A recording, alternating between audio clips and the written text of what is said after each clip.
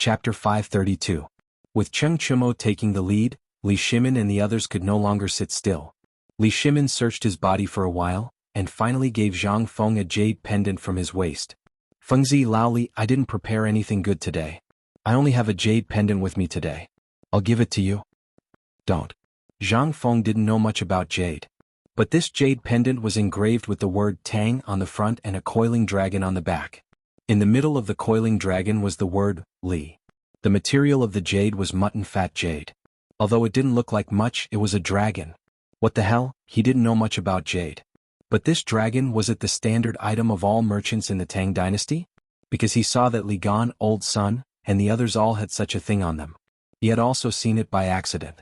He didn't take a closer look before, but now that he was holding it in Li Shimin's hand, he instantly felt that it was extraordinary. Old Sun and the others regarded this thing as a treasure. He didn't even want to see it before, but now Lao Li was giving it to him? Looking at the envious and shocked eyes of Old Sun and the others, Zhang Feng didn't dare to accept it. This thing was clearly an extremely precious item. No, Lao Li, you can't accept this thing. You can't accept it. Are we brothers?" Li Shimin stared at him. "This is something we used to travel outside the border in the early years. We don't need it now, but this thing is very meaningful. So I'll give it to you. As long as you have this, at least you can go in and out of Chang and city freely." Zhang Feng was suspicious when he heard this. "I was wondering what this was. It turns out that this thing is an exit permit?" Zhang Feng muttered as he played with the jade pendant. Qing Yaojin choked and almost spat out a mouthful of wine on Zhang Sun Wuji's face. "This is a damn jade pendant for entering and leaving the palace. Motherf asterisk cur." Qing Yaojin's eyes turned red when he saw Zhang Feng casually put it into his arms. He could only drink in silence. Cheng Chumo and the others couldn't take it anymore. How long had they been watching this scene? They could only sneak a peek at this thing when their father was asleep. If he dared to touch it when his father woke up, it would be a blessing from the heavens if his legs weren't broken. What is this? This was a permit to enter and exit the forbidden area of the imperial palace. In the entire Tang dynasty, there were only a handful of people who possessed it. Let's go out and propose a toast to the neighbors." Cheng Chumo finally couldn't stand Zhang Feng's actions. He slapped Zhang Xuan's straight face and dragged Wei Shiyu out. Jing Shu also drank Zhang Feng's beer at this time, but now that she drank a bamboo tube, her cheeks were red.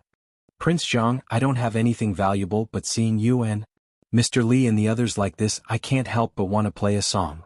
Can I?" "Okay. I've long heard that Miss Jingshu's zither music is unparalleled in the world. I didn't expect to be able to bask in Fengzi's glory today. To be able to listen to a song is also a blessing in life." Li Shimin didn't wait for Zhang Feng to speak and cupped his fists. He knew Jingshu. He had seen her before. Naturally, he also knew that Jingshu knew their identities. At this time, Li Shimin pointed to the scroll of Kai Pa's original work that Zhang Feng had casually placed on the table and said, "If Miss Jingshu can play a song today, then I'll give this to you on behalf of Fengzi. Also, I, Lao Li, will choose another day to give you a gift. How about it?" Jingshu heard this and secretly glanced at Zhang Feng. Zhang Feng rubbed his nose and laughed. He pushed the scroll in front of him in front of Jingshu, which meant that he agreed. Li Shimin saw this and couldn't help but laugh. Jingshu pursed her lips and said, "Thank you very much, Mr. Li." As they spoke, Jingshu got into position in the middle of the small tavern. The imperial guards were tactful. They got a merchant's blanket from somewhere and laid it on the ground. They even made space in the middle and placed a table, an incense burner, and some gauze curtains. At this time Jingshu began to play. Ding, dong. Then a melodious tune sounded. Everyone inside and outside the small tavern couldn't help but put down their chopsticks and look sideways. "Listen. Miss Jingshu is playing the zither." "Bah. This is obviously Madame Zhang." "Damn, then where did you put my young lady? Are you looking down on our Zhang mansion?" "Good, very good. Our Zhang mansion will remember you from now on." "Brother? Don't be like this. Zhang Feng's official wife is Miss Yu Yao, but this Jingshu is also Zhang Feng's wife, right?" "This, damn anyway Lao Tzu will remember you. Why are you quarreling? If you quarrel again Lao Tzu will break your legs."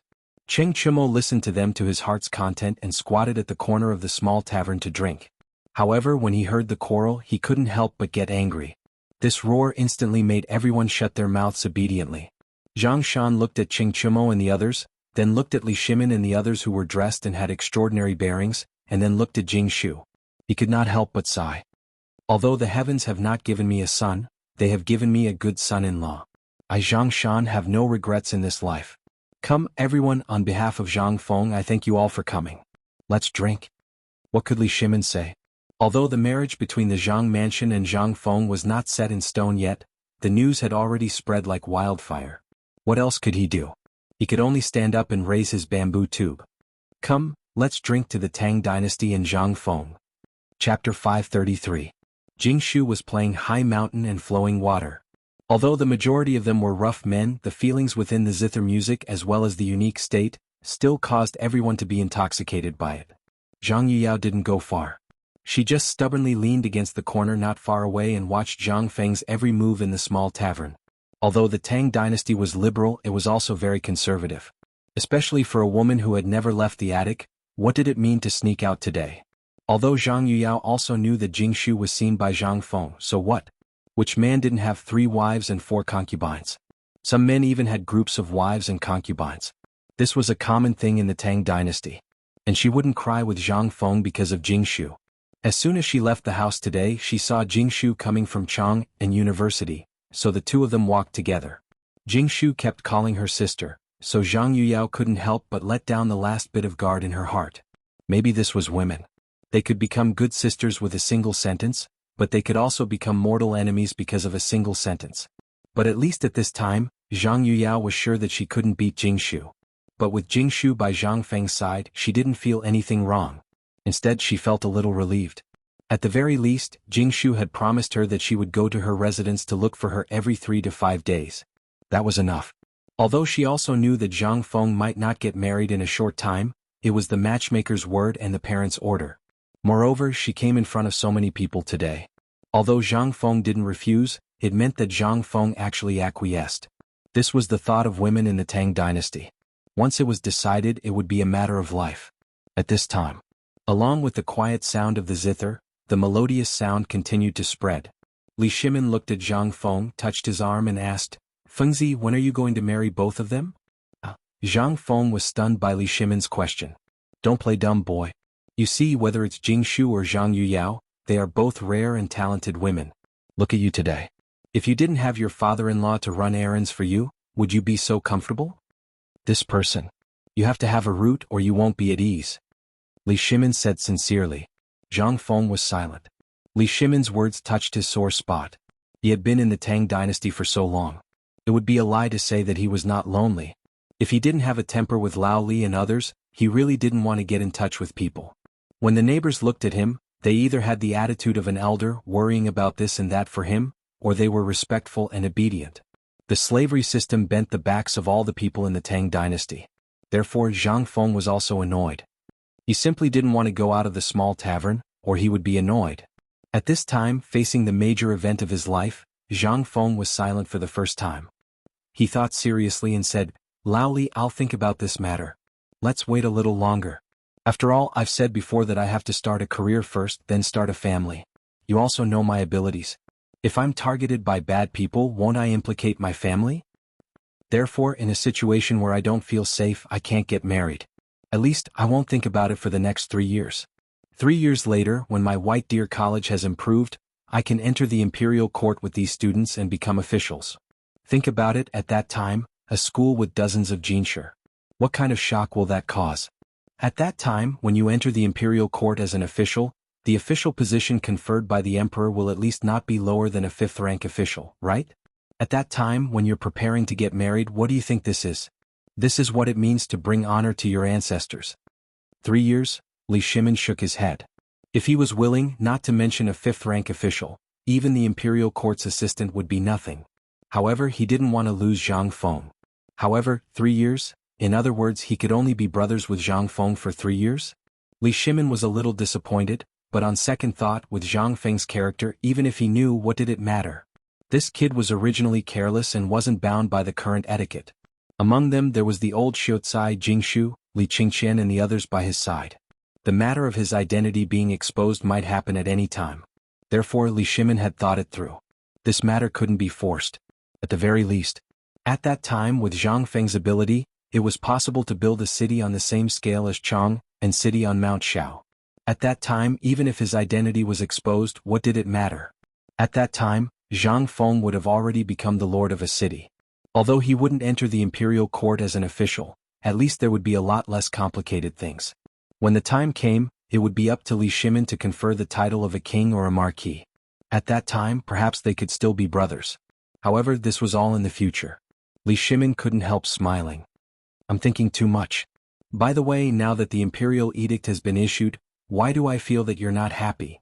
Zhang Feng smiled bitterly. How can I be happy? Although the imperial edict has been issued, it's still an imperial order, and it's still unknown how many people will come. Chapter 534. Chang and city was very big. People in the East Market basically knew that there was an extraordinary person in Tonghui Lane. They also heard about it in the West Market. But there were still some people who didn't know about it. For example, Yongyang Lane. This place was located at the very edge of Chang and city. It was basically a place where few people would come to. It was the kind of place where slaves gathered. In addition to the high walls and big tiles built by the government on the main street, behind these high walls, endless shacks formed the main style of Yongyang Lane. It was also jokingly called Shack Lane by the people who lived here. It was also called a pigsty by outsiders. It couldn't be helped. Those who could live here were basically slaves. Moreover, they were all old people who couldn't leave this place. At this time, in Yongyang Lane, near the corner of the city wall, there was a house made of bamboo and weeds. It could be considered a house. A man in his 20s was holding a notice in his hand. He was wearing a Confucian robe that had been washed so many times that it was starched white. It was even a little yellow, and it seemed like it would rot and tear at the slightest force. This notice was the imperial edict that the emperor announced in Zhangfeng Tavern today. Free tuition. The young man was so excited that his whole body was trembling. His name was Ma Zhou. He had been in Chang, and for 3 years in order to pursue his studies. In these 3 years he had raised horses for others, done odd jobs, and even worked as a study companion for a wealthy family to make a living. However, there was one thing he would do every day, and that was to send letters of recommendation everywhere. Although the imperial examination system was used in the Tang dynasty, the imperial examination at this time still required recommendations. In these 3 years he grew from a hothead who didn't know anything and only cared about his dreams to a mediocre person who had to make a living every day. It wasn't easy for him to settle down in the government office. In this place where every inch of land was worth an inch of gold, he built a shelter with his own hands. However, the thought of studying still lingered in his heart. Although on the day of the opening ceremony of Chang and University, he still rushed forward without hesitation despite the risk of being kicked out by the host family. But he couldn't get in. This was because he was not wearing a Confucian robe. He was only wearing the clothes of a servant. With great difficulty, he used the money he had saved up for 3 years to exchange for a set of Confucian robes in the black market. Although it was a bit shabby, it was still a Confucian robe. However, he received the news that the academy in Chang, and named university, had closed. Ma Zhou couldn't help but despair. He was about to reach 30 years old. When would this matter end? However, just as he was about to leave Chang, and in despair and travel to Shandong to see if he could join the Shandong gentry, someone took pity on him and tore a piece of paper from the bulletin board and gave it to him. What is this? The heavens didn't forsake him. Ma Zhou's eyes reddened as he held the notice. Kid, Tonghui Lane is bustling with noise and excitement today. The shopkeeper of the tavern, who is also the head of the White Deer College, is holding a banquet for guests. I heard that in addition to the 4 great demons of Chang, and there are also a few well-known wealthy people celebrating. If you want to go and become a disciple, now is the time. An old man squatting beside Ma Zhou said as he weaved straw sandals and pulled hay from Ma Zhou's thatched hut. Although the roof of the thatched hut was almost bald because of the old man, Ma Zhou didn't care. He hurriedly wanted to take the notice, but when he picked it up, he couldn't help but hesitate. Old man Lu, are you sure that head Zhang is holding a banquet for guests in Tonghui Lane? How can it be fake? You just have to walk out of this shack and go to the streets to take a look. Anyone who goes today will be able to eat a full belly. This old man just ate water. Before the old man could finish his long-winded speech, Ma Zhou had already rushed out. This was an opportunity. Although he might not be able to attract the attention of others now, if he could meet Zhang Feng today, perhaps this would be an opportunity. However, when he rushed to Tonghui Lane and saw that the streets were filled with banquets, he couldn't help but be stunned. Although it was still summer, everyone was wearing new clothes that they were only willing to wear for the new year. Although the clothes were very thick and everyone was grinning and sweating profusely, what was this? This was their face. They were people from Tonghui Fong, and today such a big thing had happened in Tong Huifeng. How could they embarrass Zhang Fengshi? When they saw Ma Zhou arrive, the old village chief, who was in charge of welcoming guests under the willow tree outside the lane, cupped his hands in salute. Please, please come in. Come in. As he spoke, he pulled Ma Zhou inside. Although Ma Zhou's clothes were shabby in this era, anyone who could wear a scholarly robe would be respected. However, Ma Zhou hesitated. He smelled the tempting fragrance in the air. It was a fragrance that he hadn't smelled when he was a page boy in the house of a rank 7 official. He couldn't help but stop in his tracks. Student Ma Zhou is here to pay a visit to Mr. Zhang Feng, but, forget it, I'll come another day. Chapter 535. Ma Zhou retreated. It wasn't because he didn't want to eat something he couldn't even see on a normal day, but because of his pride. It was the pride of a scholar. He didn't want to see Zhang Feng when he was eating in such an environment. So he left. In a mansion not far from Tonghui Lane. Although this mansion couldn't be compared to the mansions of the high-ranking officials in Chang and City where every inch of land was worth an inch of gold, it was still considered well off in Chang and City. There were 2 words hanging above the mansion. Qian Mansion. The owner was a pawnshop owner from Chang and West City, Qian Yun. At this moment, angry roars could be heard from within the house. Unfilial son. You unfilial son. If you dare to go to White Deer College, Lao Tzu will break your legs today. Father. What's wrong with White Deer College? What's wrong with it? *CK your grandpa? Why don't you take a look at what you're learning? Learn from a chef? Bricklayer? Pig rearing? If you dare to go, Lao Tzu will immediately go to the Chang and local government to sever all ties with you. Father. Get lost. If you want to go to the college, Lao Tzu from the Imperial College spent 1,000 strings of coins to bribe his connections. What's wrong with that? Do you have to go to White Deer College? Is your head squashed by the door? Master. Wanli is, get lost. He's where he is today because of you. Wanli is where he is today because you spoiled him. Someone come. From today onwards, lock the young master in his room. Without my permission, no one is allowed to let him out. Ah. Oh my God. What sin have I committed? Wanli, what's wrong with you? In the mansion, the mournful cries could be heard from afar. At the entrance of a house, there were large locks and wooden boards blocking the entrance of a room. A woman in a purple-black robe was pounding the ground and crying. Inside the door there was complete silence. The woman pounded the ground and pressed her ear against the door to listen for any movement. When she heard that there was no sound in the room, she cried even louder. Son. Don't take things too hard, that bastard Qian Tong isn't human. This is your own son. You can even bear to lock him up? It's good that my son is fine. If anything happens to him, I'll burn your house down. Mother, I'm fine. You should get up first. Your body is weak. Don't catch a cold. At this moment, a young man's voice sounded in the room. When the woman heard this, she hurriedly knelt on the ground and pressed her face against the wooden door. Son, you must not take things too hard. In this world, mother only has you left. If you take things too hard, how can you let mother live like this? Inside the room, a young man in a green and white robe leaned against the door and said indifferently, Mother, it's good that father did this. Although he doesn't think highly of White Deer College, it's just the beginning. When the time comes, he will definitely let me out. The young man spoke very confidently. Looking at the notice, his eyes couldn't help but flash with a burning light. His name was Chen Wanli. Hearing this, the woman outside the door whispered worriedly again, Son, don't mention that place again. It's not a place we should go to. You don't know, but I've heard that it's a place prepared for those slaves and the 4 great devils. I've heard that those stubborn people in Chang and City have been forcibly sent there. Think about it, what can a bunch of stubborn people do? That's a fire pit. Don't mention it again. Okay. Qian Wanli didn't refute, which was rare. Although he wasn't a stubborn person, he had a few good friends who were in that circle. He had heard that those stubborn people were basically the sons of those high-ranking officials. How bad could a place where even the sons of high-ranking officials could go? Moreover, it was a place that the emperor valued so much. He didn't believe it. He had also run a money house and pawn shop with his father for a period of time. He was really fascinated by the so-called finance. Moreover, how could the place where the 4 great demon kings were located be an ordinary place? He had long wanted to see the stubborn upper circle, but those people didn't want to be associated with them. But now, this was an opportunity. What would it be like in 3 years? What would the bank's business be like then?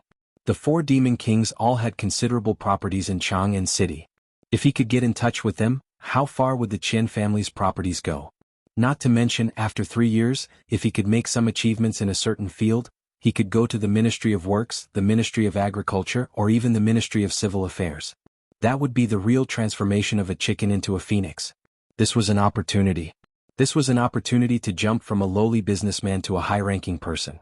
Who didn't have dreams? Who didn't have expectations for the future? Naturally, Chen Wanli had them too. Therefore, even if he had to fall out with his family this time, he would go, even if he had to sever all ties with his father. His intuition told him that the future of White Deer College would definitely make the entire Tang dynasty tremble. Because before it was built, it was already on par with the Imperial College of the Tang dynasty. Chapter 536. Quick. The Imperial Edict is here. Let's go. I heard that the Emperor issued an Imperial Edict in Chang'an. He said that a new White Deer College was built outside Chang'an. He said that anyone who goes to the college will be admitted for free. What? Is there such a good thing? That's right. Just a private school alone costs 100 strings of coins a year. Not everyone is qualified to go. What is this White Deer College in Chang'an trying to do? How can ordinary people like us get involved with it? Yes. I heard that the Emperor has issued an Imperial Edict. It's being posted everywhere in the Luozhou government office. I also heard about it when I entered the city with the caravan. I heard that the college's classes are amazing. It hasn't been built yet, but it's already on the same level as that Imperial College. Have you heard about this Imperial College? In front of a tea stall in the Luozhou government office, a naked man was rubbing his toes while holding a bowl and drinking tea in large mouthfuls. More and more people gathered around him. Not only the ordinary people but also some merchants could not help but stop and watch. They did not believe that such a college existed in the world. Not only was it free but it was also helping the ordinary people. The sun must have risen from the west. Burly man, is what you said true? When the burly man heard this, he wiped the sweat off his face and flung it away. Instantly the crowd could not help but step back. The burly man glared at him. How can this be false? You all know who my boss is, right? He's the Duke of Qin. A few days ago he set off from Chang to deliver some goods back to Luozhou. Along the way he met someone from the palace. When my boss asked, I happened to be taking a dump in the thatch not far away. That's why I heard it for real. If you don't believe me, you can go to the government office and take a look. It's probably crowded with people now. Hearing the burly man's words, everyone could not sit still. Although everyone somewhat believed the words of the burly man, they couldn't help but choose not to believe the man's sloppy appearance. After all, this fellow was 2F** king disgusting. More and more people heard the news. There were more and more people rushing to the entrance of the mansion. What? Because they were poor. Moreover, if he wanted to get rid of his poverty, he could only go to the study hall. Now, such a great thing had actually happened. How could this not make them seethe with excitement? The bartender of the tavern couldn't take it anymore. He threw away the triangular hat on his head and ran away. The strong men who worked as coolies in other taverns couldn't take it anymore. They all ran towards the entrance of the mansion like crazy. Basically, after hearing the news of the Imperial Edict, every family with a young adult or a 12-year-old child hurriedly ran to the gate of the manor. Although they couldn't read the words, there were people here who could read them. You only need to give them a coin and they will tell you everything clearly. As for the person who paid the money and got the real news, he ran away with a giddy face. As he ran home, he was grinning from ear to ear. My family is going to have a top scholar. Aha, my son has finally made a comeback. God bless, my family finally has a good seedling. And in the house of a certain village outside Luozhou city. At this moment, an old man and a young man were squatting in the shade of the mud brick courtyard, weaving straw mats and bamboo baskets. On the wall behind them and in the courtyard, there were piles of woven baskets and bamboo products. There were grasshopper-like trinkets. There were also bamboo lanterns and so on. However, it seemed that business wasn't good. Many of the bamboo products were densely packed with black things. However, this was the livelihood of the family. Although the things in the courtyard could be sold for a lot of money, the things in front of them were only enough to feed the family. Old Lai, head of the family, something big has happened. Something big has happened. At this moment, on the plains not far away, a woman carrying a large basket hurried over. The middle-aged man named Old Lai's hand paused. In an instant, a bamboo strip pierced into his thumb.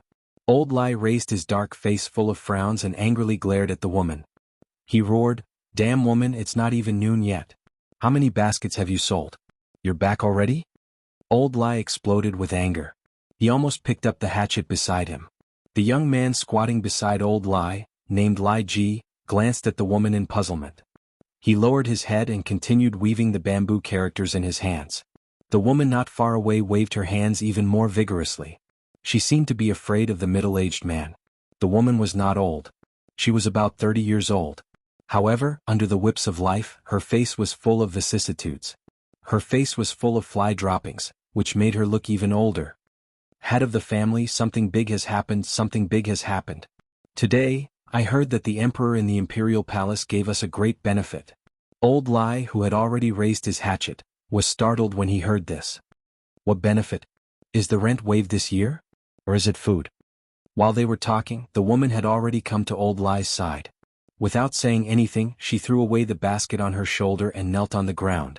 She hugged Lai Ji and cried, "Son, my Lai family's ancestral grave is finally smoking.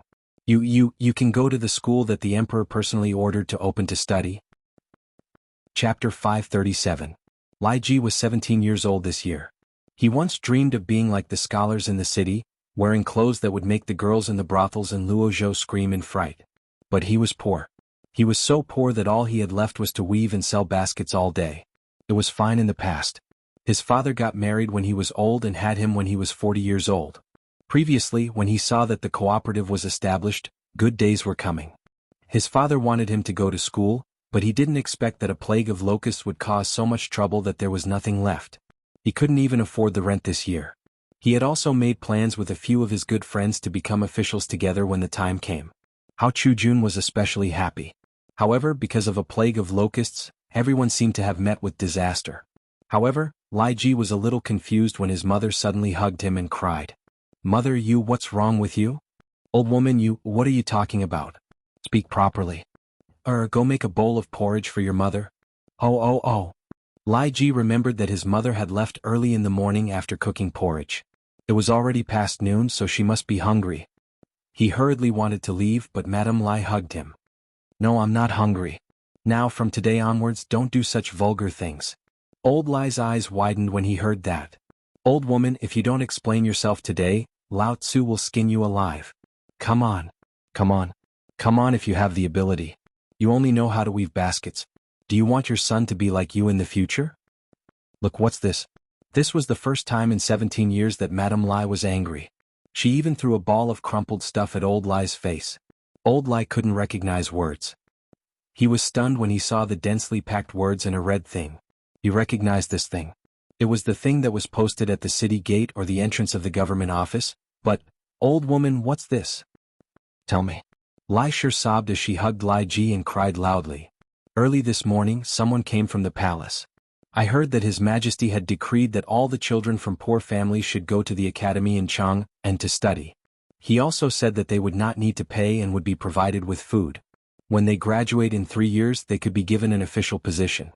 At the very least, they would be able to work in the royal family's industry. For this, I spent a copper coin to find out more about it." Old Lai automatically filtered out the 1 copper coin. Although that 1 copper coin was basically a family's daily rations, what about now? Compared to a single copper coin, he was willing to let go of this opportunity to let his only son and his old Lai family rise to prominence. "Old woman, you talk nicely. I'll get you some rice. Have some food first. Slow down. Oh right, chicken, you mother f*** cur, go buy some offerings and kill an old hen. Later we'll go to the ancestral grave to worship our ancestors." He was ecstatic in his old age. Even when he walked, there was wind behind him. "My son is going to be an official. My son is going to rise to prominence. Haha, my Lai family is finally going to have a great talent. Haha, so old father was right. My Lai family really did have a great talent." Lai Ji was speechless. But this matter really had a huge impact on him. So much so that he wanted to go to the city immediately to see if what his mother said was true. Moreover, he wanted to find Hao Chujun and the others immediately to see if they would go. Perhaps they knew about this matter. But before he went out, he met Hao Chujun and the others who were hurrying over. Lai Ji, what are you doing? Quickly pack your things. We're going to Chang'an." "Brother Lai Ji, good luck has fallen from the sky. Haha, it's really good luck. There's a White Deer College in Chang'an City. Do you know about it? Let's go." Although the construction of that place hasn't started yet, the emperor has issued an imperial edict. What does this mean? This means that the emperor has set his sights on this place. Then we'll be able to become officials. The three of them ran breathlessly to the Lai family as they ran. Their voices were heard by Lai Ji's father immediately. Hearing this, Lai Ji's father hurriedly turned around and handed the wad of paper in his hand to Hao Chu-jun. Look at this. Are you sure this is Li Erlang's imperial edict? Hao Chu-jun nodded without looking. Yes, it's exactly this. Now, the entire Luozhou city is filled with this thing. I even heard that this thing. Haha, it's true, it's true. This woman didn't lie to me. My Lai family is finally going to have someone who can read and write and can become an official. Ha ha ha. After receiving the affirmation from Hao Chu-jun and the others, Lai Ji's father danced like a madman. Woman, quickly go and get me a jar of wine. I want to drink wine today. Alright, cook those pickled wild rabbit meat for me. Today is our family's new year. Lai Ji felt that everything had gone crazy today. Old father had gone crazy. Old mother had gone crazy. Hao Chu-jun and the others had gone crazy. Even he had gone crazy. Why did all of this seem so unreal to him? Was there really such a good thing in this world? Chapter 538. Azhou. It was close to the border of Tuyuhan. It was also the place that suffered the most from the locust plague. There were Qinling Mountains above and Ba Mountain below. On the right was Qilian Mountain, which was separated from Tuyuhan. It was like a basin that covered the damned locusts. The people inside couldn't get out and the people outside couldn't get in. Fortunately, Li Lao was wrong. It was the current emperor who thought of a clever idea to save Hezhou from a terrible situation. However, after the locusts left, what else was there on the ground except for the soil? On the originally fertile land, the sturdy farmers were all gone. Even the leaves on the trees were all bald. All of a sudden, this fertile place turned into a desolate place. There wasn't even much grain stored here. This was because there were places nearby that produced grain, and the new grain was about to be harvested. The old grain in the storehouse had already been sold long ago, or turned over to the treasury. At this moment, on the streets of Hezhou City, the people were huddled on both sides of the street listlessly. They stared at the road, waiting for something. Clang, clang, clang. Clang, clang, clang. At this moment, the sound of gongs rang out incessantly on the street, instantly attracting everyone's attention. The emperor has issued an imperial edict. Everyone, come out and listen to the imperial edict. There's an academy in Chang'an. Not only is it free, but it will also provide meals. From 12 years old to 30 years old, all of you can enroll in Chang and White Deer College. Come, everyone, come out. The emperor has issued a great news. Come out. As the bailiffs of the Hezhou provincial governor's office shouted in the streets and alleys of Hezhou, everyone understood. After the crowd was stunned for a moment, the young men couldn't help but burst into an uproar. Oh my God. No wonder I had a dream last night. I dreamed of becoming a Jinsher. So it's F** King real. F** CK, there's such a good thing for free? No, listen carefully. Why is that academy different from what we heard? Didn't they say that the academy only teaches literacy? Why are there so many tricks? The young and strong men who were standing under the archway discussed and were instantly dumbfounded. He hurriedly chased after the magistrate and asked, Sir, what's going on? Wasn't this school a place to study? Why are there so many paths? I don't know. But I heard that this thing is clearly written in the imperial edict. Not only can you learn how to cook with this thing, you can even enter the imperial kitchen and cook for the emperor. If you can learn other skills well, you can even work in the Ministry of Works or the Ministry of Agriculture. With the Yamen runner's explanation, everyone finally understood. All of them widened their eyes. So, this isn't an academy either. However, the man glared and threw a notice at the young man's face. Look for yourself. If you don't study and can't read, do you think His Majesty would spend so much effort to think of you? You still have to read this book. Otherwise, when you enter the palace and the emperor gives you something, how can you survive in the palace if you don't understand it? While speaking, the Yamen runner left. There were too many people around and he was annoyed. However, the people who stayed were all dumbfounded. All of them widened their eyes and looked at each other. What does this mean? This academy is a place to cultivate talents for the palace? Damn it. That's a good job. And the emperor didn't mention his identity. That is to say, whether it's us slaves or those children of high officials and dignitaries, they can all go there? A smart person said so. In an instant, everyone's eyes couldn't help but burn. What was this? This was the emperor's son who took pity on them. If they didn't go, wouldn't they be letting down the emperor's love? Moreover, this kind of good luck might not happen again in the future. Moreover, he didn't say anything else. He would provide food for them. That was enough. For the poor people, as long as they were given food, they would be willing to dig feces for them. And it was to dig feces for the palace. In the middle of the crowd, there was a strong, dark-skinned young man who was taller than a normal person. He listened to the crowd, but he only remembered 2 words in his mind. Provide food. Involuntarily, a burning light burst out from the young man's innocent eyes. Father, I'm going to the academy. I'm going to study in Tang, and we're going to have a martial scholar in our family. The innocent young man ran all the way out of the gate of River State City, and then rushed toward a forest. In the forest not far away, a hunter was holding 3 pheasants under his arm and slowly walking down the mountain. At this moment he heard a roar. When the hunter heard that, he couldn't help but move his ears. That was the voice of his son. He couldn't help but shout, "Monkey, what are you doing?" "I'm here." In the distance, the hunter saw a small black dot jumping under a tree. He saw the small black dot looking at him, waving the green foxtail grass in his hand and shouting, "Father! Lao Tzu is going to study in Jianghu." Chapter 539. Jianghu and city was surprisingly quiet these days. The expected crowded scene didn't happen. Not to mention Go Zi and the others, even the old Xiucai, old He, and the others did not come to the tavern. Other than going to work in the winery next door, they were all in a hurry to go home. This made Ching Chumo and the others confused. They were dumbfounded. Like fools, they squatted in front of the tavern and looked at the people who came and went. At this time, Ching Chumo and the others were covered with mud.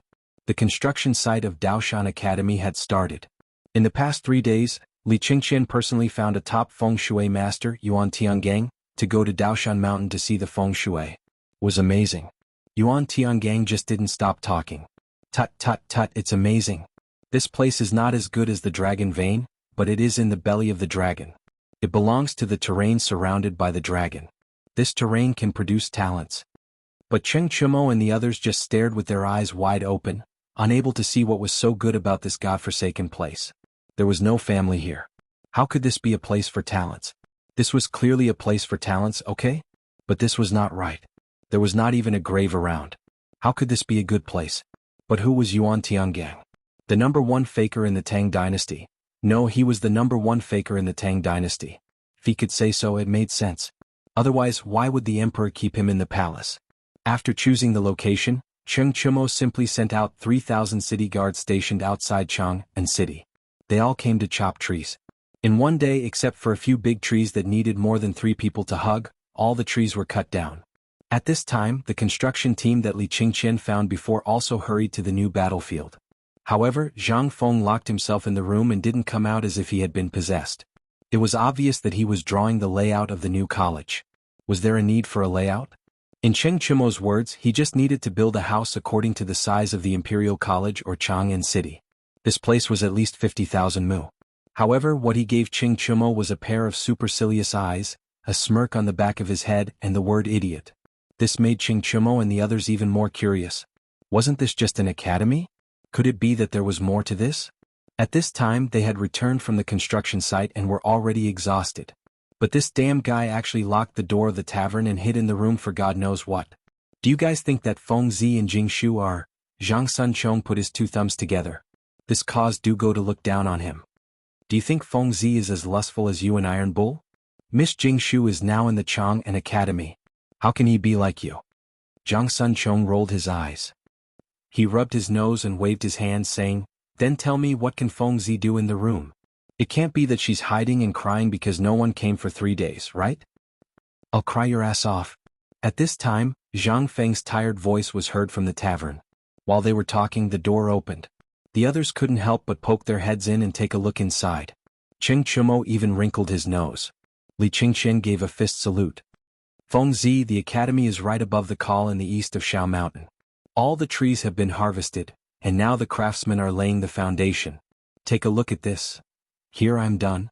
Just tell them to follow this. There are plenty of stones there. Don't be stingy." Zhang Feng interrupted Li Qingqian and threw a piece of paper to Li Qingqian. Li Qingqian frowned when he saw it. On this piece of paper there were lines drawn in a disorderly manner. Moreover, it seemed to have been drawn on with sharpened charcoal. There were scratches on it. Not only that, although it spoke a lot, overall one could still roughly tell what it was.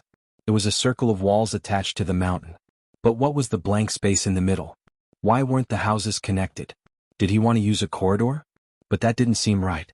Li Qingqian and the others stared at the drawing and couldn't help but ask, Fengzi, why is your drawing the same as the one I built before? Taishan Temple outside the city is a little different? Li Qingqian almost blurted out. Fortunately, there was a temple called Taishan Temple outside Chang'an City. Although it wasn't big, it was on the way to Shao Mountain. It was only built in the last few years. Zhang Feng waved his hand without raising his head and said, You can learn this in the textbooks in the future. This is called architecture. If you have nothing to do, go to the construction site and wander around. Don't stare at this place all day and ponder blindly. Seeing that Zhang Feng had spoken, Cheng Chumo spread his hands and sat down on the chair, groaning. What's the point of building? The imperial edict has been issued for 3 days. Look at this. Even Guzi and the other bastards don't come. What's the use of this? In my opinion, no Iron Bull. Zhang Feng shook his head. He looked at the door and said, Even if only one person comes, I will teach him. Don't I have you guys? Chapter 540. They could not help but look sullen. This imperial edict basically contained all the words that could be written on it. It was the longest imperial edict they had ever seen in their lives. In the past, the imperial edicts were basically written in thumb-sized fonts. But Zhang Feng's imperial edict, no, it was a pardon to be more precise. Basically, it took him 3 imperial edicts to explain everything he wanted to say clearly. But even so, no one came to ask. They did not know what Zhang Feng was insisting on. Wasn't there an academy in Chang'an? If you can't do it, why don't we buy a piece of land next to the Chang'an Academy and build a research institute there? Do we have to go through so much trouble to build such a thing in such a distant place? It would be a miracle if anyone went there. No, Fengzi, it's not that we want to scold you. Look at the streets of Chang'an. Let's not talk about other people. Basically, we can't even see the people who came here last time. Go and take a look at the streets now. Look at Guzi, Zhuzi, and Old He. They all seem to be very busy. What is this? They are all hiding from you. Zhang Feng was stunned when he heard that. No way.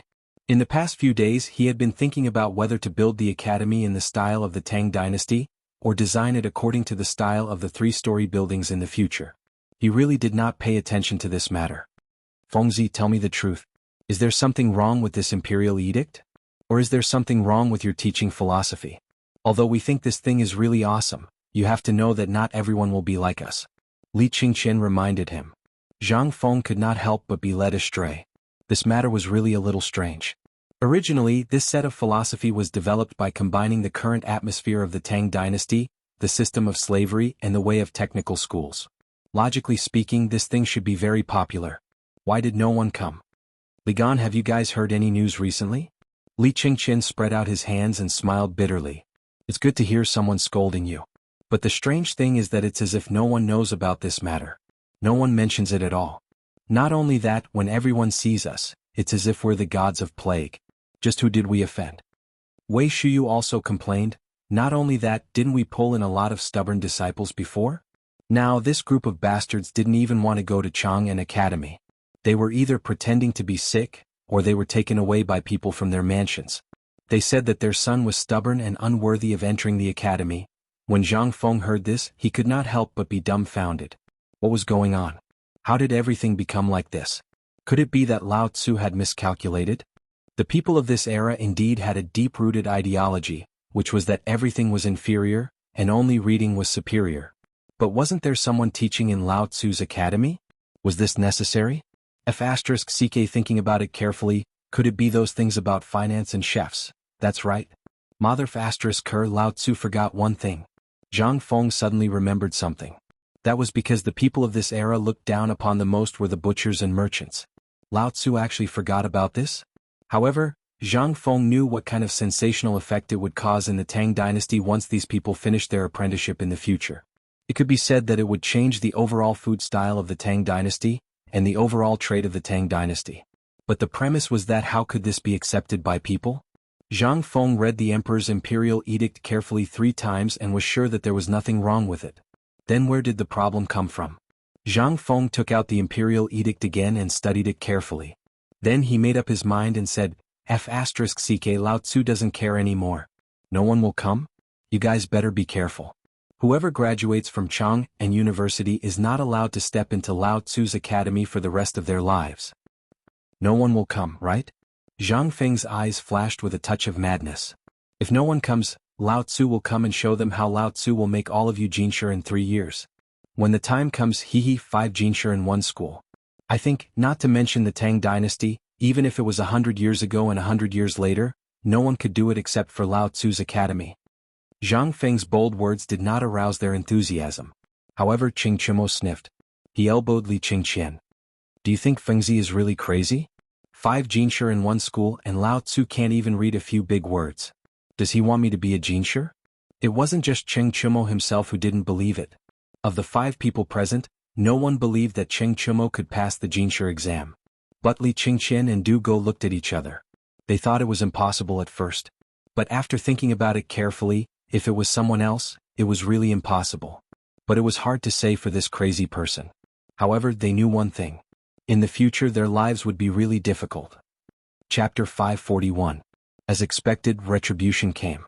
After Zhang Feng confirmed that even if only one person came, he would still set up the college. Qing Chimo and the others had a hard time. Zhang Feng hired 3 large carts to transport all the food and clothing from the tavern to the construction site on Shao Mountain. How could he say that he wanted to share the joy with the people? But this time, the heavy responsibility of building a simple temporary residence fell on Li Qingqian and the others. But how could the imperial craftsmen let the crown prince do it? They hurried over to help. Using the chopped wood and the large stone that had just been transported, they mobilized more than 100 people and used half a day to build a house. Although it was rushed, the craftsmen didn't dare to be careless. Under Gan Ziyuan's angry scolding, although it was a temporary residence, it was built according to the standards of the imperial garden. At this moment, Zhang Feng and the others sat in the stone house and instantly felt that it wasn't so hot anymore. The floor was paved with wooden planks. Although stepping on them was like stepping on the planks of a boat, at least it was moisture-proof. Fengzi, what do you think of this house? Do you want our college to be like this in the future? Li Qingqian looked at Zhang Feng and asked. Zhang Feng curled his lips. It's okay. But you're good. Why are the craftsmen acting like they've taken aphrodisiac? I thought it would take at least 3 days to build this. He originally wanted to give these guys a difficult problem, but he didn't expect them to finish it in half a day. Fengzi, what do you want to do with our White Deer College? Li Qingqian didn't want to talk about this matter. The more he talked about it, the more likely he would give himself away. He hurriedly changed the topic. If White Deer College is built according to the Imperial College, then this blueprint of yours. I don't understand. Zhang Feng shook his head and sat down beside Li Qingqian. You don't understand this, right? What do you think of our college compared to the Imperial College? We're short of people. No, we lack everything. Not to mention the students, we only have you as a teacher. When the time comes, the Chang and Academy will need an old Xiuzai. By the way, Fengzi, how long have you not been to the Chang and Academy? Du Go wanted to ask something, but when he heard about the Chang and Academy, he could not help but think of a person. The Crown Prince's junior tutor, Li Gang. He wondered if Zhang Feng knew that this person was in the academy. Zhang Feng scratched the back of his head. Well, aren't I busy? The old scholar didn't say anything, so I didn't go. That is to say, you haven't been to the academy since it opened? TSK. Qing Chimo and the others were filled with disdain. Zhang Feng couldn't help but feel anxious. Lao Tzu is always thinking about making money. Without money, how can the academy continue? Moreover, they didn't even get Lao Tzu's permission and secretly brought in 30 stubborn people. Lao Tzu said that the academy is yours to run. Do you really think that place is your playground? If it weren't for the old scholar, I think the few of you would have turned Lao Tzu's academy upside down. Zhang Feng directly threw the responsibility to them. He had said long ago that Li Qingqian and the others would be in charge of the Chang and Academy. Because the academy's original intention was not to run a formal academy.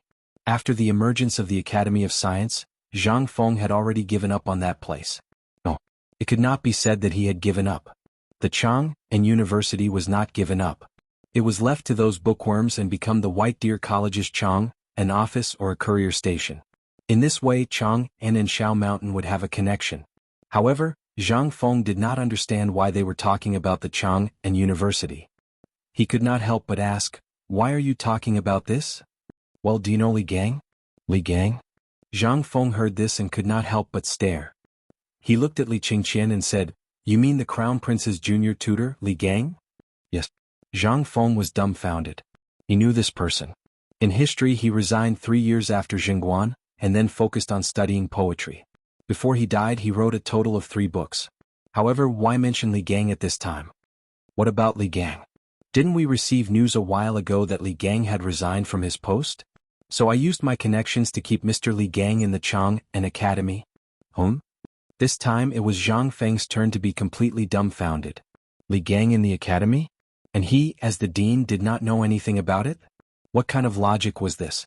However, this was not what he was thinking about now. What he was thinking about was that in history, Li Gang resigned at the end of the 3rd year of Jianghu. After that, it was the time for Kong Yingda and Lu Deming to shine. However, the problem now was, what time was it now? It was the beginning of July of the 2nd year of Jianghu. Could it be his appearance had unknowingly accelerated the historical process of the Tang dynasty? No. If that was the case, then everything would have to be sped up. Chapter 542. Thinking of this, Zhang Feng continued to ask, then tell me, do you know why Li Gang resigned? Well, I'm not sure about that. Maybe it's because he learned about Chang and university and felt curious. Then he was moved by our sincerity. Cheng Chumo said pretentiously. Zhang Feng curled his lips. But in the end he could only be defined as an old scholar. Although the old scholar didn't reveal his real identity, he was dressed like a great scholar at the opening ceremony of the academy that day. He also had the ability to make Yu Shernan and the other 3 sign their names on the plaque. He was definitely an old scholar. Zhang Feng thought that with his ability and fame, he couldn't have stood at the entrance of the academy and held the fort. There was only one person who could have done it. The old scholar. He knew that in the Tang dynasty or in the ancient times, if one wanted to open a school, not only must he have the seal of the government, but also the seal of the Ministry of Rights, the Ministry of Works, and other departments. There was also an important step, which was to destroy the school. But what about that day? Besides that one person, who else could it be? And after that? Zhang Feng didn't notice all this at first. But now that he thought about it carefully, this old scholar was really awesome. This way, Zhang Feng could leave the old elementary scholar in Chang, and with peace of mind. Moreover, this made Zhang Feng think that he couldn't be the only teacher in the academy. Otherwise, he would be exhausted to death and he wouldn't be able to cope. The best way was to recruit more people. Not only did he have to recruit students, but he also had to slowly gather some great scholars. With these great people, there was no need to worry about White Deer College not being able to shine in the future. Even though there were only 6 people in the academy including him, it didn't matter. When the imperial examination came out, there would be 5 scholars. No, once the 6 scholars appeared, they would be a living signboard. At the thought of this, Zhang Feng could not help but have a plan in his mind. Don't worry about Chang and university for now. Leave it to Mr. Li Gang and the old scholar. I'm not worried. Our main focus now is on White Deer College. Once the college is established, we'll bring them over. Then the reputation of the college will naturally rise. Seeing Zhang Feng recover from Li Gang's attack so quickly, and in such a casual manner, Li Qingqian and the others couldn't help but be stunned. Originally, they thought that they would have to spend a lot of effort to persuade him to accept Mr. Li Gang's matter. After all, Li Gang's reputation was out there. But he didn't expect Zhang Feng's reaction to be so calm. This wasn't normal. This was the Crown Prince's junior tutor, Li Gang. They wanted to show off to the whole world. Unexpectedly, this guy seemed to have expected it. Their fists punched the air, and it was hard to imagine how uncomfortable it was. However, they didn't investigate the old scholar's background like Lao Tzu did. Or perhaps they didn't think that the old scholar was in that direction. Otherwise, they wouldn't have dared to say what happened today even if they were beaten to death. The few of them were rebuffed, but they didn't care. Cheng Chumo said proudly, "Well, Fengzi, I used countless connections these days to get the construction plan of the Imperial College. Although our place is remote, we still have to fix what needs to be fixed. I think that our mountain gate should be as big as the city gate of Chang and City. Also, the design of our house should be similar to that of the Imperial City." Hearing this, Li Qingqian couldn't help but nod. Fengzi Tainyo is right. Leave this matter to me. When the time comes, our college might become famous and the emperor might visit. What if the college isn't grand enough? Although we don't have many people now, once the house is fixed, there will naturally be people. What's wrong with you? You want to make this place into an imperial palace? You're really not afraid of death. Let me tell you, don't worry about this house. I've already thought about it. It's fine to talk about it here, but if those craftsmen hear it, you'll definitely lose your heads. Zhang Feng pointed at them and shouted as if he hated the fact that they didn't fight for it. He waved his hand and said, "Who said that Lao Tzu's college has no people? Just wait and see. Lao Tzu has already come up with the second set of plans these days. The imperial edict should have played its role. However, the reputation of our Chang'an University is a little. So the people in Chang'an are watching. So, it's time to move on to the second step of the plan." Hearing Zhang Feng's words, the few of them looked at each other and couldn't help but be confused. They asked in unison, "What did you think of?" "What did he think of?" Zhang Feng laughed. In an instant, the few of them couldn't help but stare at him with their eyes.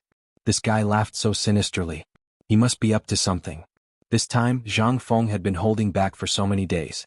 Could it be that he was really planning this big move? Li Qingqian and the others couldn't help but continue to ask, "Fengzi, tell us, what big move are you planning?" Chapter 543.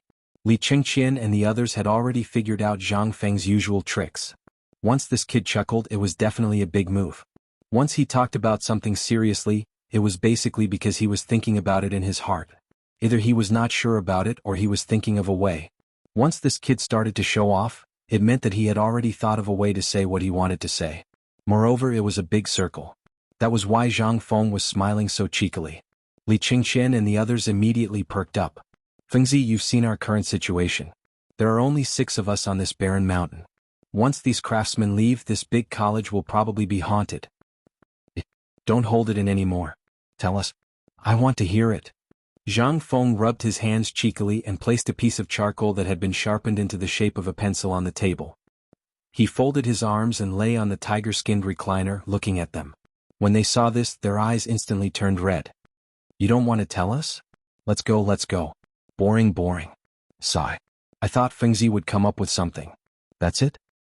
Motherf asterisk her, this kid is definitely up to no good. Let's go, let's go." Zhang Feng was dumbfounded. "Wait. F asterisk CK, when did Lao Tzu say that he won't tell you? Can't you let Lao Tzu brew for a while?" "Brew my ass." As Cheng Chumo spoke, he was about to take off his boots and hit Zhang Feng. Zhang Feng then said, "The locust plague in Chang'an is over, right?" His ambiguous words instantly stunned Li Qingqian and the others. Cheng Chumo raised the smelly boots up high, causing them to sniffle. Zhang Sun rushed over, snatched them and threw them out. Instantly, the smell in the room became slightly better. One of Cheng Chumo's followers picked up the boots for him. Li Qingqian pointed at that person. Scram. That person recognized Li Qingqian. He hurriedly shrunk his neck and ran away. It was 2F asterisk King Smelly. Zhang Feng pinched his nose and looked at Cheng Chumo's feet. There was a big black thing in this guy's feet. Zhang Feng's stomach couldn't help but twitch. Cheng Chumo didn't feel anything. After taking off his boots, he felt very cool. Sitting on the chair like that, she even raised her leg and shook it. Li Qingqian couldn't take it anymore and slapped Cheng Chumo on the head. "Go and wash Lao Tzu's feet. Otherwise, you're not allowed to take another step into this house."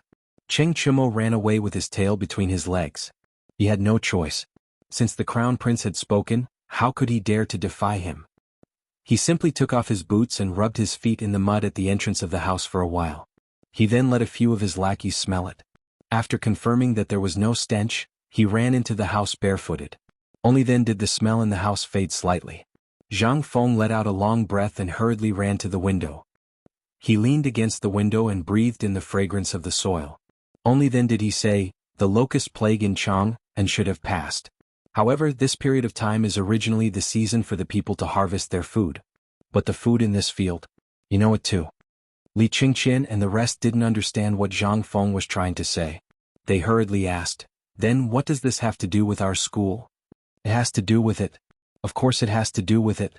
Zhang Feng said with certainty, "Long ago, I told your father to stock up. Didn't I get a lot of things from that Jinla King's silly son?" "I know that. You actually scammed that Crown Prince Jinla until he was only left with his clothes. You're also impressive. But I'm very curious. What did you say that time?" Li Qingqian couldn't help but laugh at the thought of Prince Jinla's awkward expression when he came to visit him. Zhang Feng waved his hand. "It's nothing to worry about. Let's not talk about it. What I want to talk about is that this grandson is really rich. Do you know how much I sold those things? I sold them for a total of 15,000 strings of cash. And usually, do you think Lao Tzu is really short of money?" Cheng Chumo's eyes widened. "You're still talking about this? When our fathers went to your place that time, didn't you King scam them to death?" Scram. That's the money they gave Lao Tzu for his drinks. It's my brother. Zhang Feng was about to explain when Li Qingqian waved his hand and interrupted Cheng Chumo. He asked, "Then what did you do with the money?" "Buy food." "Buy food?" Li Qingqian was dumbfounded. "If that's the case, doesn't it mean that you used all the money earned from the car factory and the brewery to buy food?" Li Qingqian was dumbfounded. Why did he buy so much food at this time? But he couldn't help but think of something uncertain. Could this kid be thinking of the same thing as what he told his father last time about stocking up on food? That would be terrifying. How much food did this kid stock up on? Why didn't he take it out before?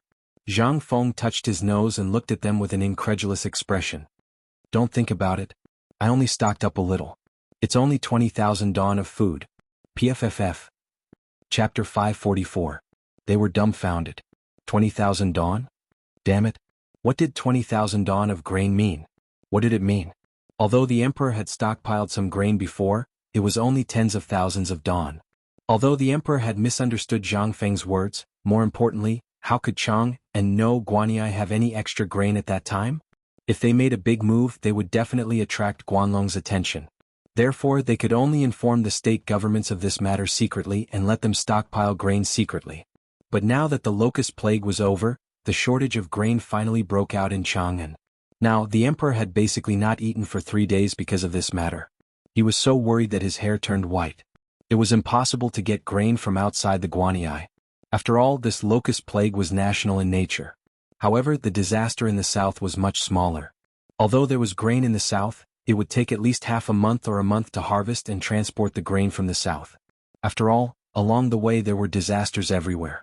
No one dared to sell all the grain. This was what worried Li Shimin.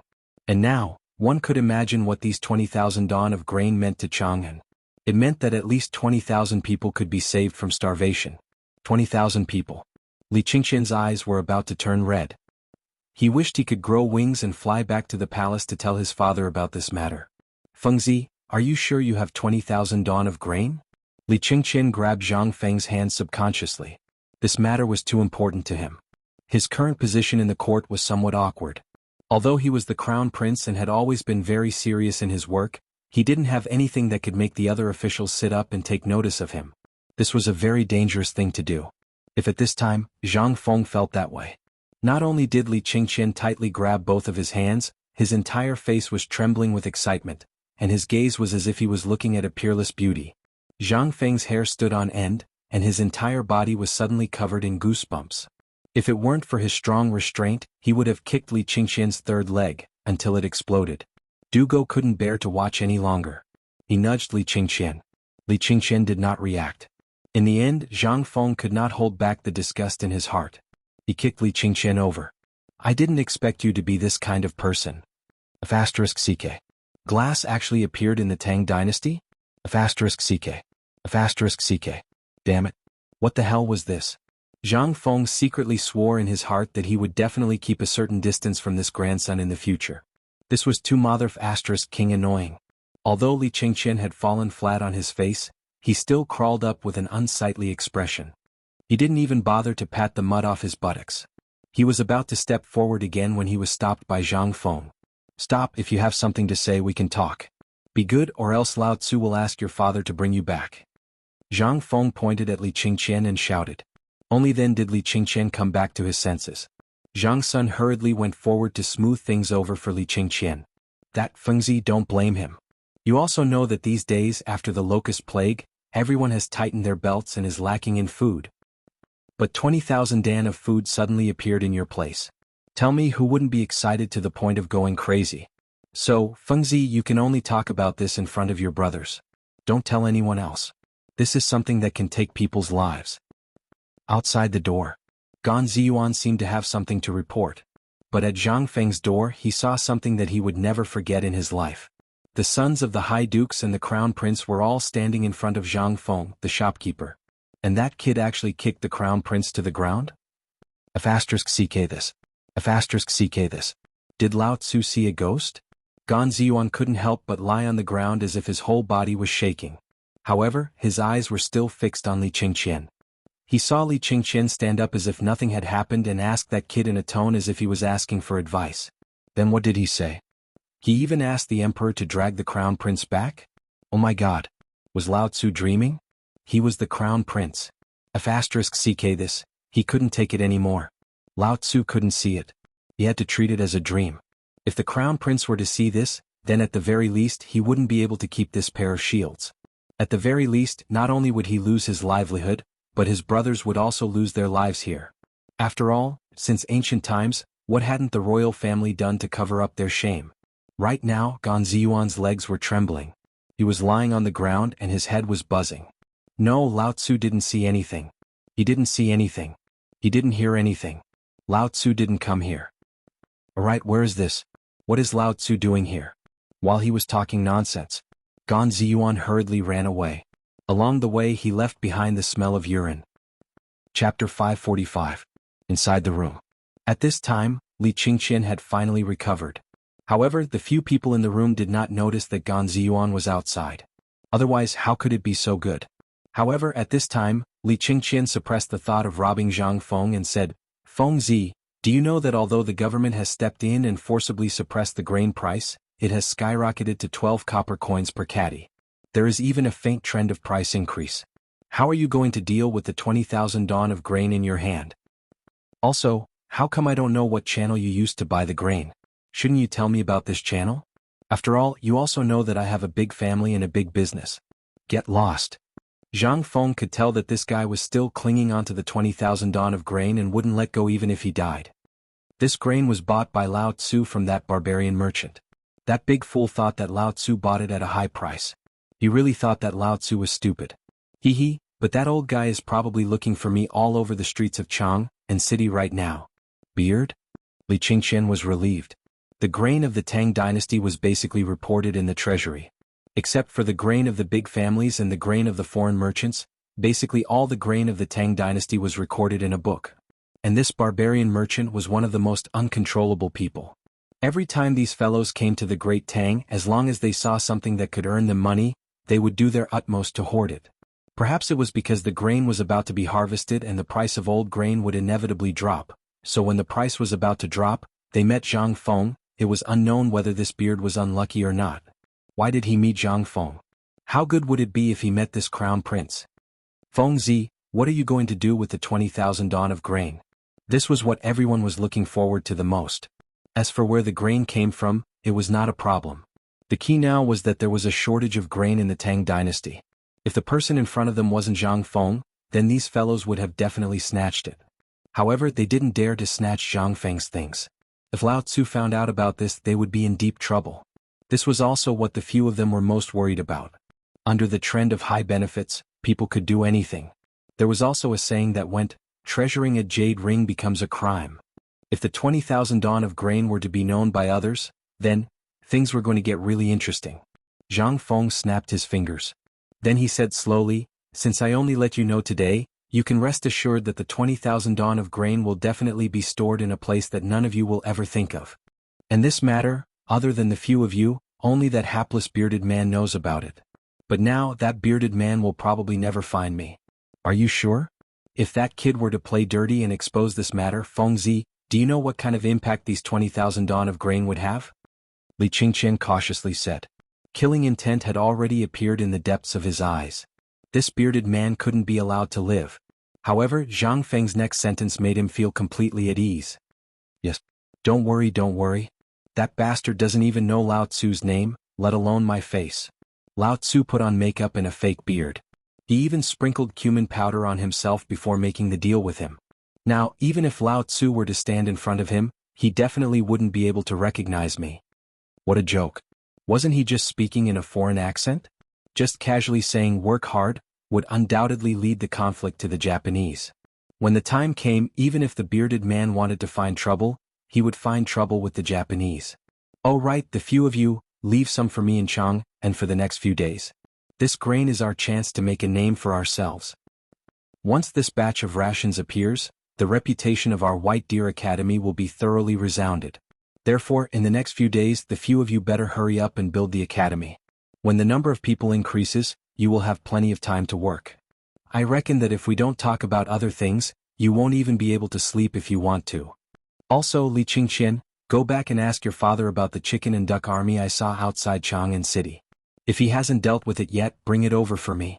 It will be of great use when the time comes. Oh right, I want those pigs too. It would be best if you could find me a few blacksmiths. Li Qingqian and the others were dumbfounded. Their faces were filled with question marks. Grain, chickens, ducks, pigs, and blacksmiths? What was he going to do? They could understand that chickens, ducks, pigs, and grain were all related to eating and drinking. However, blacksmiths were. Others didn't know, but Li Qingqian did. No one knew about this profession in other places. But in the palace it was a unique profession. Every person who wanted to be a eunuch had to undergo the cleansing of their body by a craftsman before they could enter the palace.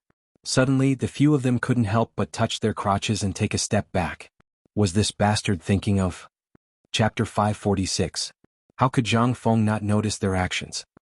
He rolled his eyes and said, "Don't worry, you can find this craftsman. He won't be used on you, so don't worry. Also, this matter must be kept a secret. Alright, if you can find an old eunuch, that would be great." Damn it. This was not targeted at them? Right now there were only a few of them here. And not only did he want to find a craftsman, but he also wanted to find an old eunuch. Not only did he want to beat people, but he also wanted to beat ghosts. Hey Fengzi. We're brothers, aren't we? Are you provoked by this imperial edict? Don't take it too hard. That's right, Fengzi. What's there to take it too hard? Isn't it just an imperial edict? Isn't it just that you didn't find anyone?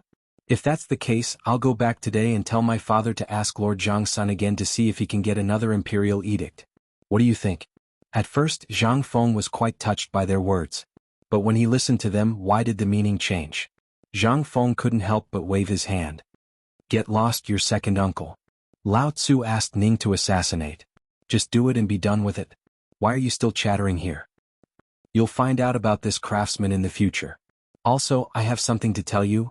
No, Fengzi, you have to make it clear when the time comes.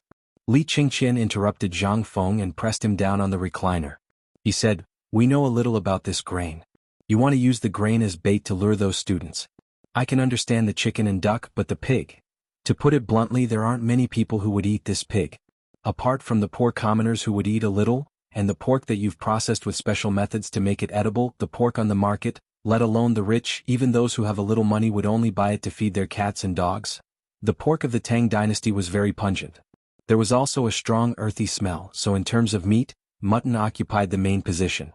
As for pigs, except for those that were born within 3 months, the rest of the pigs were basically bred or used as sows. Therefore, in the Tang dynasty not many people ate pork. But even so, those poor people were still scrambling for it. What? Poor. They couldn't afford anything else. He could only get a little of this stuff, and then use the big pot that was used to boil bath water to boil a big pot. Then he added some flour paste, cumin powder, and a big handful of the bitter salt from before the fine salt came out. Only then was it barely edible. Other than that, not many people were interested in this pork. Those with money went to buy mutton, chicken, or duck. Who the f***ck would buy such a thing that smelled so bad? But at this time, what did Zhang Feng want these pigs for? They had heard from Li Shimin that Zhang Feng was going to use a large number of pigs to deal with the locusts, and then sell them. At first, they just thought it was a joke, or maybe he just wanted to buy some small pork. But now, those pigs were more ferocious than the locusts. Wherever they went, the ground was as if it had been plowed. Not to mention the locusts, even the rotten things in the ground were eaten up. This time, not to mention the little piglets, all the pigs were shiny and smooth. Otherwise, why would Butcher Zhang have the money to send over a whole fat pig? And to entertain the people on the whole street? This little bit of meat, if it weren't for the 10 sheep sent by the Zhang mansion, and the 50 sheep that Zhou Dafu and the others brought along when they came, how could it be enough? But now, Zhang Feng actually wanted to buy something that couldn't be sold and couldn't even be given away? What for? Li Qingqian couldn't help but be confused. Zhang Feng smiled mysteriously. For this matter, just do as I say. Those pigs will definitely be of great use in 3 months. So don't worry. As for those grains, chickens, and ducks, I naturally have a use for them.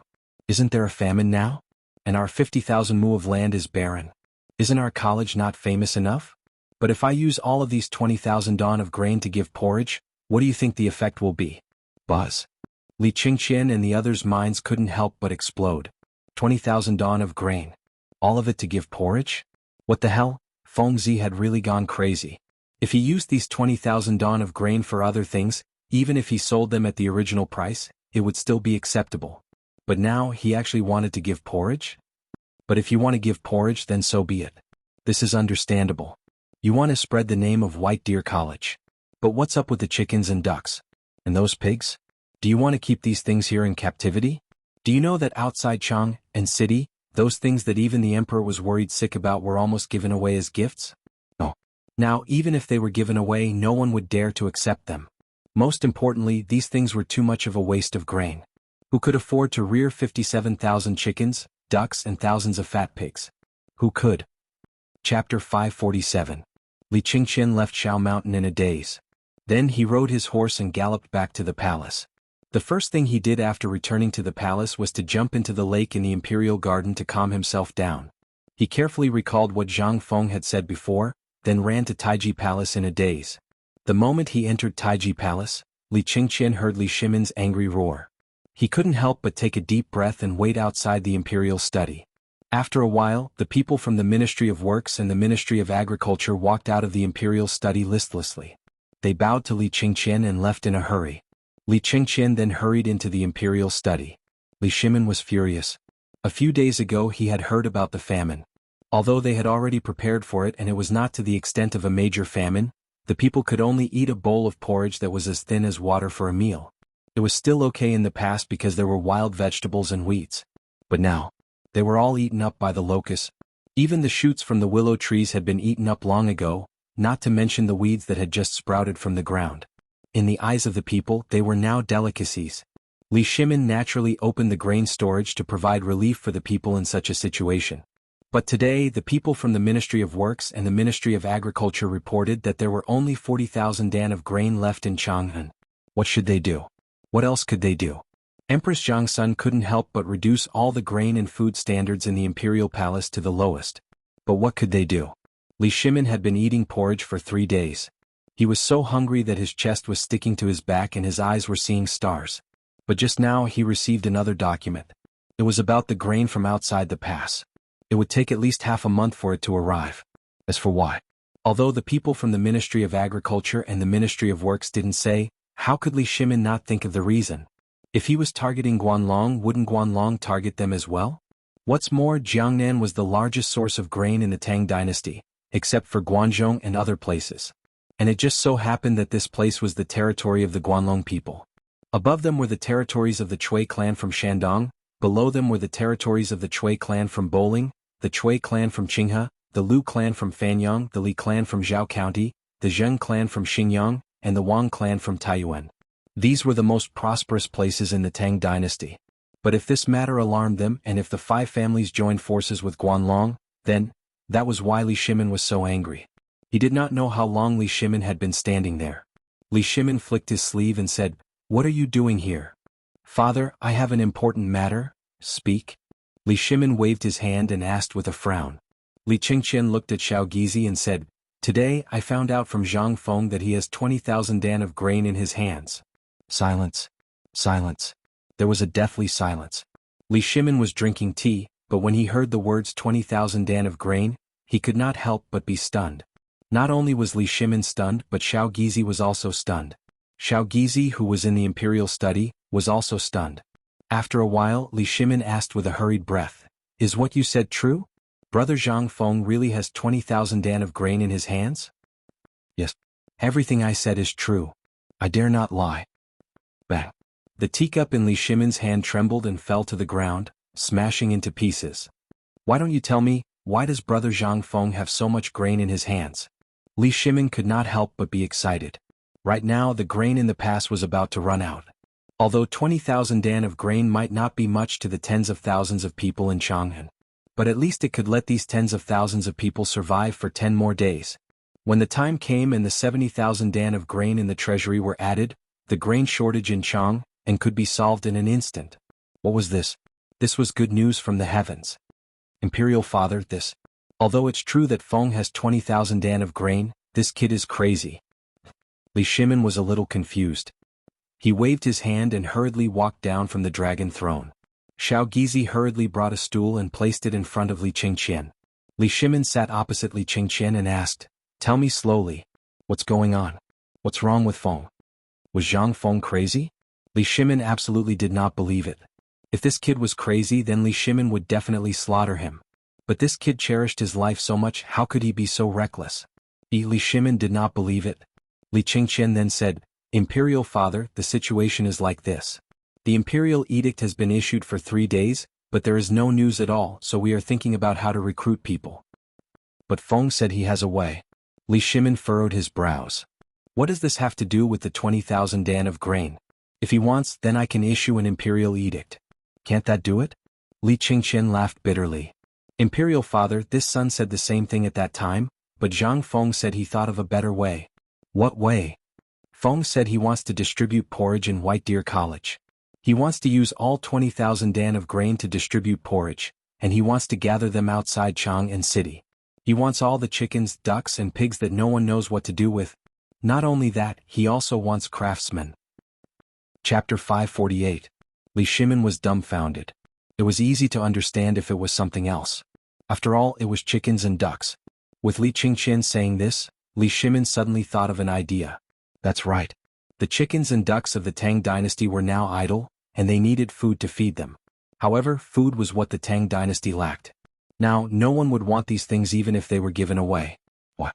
Wasn't it because there was no food to feed them? Looking at the fat and strong chickens and ducks, Li Shimin instantly patted his head. It was also very good to mince all the chickens and ducks and put them in the porridge. Not only could it reduce the amount of food, but it could also let people eat meat and increase their physical strength. This Fengzi really could come up with a brilliant idea. Little Gizi, write an edict. Tell all the prefectures to follow the standard of giving porridge. Add 5 chickens and ducks to each pot. They must use as much food as they need. Whoever dares to embezzle food will be executed by me. Little Gizi hurriedly bowed. As you wish. Go on. While speaking, Li Shimin glanced at Li Qingqian. Li Qingqian said with a constipated expression, Father, you forgot 2 things. Fengzi not only wants chickens and ducks but also pigs. He wants all the pigs that you are going to burn. And he wants a blacksmith. Tell me these 2 things are completely unrelated. This Fengzi, if he is not crazy, then what is he? This? Li Shimin was also dumbfounded. He couldn't understand what Zhang Feng was thinking now. Although the pork is a bit smelly at the very least, it can still be swallowed by the commoners during the famine if it's processed. But why did he want a blacksmith? Did he want to open a course in this field in the academy? Li Shimin couldn't understand Zhang Feng's current approach. Perhaps Fengzi really was crazy. However, the 20,000 dan of grain and the porridge distribution event had solved Li Shimin's big problem. Although he didn't know what Zhang Feng wanted to do, Li Shimin simply didn't think about it anymore. After all, he knew that this kid wouldn't do that kind of loss-making business. Perhaps he was holding back some evil thoughts in his heart. Alright, I understand. Just do as Zhang Feng says for the time being. Although that kid seems a little unreliable, the things involved are really things that you need to learn seriously. You may leave. Yes. Your son will take his leave. Li Qingqian smiled bitterly. He knew this would happen. However, if she didn't inform Imperial Father, there would definitely be a big problem when the time came. At the very least, it would make Imperial Father feel at ease. However, just as Li Qingqian walked out of the Imperial study and arrived at the Imperial garden, he bumped into Li Yuan, who was sitting on a gauze curtain and strolling blindly. The moment Li Yuan saw Li Qingqian, he hurriedly waved his hand. Come. Li Qingqian was startled when he heard this and hastily went forward to pay his respects. Imperial grandson Qingqian greets retired emperor. Ha, alright. This is the Imperial garden. There's no need for such mortal etiquette. I seem to have been startled. I haven't seen you for almost a month. Kid, you haven't come to my place for a month. What have you been busy with?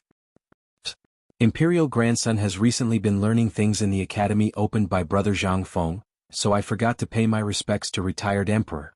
Please forgive me, retired emperor. Ha, that kid. Li Yuan laughed brightly.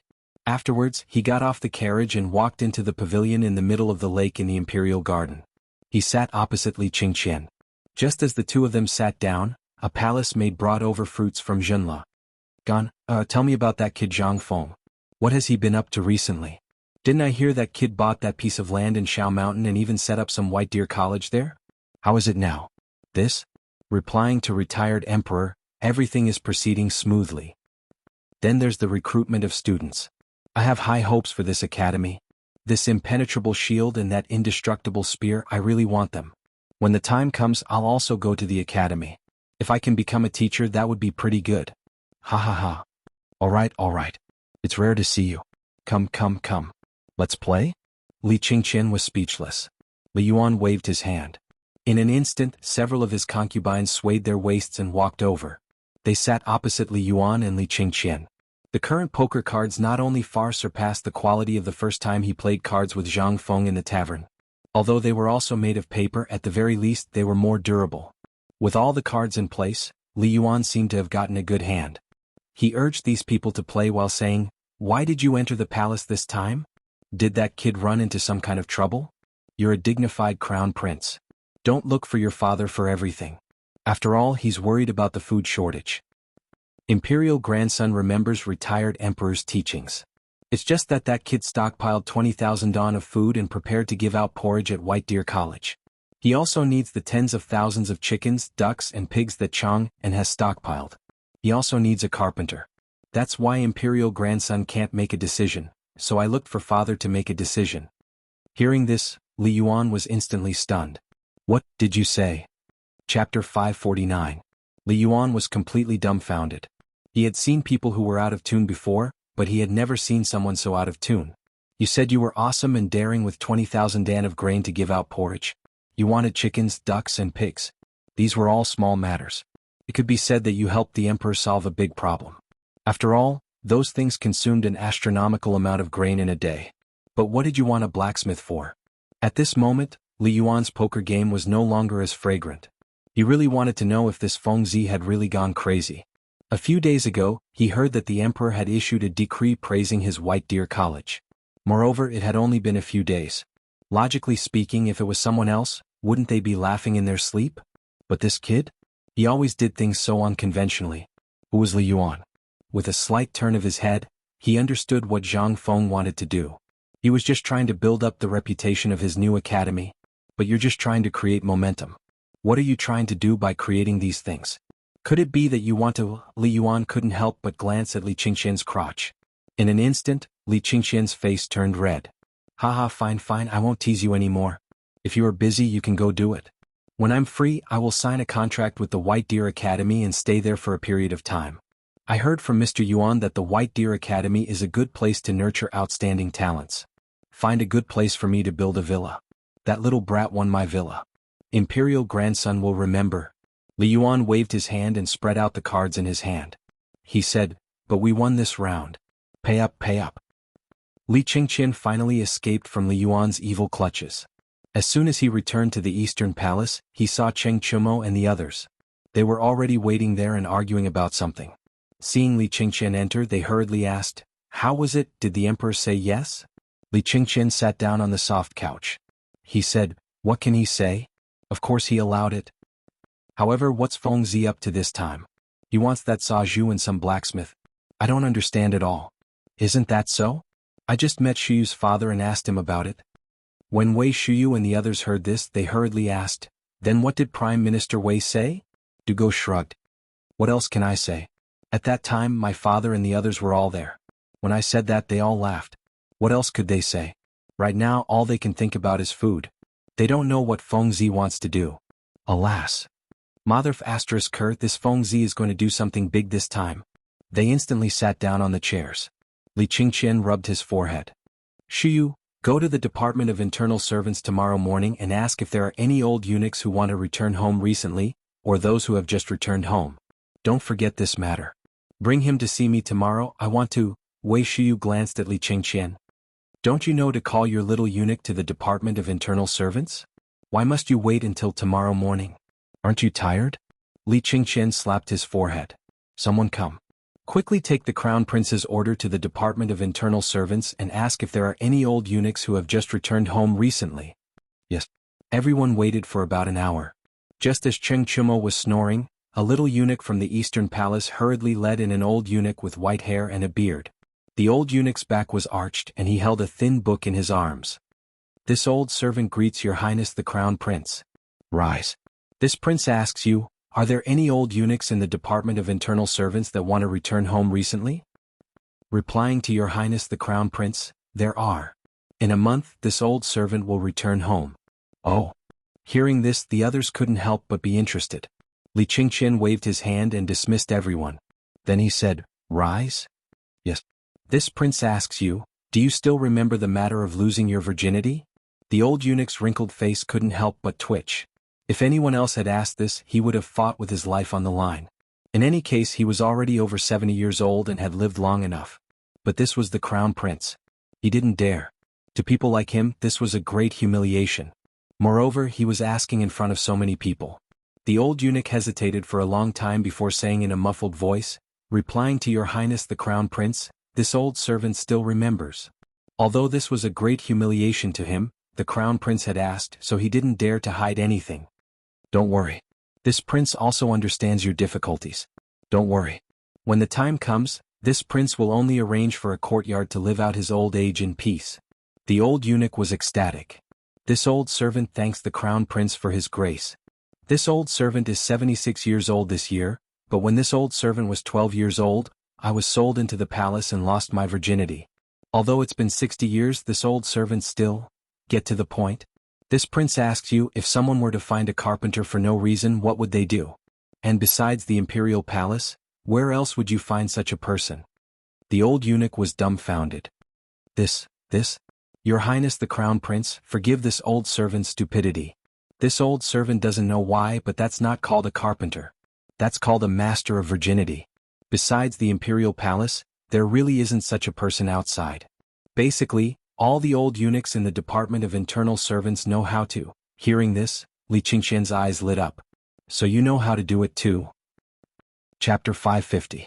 Dong. The morning bell slowly sounded in the dark depths of the imperial palace.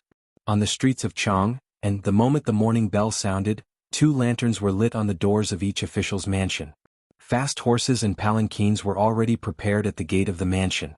They were only waiting for the dazed officials in robes to get on the horses or the palanquins before they rushed to the Vermilion Bird Gate. When everyone entered the Vermilion Bird Bridge, there were basically no people in the market on the bridge. Even if there were people, there were only a few new types of barbecue. Basically, they had eaten until they vomited.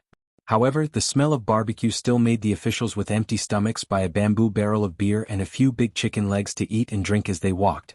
When they reached the gate of the political announcement hall, their stomachs were round. When they entered the political announcement hall, the officials were all shocked by Li Shimin, who was sitting on the dragon throne. Seeing that Li Shimin was in a daze, everyone closed their mouths tightly, lowered their heads and stood in their positions to wait. Everyone knew that the emperor could be like this. It was all because of the locust disaster. Although the emperor used a strange technique to control the locust disaster was stopped. However, the food was really gone. If it wasn't for the shopkeeper of the small tavern in Tong Hui Fong. That's right, Zhang Feng. Moreover, this name was like thunder to the ears of all the officials. Not to mention that he personally received the emperor's imperial edict, he was also bestowed the title of Viscount. The school he opened was also of the same level as the Imperial College. What was this? Everyone didn't understand. They couldn't understand the meaning behind it. But they knew that this person was highly regarded by the emperor. After all the officials had arrived, Xiao Gizi said something in Li Shimin's ear and shouted at the top of his voice, "Morning court! Kneel down. Long live the emperor. Give him a seat." Li Shimin waved his hand. "Today, I don't want to hear any memorials about where to ask for grain. What I want to hear is which disaster victims have been treated, which disaster has been solved, or whether the grain from Hunan province has been delivered. As for other matters, I won't discuss them today." Li Shimin decisively interrupted everyone's thoughts. However, even though they said so, it was obvious from the constipated look on their faces that they had already thought of a countermeasure for today's morning court session. However, Li Shimin did not give them the chance. "I've learned that the grain from Hunan province will arrive in Chang, and in half a month. Minister of Agriculture, tell me, can the grain in the Chang and local treasury last for half a month?" "This, Your Majesty, the total population of Chang and its surrounding areas, plus the refugees who have flocked here in recent days, is less than 100,000, but it's not far from that. However, there are only 70,000 don of grain in the Chang and local treasury. What's more, the price of grain has skyrocketed every day in recent days, which has caused panic among the people in Chang'an. Therefore, I feel that these 70,000 stones can only last for less than 10 days. 10 days. Although Li Shimin knew it, he could not help but feel his heart sink when he heard it again. However, on second thought, if he gave out porridge in the same way as Zhang Feng did, if everyone could control their diet every day, would it last for 15 days?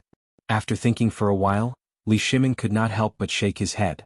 It sounded simple, but when he really thought about it, it was absolutely impossible. How much time would it take to gather all the people in the city? Moreover, if he did so, wouldn't it be tantamount to announcing the grain shortage in the world? Therefore, Li Shimin sighed and said, because of this, the Empress has reduced all the expenses in the palace to the minimum. Even I eat porridge every day just to get through the grain shortage as soon as possible.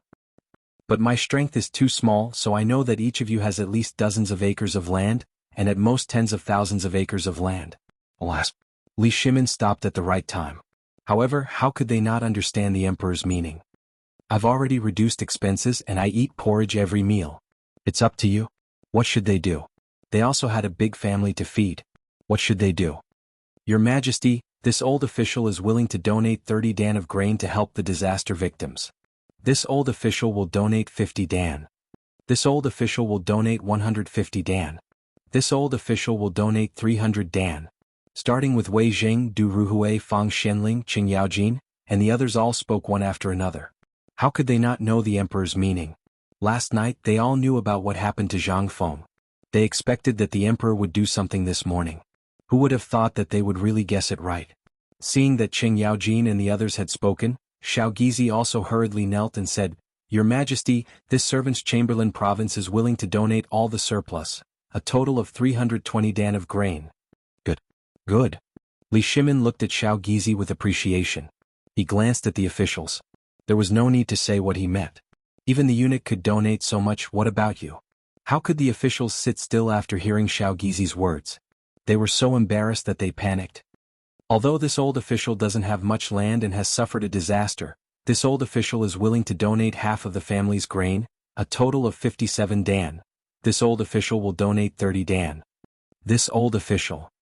Chapter 551. This was all part of Li Shimin's plan. To be precise, he had long wanted to deal with these people. These guys had so many properties in their families. He did not believe that they only had so little food. Except for Zhang Sun and the others who had taken out some of their family's food, the rest only had a few dozen dan. Li Shimin was not confused. Before doing this, he had already asked Fang Xianling to carefully check the land situation of each official's family. Therefore, in his heart, these people had long been clear about them. Li Shimin frowned slightly. The officials in the hall who had not spoken yet could not help but feel something. Although my family has 300 mu of fertile land before the locust plague, the women in my family sold almost everything that could be sold in order to free up space. Therefore, I only have 300 dan of food left. I am willing to donate 200 dan to help the people of Chang and tide over this crisis. At this moment, a fifth-grade official in a green court robe said respectfully. This person was Minister Zhou of the Honglu Temple. Li Shimin could not help but nod. Good, you are very good. If everyone was like you, would the Tang dynasty be in trouble? Minister Zhou could not help but be overjoyed when he heard this. This is what I should do. Hearing Minister Zhou of the Honglu Temple say so, the person who had said a few dozen dan could not help but blush. He could not help but curse Minister Zhou in his heart. However, after seeing Minister Zhou's situation, the people behind him could not help but feel a fire in their hearts. At this moment, this group of old foxes could not help but feel a fire in their hearts again. This was an excellent opportunity to climb up the ranks. How could they let it go? Someone had tested the water for them. No matter what they did, they could not donate less than this small Minister Zhou of the Honglu Temple, could they? To put it bluntly, that little amount of food was nothing to them. If they donated too much and won the emperor's favor, they would be promoted, and then, wouldn't they get everything back? At this thought, all the officials could not sit still. I am willing to donate 170 dan. I am willing to donate 192 dan. 200 dan. I bid 300 sure. When this voice rang out, everyone was in an uproar. Even Li Shimin raised his eyebrows. It was the Minister of Rights, Li Shaogong. When he saw the playful look on Li Shimin's face, he couldn't help but say, this old minister was wrong. It's 500 stones. Commandery Prince Hajin is indeed a member of the royal family. I am very pleased that you have such courage. Very good, very good. It is the blessing of the Tang dynasty to have you. What's there to worry about? 500 stones. There was no lack of Li clan relatives in the imperial court. At this moment, under the leadership of Li Shaogong, no one could sit still. However, there was no lack of stingy people among them. Even though they had learned from the mistakes of others, they still donated as much as they could. What was this? In times of famine, food was more useful than money. Now, even if you were rich, you might not be able to buy food even if you took out 1,000 strings of coins. No one was stupid. What was this food? It was life-saving money. If they donated it at this time, it would be like throwing the money into the water. How could they pay it back? No one knew how long this famine would last. Food was the foundation of whether a big family could survive or not. Who would be so stupid? Who would donate all their food? To put it bluntly, how long had Li Tang been the emperor? Didn't the previous emperors and dynasties all change in a few years or a dozen years?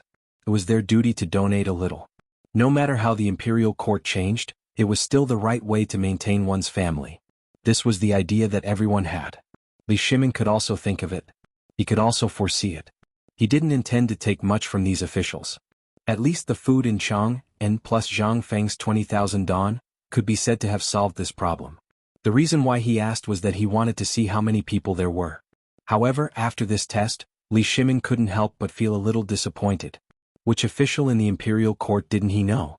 Who could escape his eyes? He knew the family background of Zhang Sun Wuji and the others. At the first time of the locust plague in Chang, and Wei Zheng, Zhang Sun Wuji, Fang Xianling, Du Ruhui, Qing Yaojin, and the others had already taken out a large amount of food to suppress the food price. Li Shimin was clear that they could donate so much this time.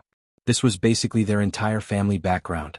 After a lot of things, almost 2,000 dong of food had been donated at the super meeting. This was enough. At least Li Shimin could see these people clearly. At this time, Li Shimin recorded the names of all the officials who donated food in front of the Minister of Internal Affairs. Li Shimin said, "Today I don't ask you to donate a lot, but I know that every one of you has difficulties. I don't ask you to donate a lot. I only ask that this disaster is not fought alone. But I learned something yesterday. On the abandoned mountain, someone took out 20,000 dong of food and prepared to give porridge." Boom. Chapter 552. Li Shimin's words caused an uproar among the courtiers. Oh, who is so stupid? 20,000 sure? Holy shit. Why haven't I met or heard of such an idiot before? 20,000 sure of grain. If only half of it was needed, how much land and things would they be able to exchange for? No. Seems like, wait a minute. Shaoshan. Why does this name sound so familiar? I remember now. Isn't this the White Deer College? And the one that the emperor gave the decree? Right, I remember now. Is this the college? Why are the people in that college so rich? 20,000 sure? It seems to be the college that the Crown Prince set up. I heard that the Crown Prince wants to set up an innovative college to train himself. As soon as Li Shimin mentioned Mountie, everybody suddenly thought of something. Everyone had heard of this matter before, but it wasn't that they had heard of it.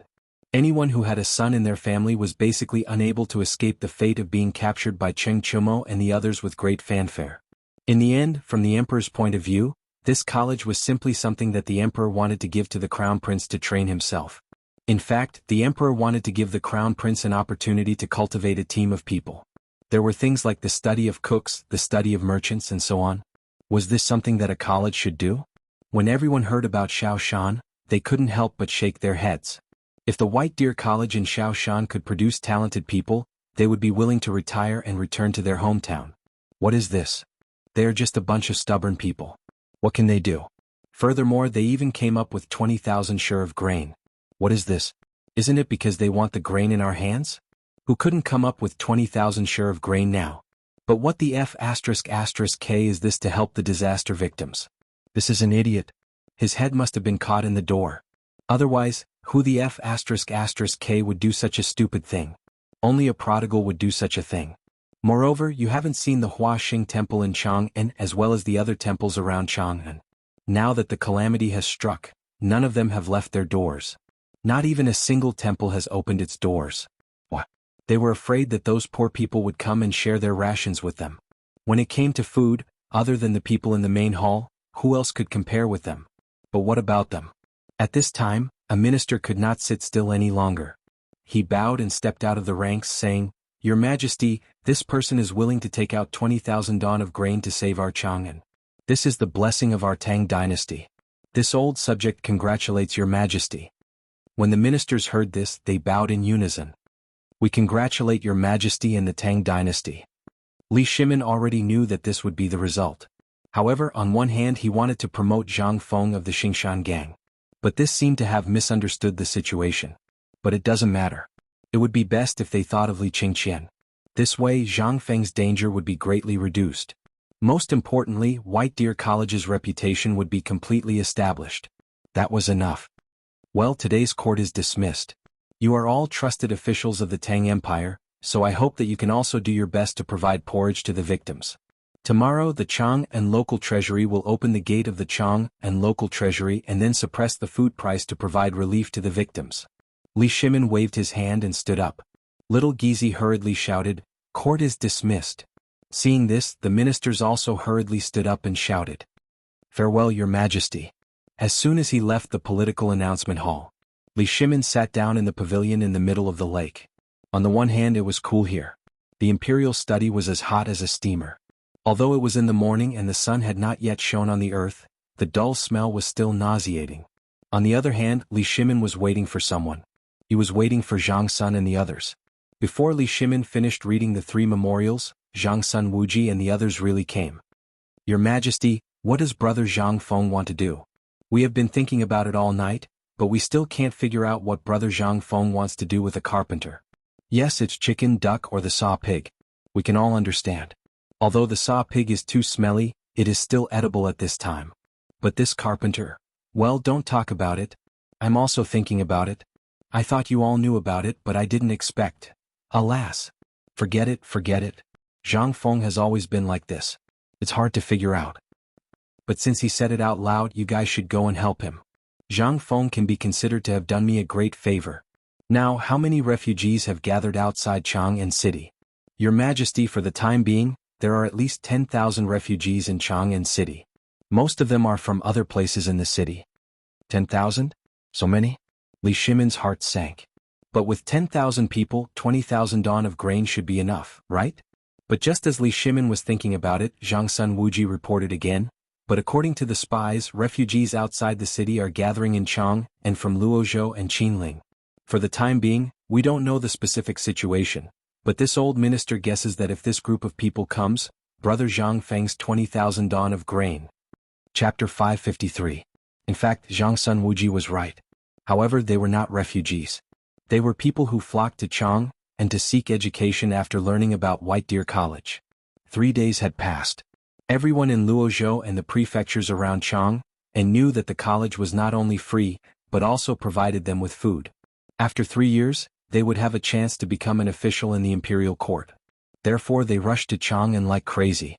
Among them, there were people who really wanted to seek education. There were also people who wanted to make a living. Most of them wanted to find a way to survive. A plague of locusts meant death. Wherever the dense swarm of locusts passed, there was nothing left to see. Although Zhang Feng's winery in Chang and city temporarily suppressed the plague, other places did not. Everyone could only watch their grain rot in the field when it was about to be harvested. Other places would not be like Chang, and where there was someone like Zhang Feng.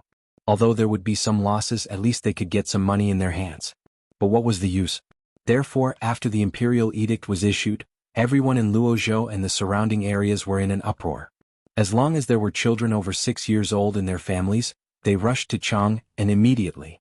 At this time, on the banks of the Great River and in Qinling Mountain, everyone was enduring even if they were hungry. Even if they were so hungry that they dug worms in the soil to eat, they were still enduring. They would reach Chang'an soon. Once they reached Chang, and they would have a good life. However, in Jiangnan City, a few hundred miles away from here, the imperial edict had just reached Xiangzhou. Outside the Xiangzhou provincial governor's mansion. The provincial governor, who had received the news early in the morning, had been waiting here. When he saw the small yellow door, he hurriedly glanced at the imperial edict and was deeply shocked by what he saw. He hurriedly ordered someone to post it on the bulletin board outside the provincial governor's mansion. Then he ordered the yamen runners to carry gongs and roar through the streets. At this time, it was undoubtedly a disaster for the people of Xiangzhou. In the eyes of all the people, there was nothing else that they cared about except eating. With all their strength, they could only support themselves to buy a little rice at the entrance of the treasury or the grain store. They could only support themselves so that they would not be attacked by hunger and fall asleep. However, no one knew when these days would come to an end. Bang, bang, bang. As the gong sounded, the people numbly raised their heavy eyelids and glanced at the bailiffs. Then they curled up in the shade and dozed off again. Folks, don't sleep anymore. Good news, this is great news. His Majesty knows about our hardships. Now he has set up a school in Chang and city to teach the poor children how to read and write. At that time, you can even enter the imperial court and become an official. However, the only response they received was this indifferent indifference. However, the bailiffs did not give up. He shouted again at the top of his voice, "Fellow villagers, that school doesn't require money. As long as you want to go, not only is it free, as long as you can get in, you will be provided with food." Hearing this, everyone was instantly stunned. "Fu Wang, what are you talking about? Is this really free?" "Why would I lie to you? It's really free." "Are you sure?" "Which school in the world doesn't know that even if you want to find a teacher to teach you how to read and write, you will need to pay 100 strings of money? There are also rules and regulations. How can it be free? And it will provide food? Idiot Wang, you're just trying to make fun of us." Hearing this, the bailiffs became impatient. He pointed at the provincial governor's mansion and said, "If you don't believe me, you can go to the provincial governor's mansion and have a look. How can it be fake?" Hearing this, all the people were tempted. But at this time, Fu Wang added again, "But there are conditions. Not everyone can go." Hearing this, the people who tried hard to get up and go to the provincial governor's mansion to have a look sat down again. "Fine. He must be kidding us. How can we, the slaves, study this school?" But Fu Wang's next words made the people's hearts burn again. "I heard from the provincial governor. He said that the imperial edict clearly states that as long as one is at least 12 years old and under 30 years old, he can go." After this, the whole Jianghu went crazy. Everyone knew that if they wanted to be outstanding, what else could they do except study? Of all things, reading was the best. This was a principle that had never changed since ancient times, and everyone understood it. However, not everyone could afford to read books, which was why more than half of the Great Tang's population was illiterate. But now, when everyone heard this, they were shocked and completely dumbfounded. "Mother **Ker, Fu Wang, are you trying to trick me again? Let's go. Let's go and ask the provincial governor.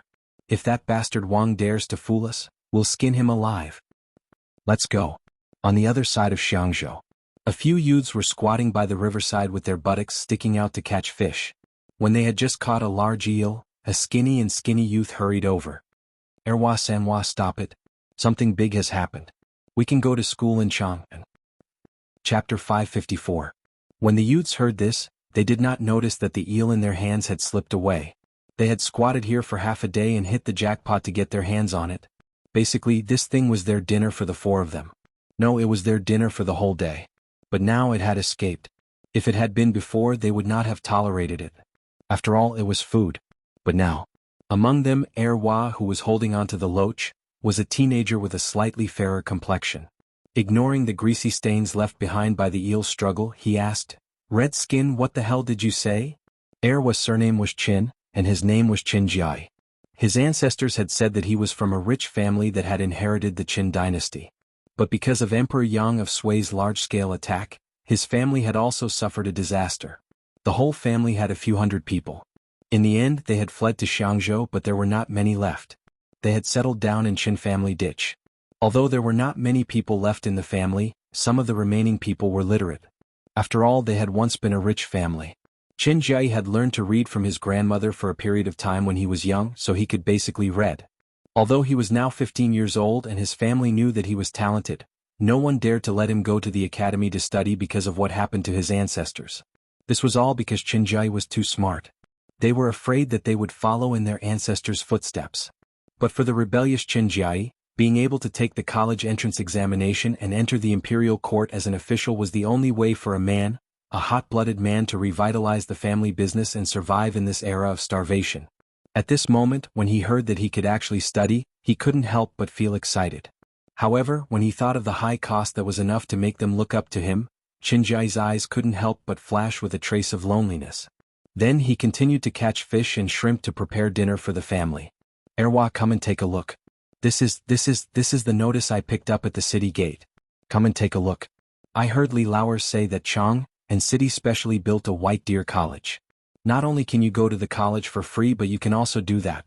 It's a round belly. Free. You can fill your stomach?"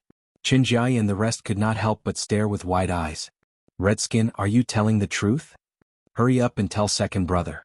He's the only one in our village who can read. Let him read. Second brother, take a look. When the skinny monkey with a red face ran in front of them, a charcoal-like young man snatched the notice from his hand and handed it to Chenjiai. Chenjiai looked at the notice in his hands, unwilling to give up on a single word. The few youths beside him also stretched their necks to look at the notice.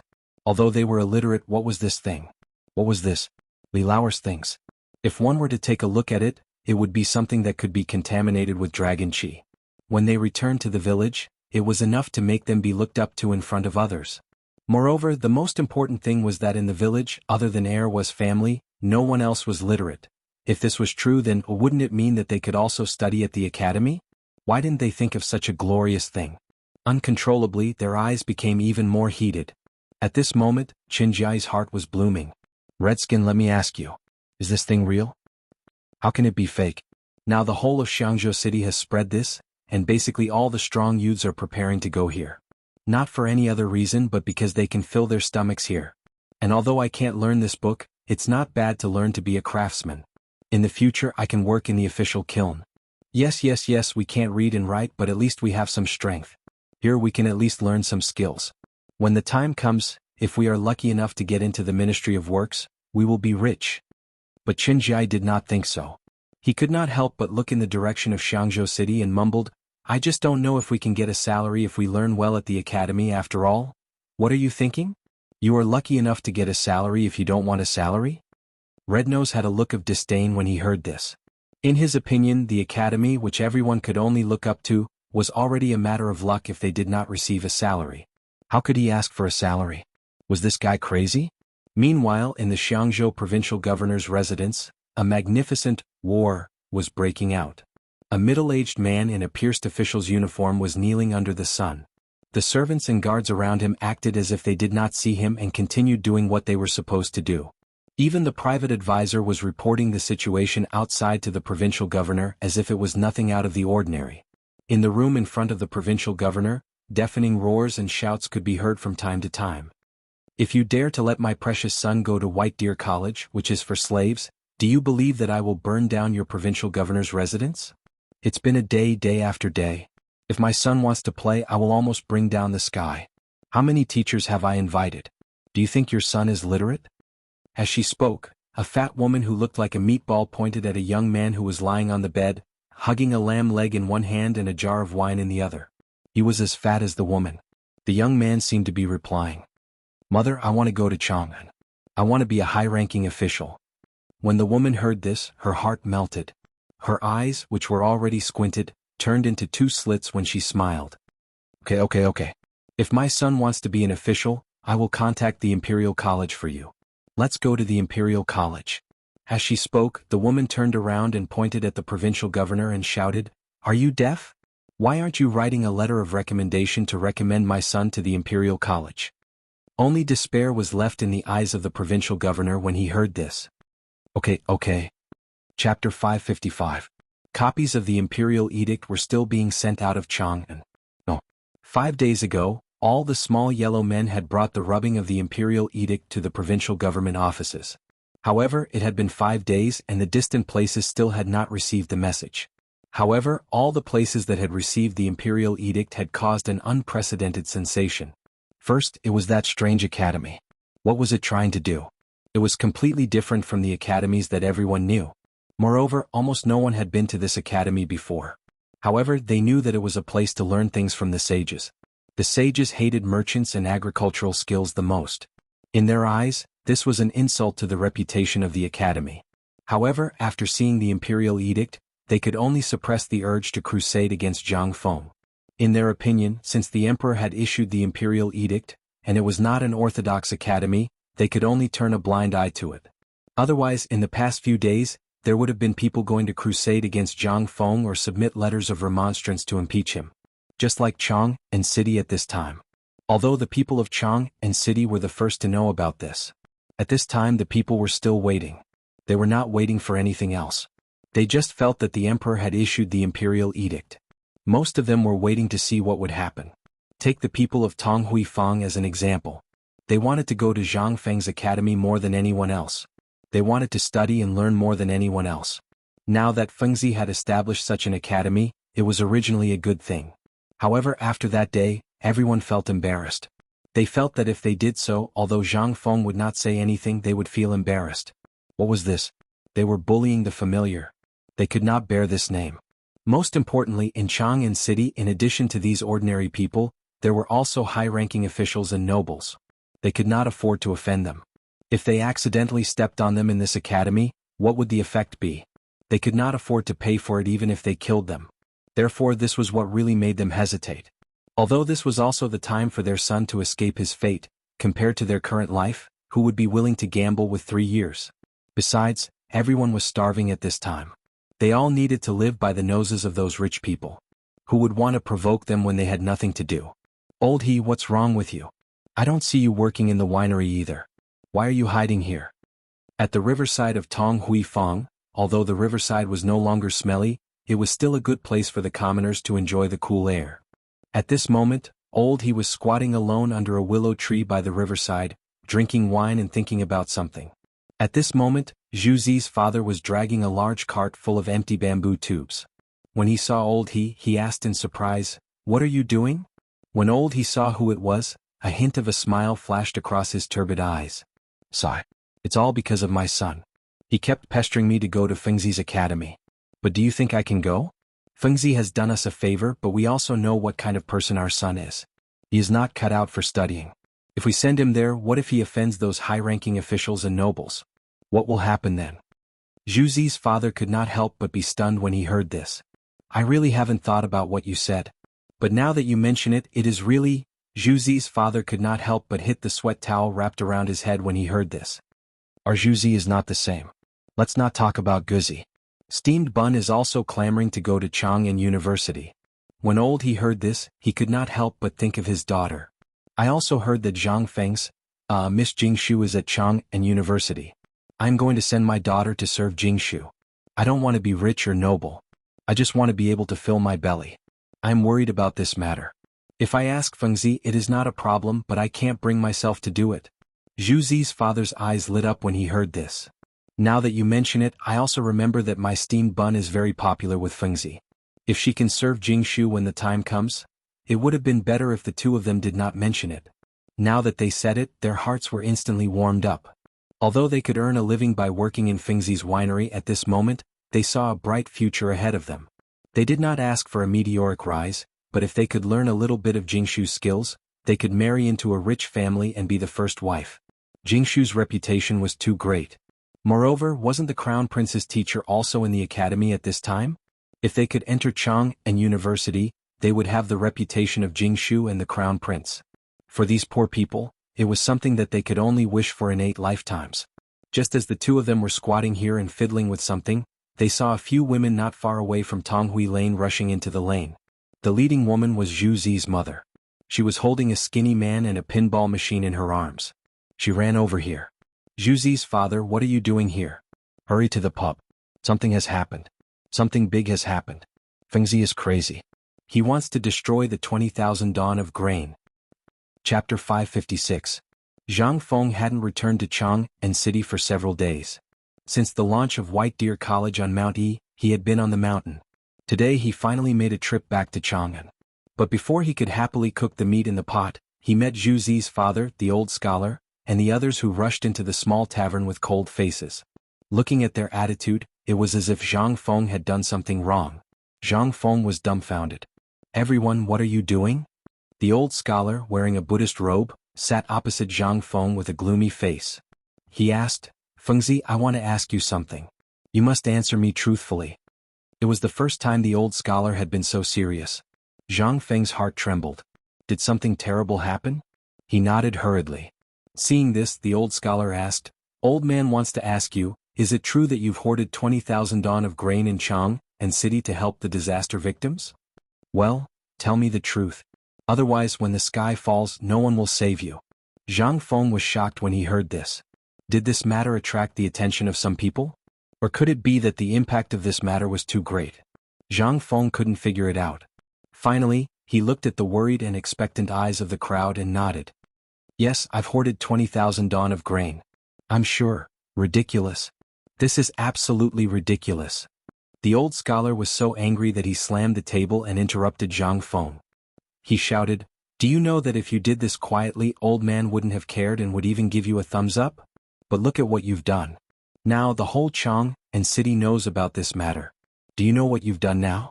Now, do you know that what you've done has forced those high-ranking officials and dignitaries to take out grain to suppress the grain price? Not only that, all the officials have set up porridge outside their mansions. This is a good thing." Zhang Feng was a little confused. However, this was within his expectations. Once this matter was spread out by Qintiniu and the others, it would definitely attract the attention of some people. The best way was to make use of public opinion to get the government to step in and suppress the price of food. At the same time, they could give out porridge and help the victims. This was the best way. Moreover, the best way was to make Shao Mountain's White Deer College famous. And the worst-case scenario would be, there was no worst. After all, he was following orders. Even if Guanlong's people wanted to cause trouble, they would have to consider the weight of the imperial edict. However, the old scholar and the others clearly didn't think so. "Fengzi, you're really stubborn. Do you know why you're doing this? It's like snatching food from the mouths of these officials. In this year of famine, grain is more valuable than gold. You know, although the price of grain has been suppressed, the shortage is a common phenomenon. No one wants to give away their grain for no reason, especially those rich officials and dignitaries. Needless to say, that's even more so. Do you know that you're making an enemy of all the officials of the Tang dynasty? I heard that yesterday morning His Majesty made an announcement in court. He said that he wants every official to learn from White Deer Academy. This is what we heard from the eunuchs and servant girls when we were delivering beer at the palace yesterday. I heard that the Chamberlain Department donated 300 dawn. Now, everyone in the Chamberlain Department has a bowl of noodles and chestnut steamed buns for every meal. Now the people in the Chamberlain Department are complaining everywhere. You're muddle-headed." Everyone was talking at once, slapping their thighs and berating Zhang Feng for his mistake. However, when Zhang Feng heard this, his furrowed brows relaxed. The old scholar might have heard it from Li Gang.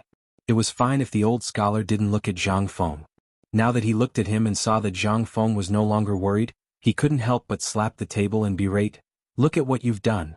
Now not only Chang'an City, but all the other prefectures are imitating you. Even the emperor has issued an edict. Think about it, how many people have you offended? When the time comes, don't talk about entering the court as an official. I think you'll have to sleep with one eye open. Otherwise, I don't know where this shit came from, but it'll be all over your face. Old scholar, you don't have to worry about this. I know what I'm doing." Zhang Feng cupped his hands in front of his chest and stood up.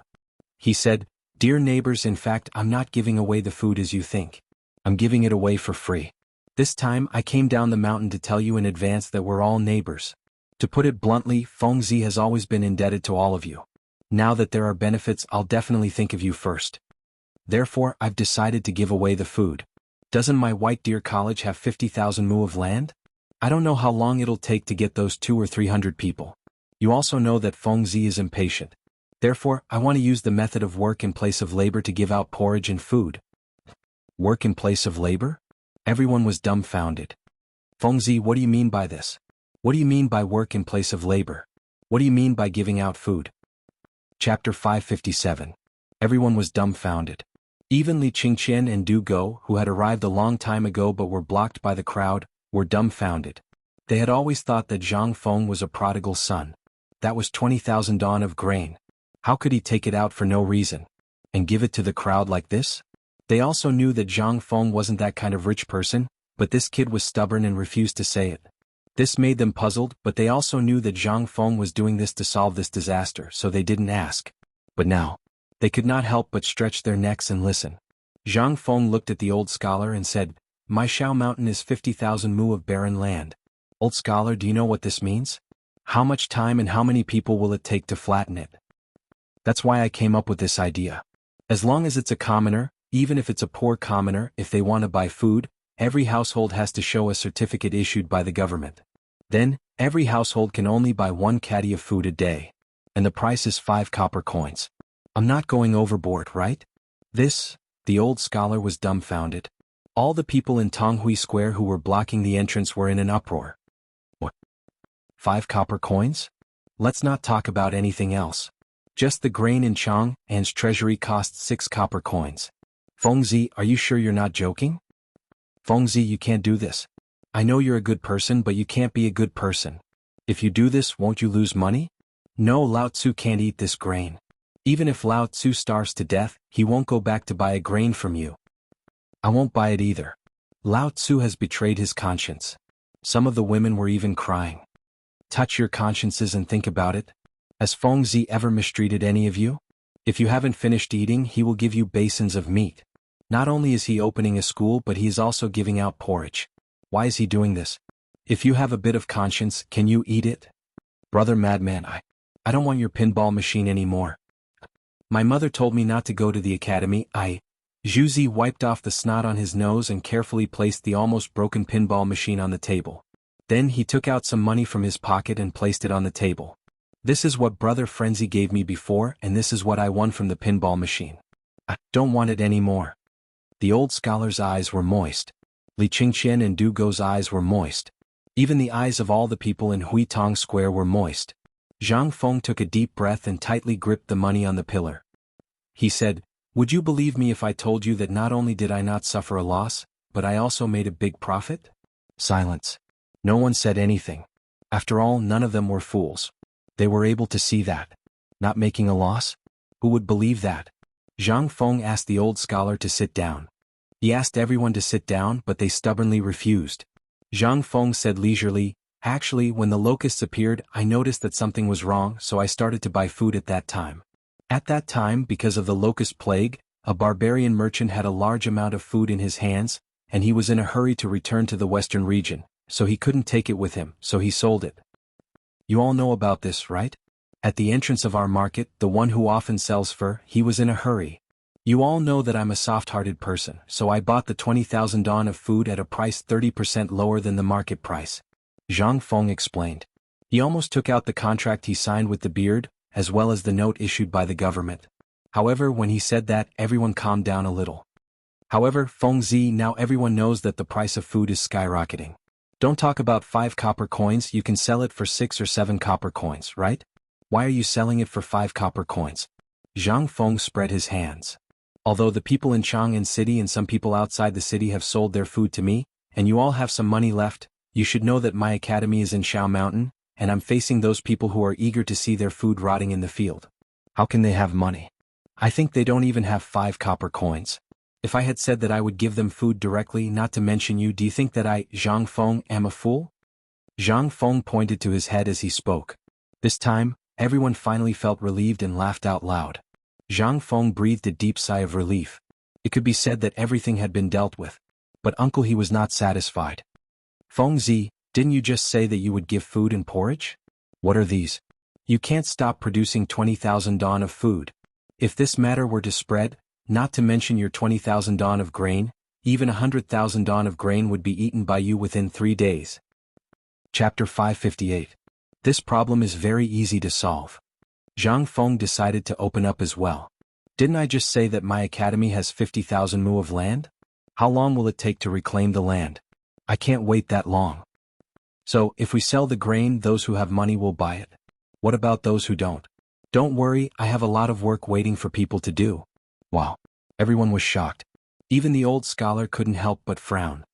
Fengzi, is this what you mean by work in lieu of work? If that was the case, then it would be easy to handle. There were many stubborn students in Chang'an University. He only heard about it from those guys by chance. Finally, he asked Li Gang and Jingshu about it, and then hurried over to ask Zhang Feng what was going on. But he didn't expect that after all the fuss, it turned out to be this. At that moment, Li Qingqian and Du Go finally squeezed into the little tavern. Only then did they finally ask, "Fengzi, could it be that you want these people to work for you and then you want to convert the food into food for them?" Zhang Feng saw the two of them and asked, "Have you found a carpenter?" "Not yet. But first tell me if it's the same as what I said." Li Qingqian's mind was full of ideas. Zhang Feng pointed at the wine cabinet. Li Qingqian was very tactful. He quickly ran over and fetched a few jugs of wine. Without greeting the people at the door, he poured a bowl of wine for the 4 of them. Only then did he look at Zhang Feng with a strange expression. Li Qingqian is right. This thing is actually something that the academy will pass on to you in the future. Don't ask for it now, I'm not in the mood to tell you. Let's talk about this work in lieu of work. Now, you can see that the people who will come will definitely be those poor people who can't even afford to eat. But our Shao Mountain only has so much food, and we definitely can't stop the production. So I thought of a way, and that is to use labor to replace labor. Everyone will work in Shao Mountain according to the market price. Every night, someone will come to settle your daily wages. After that, you can get food. However, you can only exchange for food once every 5 days.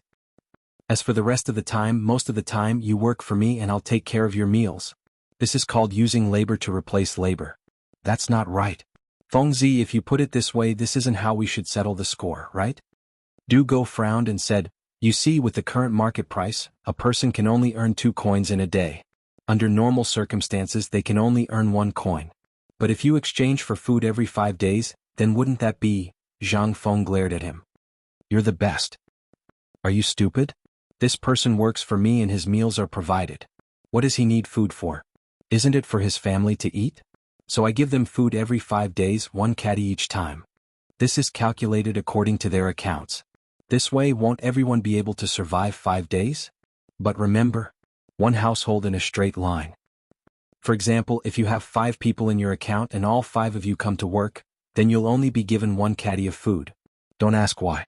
Logically speaking, this caddy of food shouldn't be given, but Fengzi's conscience can't bear it. So I'll also give you 1 caddy of food. Of course, you can also choose to ask for money. If it's 5 days, each person will be given 5 coins. 5 people together, that's 25 coins. Zhang Feng was not stupid. He had already calculated all these things clearly. This was also to make the best use of the least amount of food. After all, he only had 20,000 dong. This thing would be used up easily. Then I understand. Li Qingqian slapped his thigh and pointed at Zhu Zi. His sister said excitedly, now that you've said it, I understand. He's also a labor? At this moment, even the old scholar couldn't help but frown. If steamed buns were considered labor, then wouldn't it be a huge loss? What could she do if she went? Serve tea and water? Zhang Feng looked at Li Qingqian as if he was looking at an idiot. If this food was yours, steamed buns would want it. Even that bedridden old man would dare to take it. Tell me, what are they going to do? They're going to open up a wasteland. To build an academy. Zhang Feng said speechlessly. But when he saw that everyone's expression was a little strange, he couldn't help but add, well, that doesn't mean they can't go. They'll definitely go. It's just that they'll be given 2 bowls of porridge every day, 1 in the morning and 1 in the evening. They don't have to work. When everyone heard this, they finally understood the procedure of work in lieu of labor in their minds. So this was what work in lieu of labor was all about? Was this also something that Zhang Feng would teach in the academy in the future? Zhu Zi's father and old he couldn't help but change the way they looked at Zhu Zi. If this was true, then didn't it mean that Zhu Zi could really go to the academy? But this still wouldn't do. Zhang Feng swept his gaze across the crowd, before his gaze finally landed on Du Go, who had been drinking all this while, grabbing some jerky from the wine cabinet and gobbling it down. He said, from now on, the daily distribution of food and porridge as well as the statistics of everyone's work, will be left to you. Chapter 559. What did you say? Du Go was dumbfounded. This time he was stunned. Ever since he entered the door, he only said 1 sentence. Then, when he smelled the fragrance of the wine, his gluttony was already aroused. How could he care about anything else? Did this kid think that he ate too much? Drank too much? That's not right. He didn't look like that after drinking so much wine. Fengzi, you're wrong. There are so many people. You can't let me go. No, this won't do. There are so many people. Du Go was anxious. Li Qingqian crossed his arms and looked at Du Go as if he was watching a joke. Du Go was so angry that he directly grabbed Li Qingqian and said, Fengzi can go. I definitely can't do it alone. What are you doing? What are you doing? Fengzi gave you this task. It's not easy. Look at Tainyo and the other 2. They're still moving stones. You just need to sit there and everything will be solved. Aren't you satisfied? Li Qingqian said while giving Du Go a warning look. But when he thought of so many people, how could Du Go care about Li Qingqian's hint? No, this is definitely not right. Think about it. Lao Tzu is facing thousands of people. Do you want to tire me to death? Fengzi, can we? Zhang Feng smiled slightly. No, if you don't want to go, then I'll let go Zhu Zi and old Guan Zhu Zi's father go. After Zhang Feng said that, the eyes of the people who were about to leave lit up. Zhu Zi and the others were stunned. They didn't do anything. How could they do this job if it was given to them? No, there was a problem here. It wasn't only Go Zi and the others who thought of this. Even Du Go understood at this moment. Everyone present thought of this. Du Go couldn't help but ask carefully, Feng Zi, do you plan to? No plan? If you don't want to go, then go home and stay. Okay. I just happened to. Hearing this, Du Go was instantly overjoyed. It had been a long time since he had returned home. This time he planned to find someone to bring back all the rare books and paintings that he had collected up the mountain. This way, when he had nothing to do, he would be able to read them. But just as he was about to turn and leave, the old scholar and the others couldn't help but break out in a cold sweat. This silly kid's IQ was worrying. All right. Let's all disperse. Think about it. Since Feng Zi has said so, you guys can rest assured. When you go to buy food, don't make a fuss. Just let the people in Tong Huifang know. The old elementary scholar waved his hand and prepared to leave. But at this time, Zhang Feng called out to everyone. Wait, I haven't explained everything yet. No, Feng Zi. Brother Feng, what do you mean by asking me to go home? Zhang Feng glanced at Du Go and said, Nothing. Didn't you say you were tired? It's tiring for me to do anything here.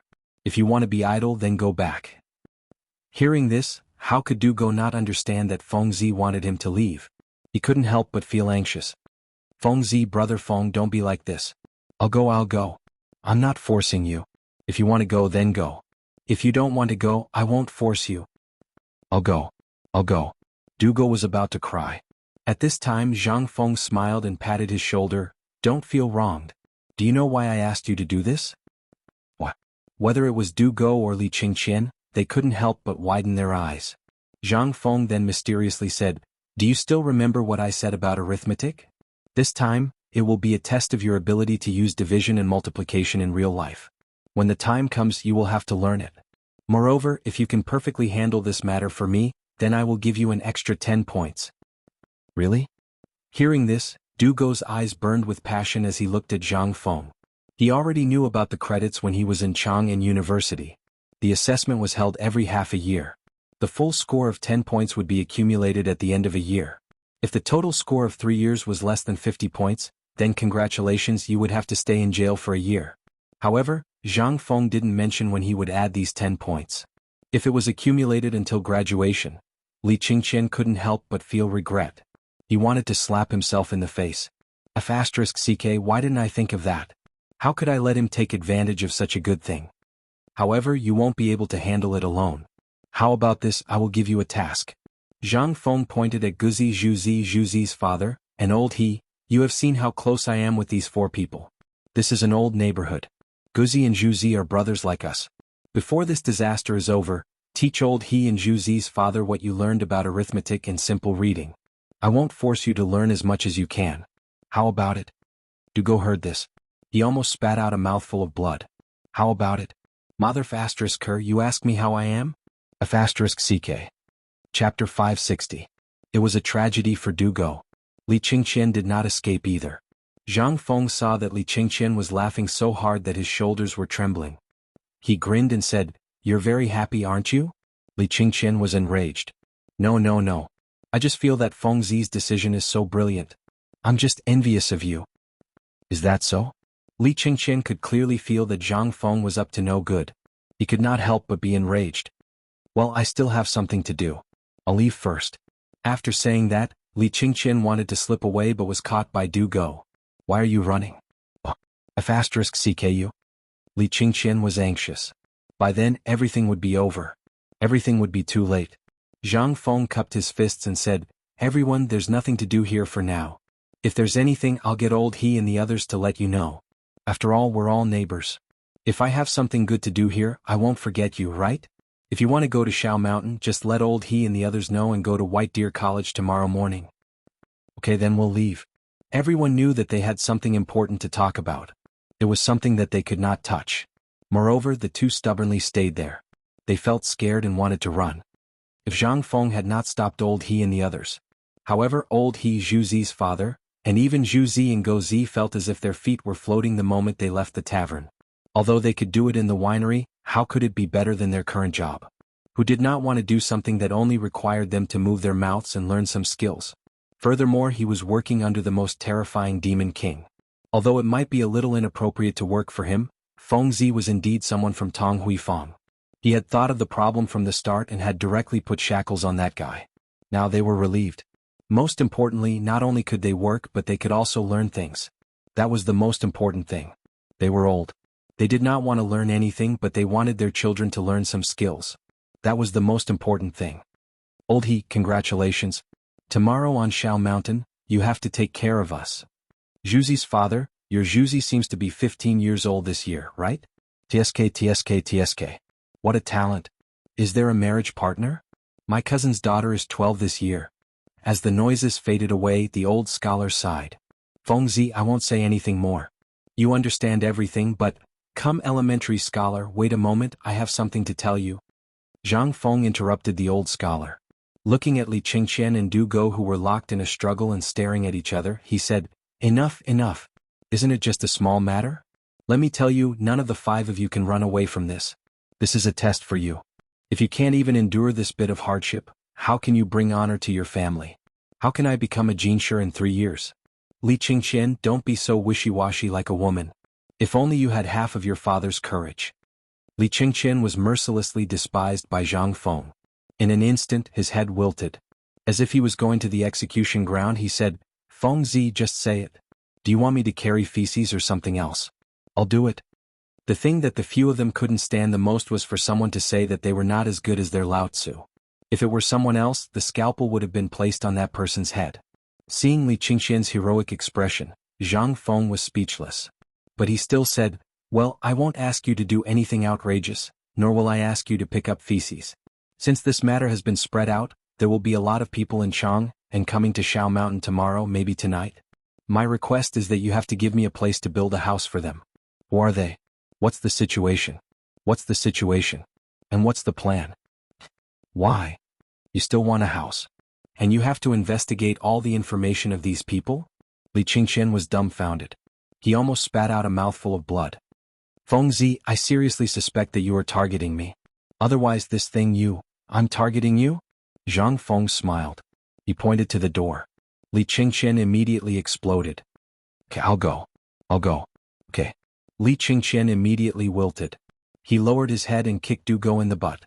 The 2 of them walked away cursing. Until the 2 of them left. The old scholar took a deep look at the 2 of them. With his ability, it would be fine if he didn't see anything before. But since Li Gang came to Chang'an University and had been with Li Qian and the others for so long, he was really a fool if he didn't see anything. This was also the reason why he didn't go to Zhang Feng during this period, especially when he knew about the imperial edict. He didn't want to see Li Shimin. He knew that Zhang Feng didn't know Li Shimin's identity, so he deliberately avoided the opportunity to meet Li Shimin. He didn't believe that Li Shimin didn't know him. But it was also because of this. The old elementary scholar was getting more and more confused. Did Zhang Feng really not know Li Shimin's identity after everything he had done? Did he not think about it at all? Especially this time in the academy. It was like opening a window for the old scholar. He really couldn't understand how a dignified emperor, a dignified crown prince, could, and how could it be like this? Chapter 561. The grass used to smoke locusts was popularized in the Tang dynasty to suppress the plague of locusts. There was also the angry white salt. This thing seemed to have come from the tavern as well. It became the official salt. Finally, the cooperative. The old scholar couldn't understand what Zhang Feng was trying to do. Feng Zi, sometimes I really don't understand you. You're a businessman. Logically speaking, the business knowledge you have is enough to make you rich. You might even be able to enter the imperial court. However, you set up Chang'an University and started idling around. Now you're setting up this White Deer College. To be honest, I really don't understand what you're thinking. Don't tell me you're going to idle around and be a shopkeeper again after setting up this White Deer College? However, this doesn't make sense. Look at you now. You have 20,000 dawn of grain. As the old elementary scholar spoke, he couldn't help but feel bitter and hateful. Zhang Feng smiled faintly. He stood up and closed the door of the tavern. Then, without caring about his image, he sat opposite the old scholar and said, Old scholar, I know what you're thinking. I admit that the reason I asked Laoli to cooperate with me and was lazy was because I was afraid of death. Sigh. The old elementary scholar sighed deeply. What happened after that? Aren't you being too ostentatious these days? And what were you thinking before? Zhang Feng drank a bowl of wine and said, Thinking? I didn't think much. What I did before was just a small matter. Compared to everything I did before, this is just a small matter. As Zhang Feng spoke, he pointed at his head and then at his fingernails. The old scholar pursed his lips. This guy was probably bragging again. That's enough. Don't brag in front of me. Let's not talk about other things. Tell me, why did you arrange for these two guys to do this? Let them do that. Zhang Feng looked at the door and smiled. I thought it was something big. So that's what you're asking. This is actually very easy to understand. Just as Old Man Kong said before, in fact, everything comes from life and life comes from everything. Although Old Man Kong was born in a prestigious family, if he was not born with a chronic defect in his looks, and if he was not often looked down upon, how could he have the will to embark on an official career? Without Tenzi, how could he open the academy? If he was summoned by Qi Jinggong and Yening, he was afraid that Old Man Kong. All right. Let's not talk about the matters of the saints here. If anyone hears us, our heads will roll tomorrow morning. Just tell me what you want to do. Seeing that Zhang Feng was getting more and more excited, the old scholar couldn't help but interrupt him. Zhang Feng originally had the idea of showing off, but now that the old scholar had mercilessly killed it, he couldn't help but feel a little depressed. Well, actually, you also know that these two fellows' attainments in mathematics are basically at a higher level. What they can learn from books can only be considered to be very little. But what if we let them use it in their daily lives? As far as De Bing is concerned, although this fellow is very talkative, his attainments in mathematics are, to be honest, not even Lao Tzu can compare. I'm also afraid that if this fellow continues to pester me, I reckon that my foundation will be ruined by him, so I thought of this thing. The old scholar finally understood. The taste of fish is derived from fishing. Wasn't this what was mentioned in Old Man Long's book? However, when the old scholar thought about it, he really could think of some things. For example, if he were to count the number of people and calculate the amount of food each person had, all of these had to be recorded, and ordinary people might not be able to do it. Especially when at least tens of thousands of people would gather on Shao Mountain tomorrow. What kind of concept was that? Even if there were a few hundred people, it wouldn't be enough. If there was a shrewd person among them like Zhonghan Xian, then it would be a different story. It would be like leading a sheep. The status of Du Go and the others was naturally a kind of deterrence. At this time, as long as they followed the calculations and found 3 to 5 people, then wouldn't everything be in order? However, this was a test of computing ability and super brain power. But for a freak like Du Go, it was a test. The old scholar still felt that he was up to the task. After all, there was a reason why Du Go was the head of the 4 great demons in Chang'an City. It wasn't that he was violent, it was this son of AB** Tisich who would follow behind you and reason with you, and talk about the ways of Confucius and Mencius. The old scholar once heard that this person forced a person to hang himself in Yen Lai restaurant. How frightening was this? But it also showed that this person's attainments in the field of calligraphy. The old scholar couldn't help but nod. Then why did you let Li Gan do that? Isn't that because this first young master is good at this Tao? Although De Bing and Tainyo have their own strengths, I'm not a fool. Everyone can see the respect they have for Lao Li and Lao Li. Moreover, at home Lao Li and his son are the bosses of their businesses. What if I send De Bing now? Or someone else? Do you think it's suitable? Moreover, this son of AB** dabbles in all kinds of things. I don't know what he's good at. Sending him to do this is actually to make things difficult for him. Chapter 562. It turned out that he was testing Li Qingxian's limits. The old scholar felt a little dizzy. This guy was really, if he knew who they were, would he still be able to laugh? The old scholar was amused at the thought of it. How could the crown prince deal with a bunch of bumpkins? Who would believe that? But the old scholar did not intend to expose him. At this moment, Zhang Feng simply mentioned Cheng Chumo and the others. Chen Tiniu and the other 2 were born with extraordinary strength. Their slap could have killed someone.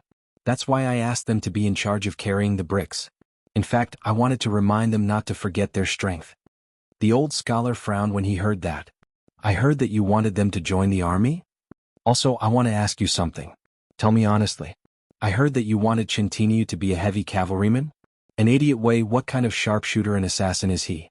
You want that worm to be a light cavalryman? Learn from Zhao Zilong? Zhang Feng could not help but be surprised. You're not simple. How did you know about this? The old scholar rolled his eyes. How could he not know? When he was in Chang'an University, these guys almost went out on the street and talked about it.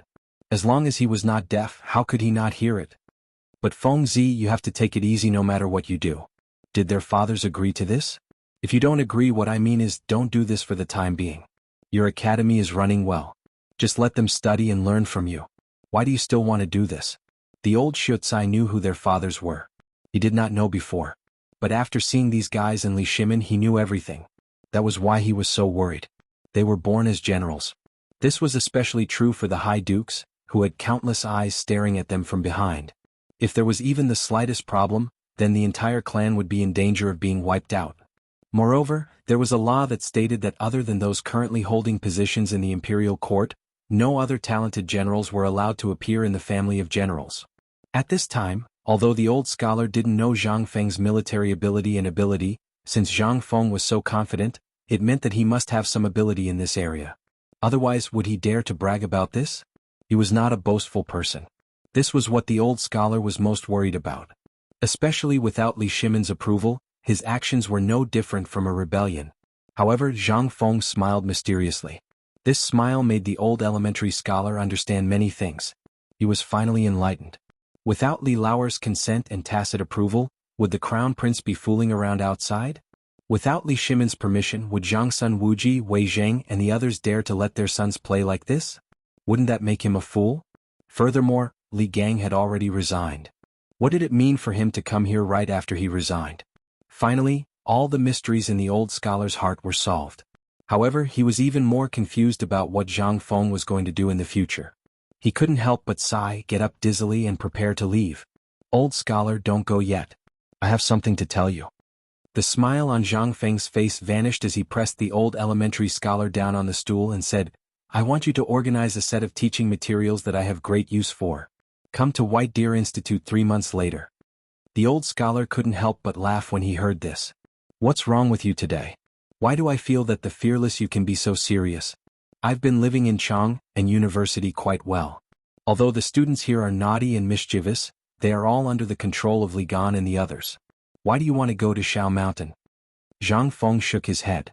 Chang and University is just a small place. That academy was actually set up by Lao Li. However, when I saw the disaster victims wailing in the sky, I couldn't help but feel a little emotional. What are books for? They are for the benefit of the people. Now, in the entire Tang dynasty, these books are basically only for the rich. If you want a country to be strong, you have to make the people strong. Everyone has a deep-rooted thought, and that is, of all things, only books are of the highest quality. But which books can those who want to get rid of slavery afford to read? So, when I opened the winery, I sat by the roadside and pondered for an entire afternoon. Only then did I understand that the Chang and University will continue to exist, but it will only be for those who only want to study to the point of death. As for the White Deer Institute, that is where I will truly nurture geniuses. Old elementary scholar, how about it? Do you want to join me in nurturing geniuses? This will make your reputation. Hee, forget it, forget it. The old scholar waved his hand.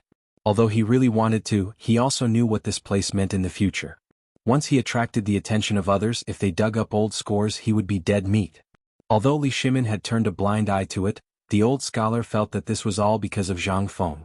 This guy even dared to kill his own brother. What wouldn't he do? What did it mean to be able to make White Deer College bigger than the Imperial College? It meant Li Shimin's ambition. He didn't want to be in Li Shimin's line of sight.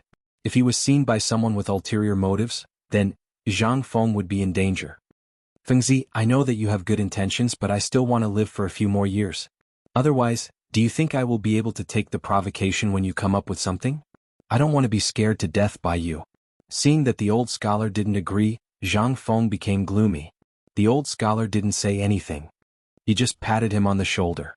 An eagle needs to climb high and see far. An old man should stay where he needs to be.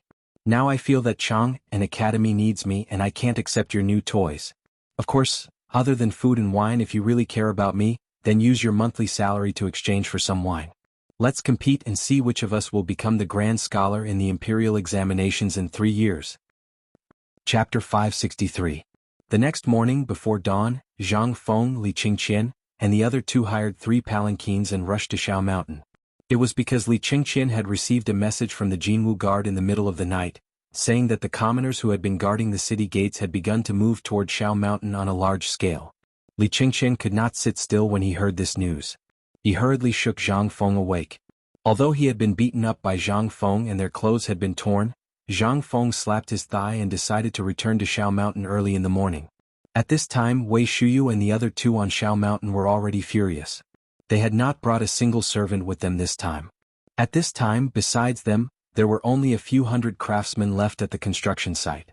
But in the middle of the night, when everyone was comfortably lying in bed and drinking beer after a tiring day, the barking of dogs in the middle of the night forced them to get out of bed. But not long after midnight, the guards at the construction site's gate let out a mournful cry, causing everyone's souls to leave their bodies. Enemy attack! Enemy attack! Someone come! Enemy attack! There are tens of thousands of people. Cheng Chumo and the others were naturally sensitive in this aspect, causing the three of them to immediately explode. Enemy attack? Where did the enemy attack come from? Why had they not heard of it? But the three of them still hurriedly got out of bed. There was nothing to do here, so they could only rush to the battlefield. But when they arrived at the construction site's gate, the craftsmen, especially Gan Ziyuan's group, had already arrived. Looking at the numerous torches below as well as the scattered lanterns, they basically lit up the entire Pyrolite mountain. The academy's construction site was at the top of the mountain, and the path up the mountain had only been temporarily dug out. But now, looking at the people all over the mountain, even Cheng Chumo could not help but feel his scalp go numb. Could it be that the Turks have come? F***CK. What? The Turks? Didn't they say that they were busy with internal strife?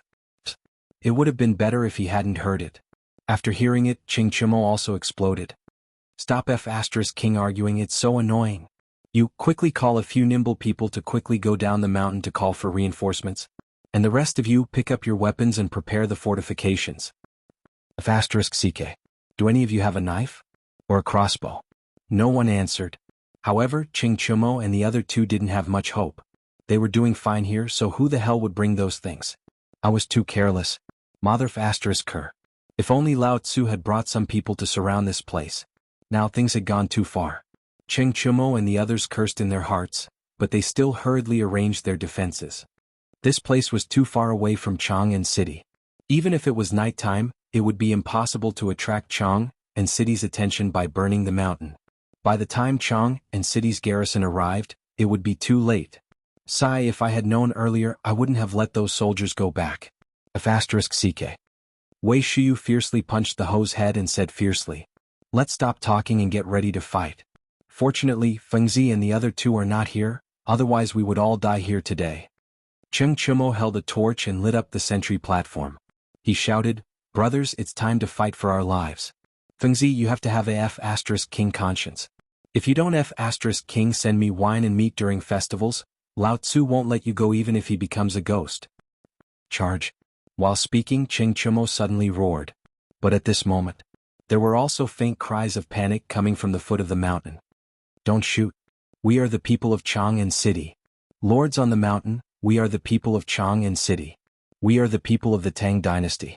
Don't shoot. Don't shoot. We are the people of the 10-mile slope outside Chang and city." As the voices rang out one after another, Cheng Chumo was dumbfounded. Everyone on Shao Mountain was dumbfounded. Iron Bull, what's going on? Did we hear it wrong? Or is this a trick of the Turks? No, Iron Bull, don't rush. Calm down. We are the people. Cheng Chumo was completely dumbfounded. What do you mean?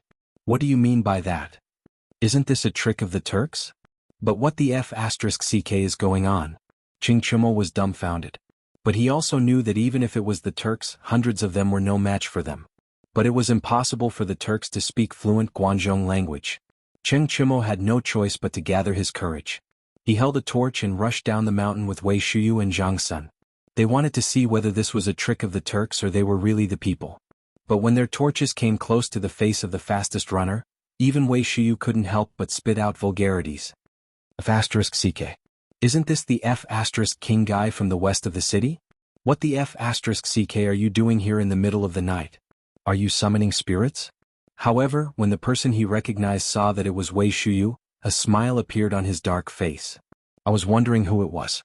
So it's young Master Wei. Why are you here? Are you also here to buy food? Chapter 564. That man. Wei Shuyu knew him. He used to drink fermented glutinous rice at his stall when he used the alias of young Master Wei. But at this moment, Wei Shuyu and the others finally put down the hoes and stones in their hands. He couldn't help but ask, What are you doing here in the middle of the night? Wei Shuyu, Cheng Chumo and Zhang Sun knew this man. Most importantly, this guy's fermented glutinous rice was famous in Chang'an. Alas, young masters, you don't know.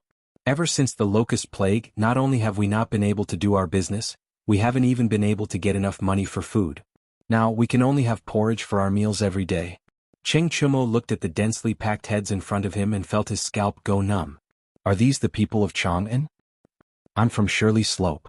I'm from Lotus Pond. We're all from Lantian County, located at the bank of the Wei River. We've been in Chang'an for 3 days, but we haven't even been able to enter the city. Today we heard that the White Deer Institute on Shao Mountain was giving out porridge and selling food. The locust plague in Chang'an. They all knew about it. But they had been carrying stones here these days and didn't have time to go to Chang'an City. But looking at the torches they couldn't help but feel scared. So many people? With 20,000 don of food here, what should they do? Damn Fengzi, why did he run away with Li Qingqian and the others at this time? Chongzi, why don't we arrange for them to go in first? Ask them to cook. Otherwise, if they all stay here and attract the city defense army, we'll lose more than 10 don of food. Wei Shuyu pulled Zhang Sun, Cheng Chumo and the other two to a corner to discuss. Regarding this thing, they had a headache. If it was a robbery, they would not be afraid. They would just take turns to beat it. But how could they beat it? They couldn't fight. They were in a dilemma. No, we have to ask someone to invite Fengzi. Otherwise no one can get involved. We're not good enough. In the end, Cheng Chumo could only speak the truth after holding it in for a long time. Zhang Sun Chong looked at the gate of the mountain and then looked at the others. He gritted his teeth and said, "Okay, you keep an eye on Chuimo here. Shuyu and I will ride fast to Chang'an. On the one hand we will call Fengzi and the others. On the other hand we will go to the palace. Okay, you two don't run away. Otherwise when I see you I'll smash your heads."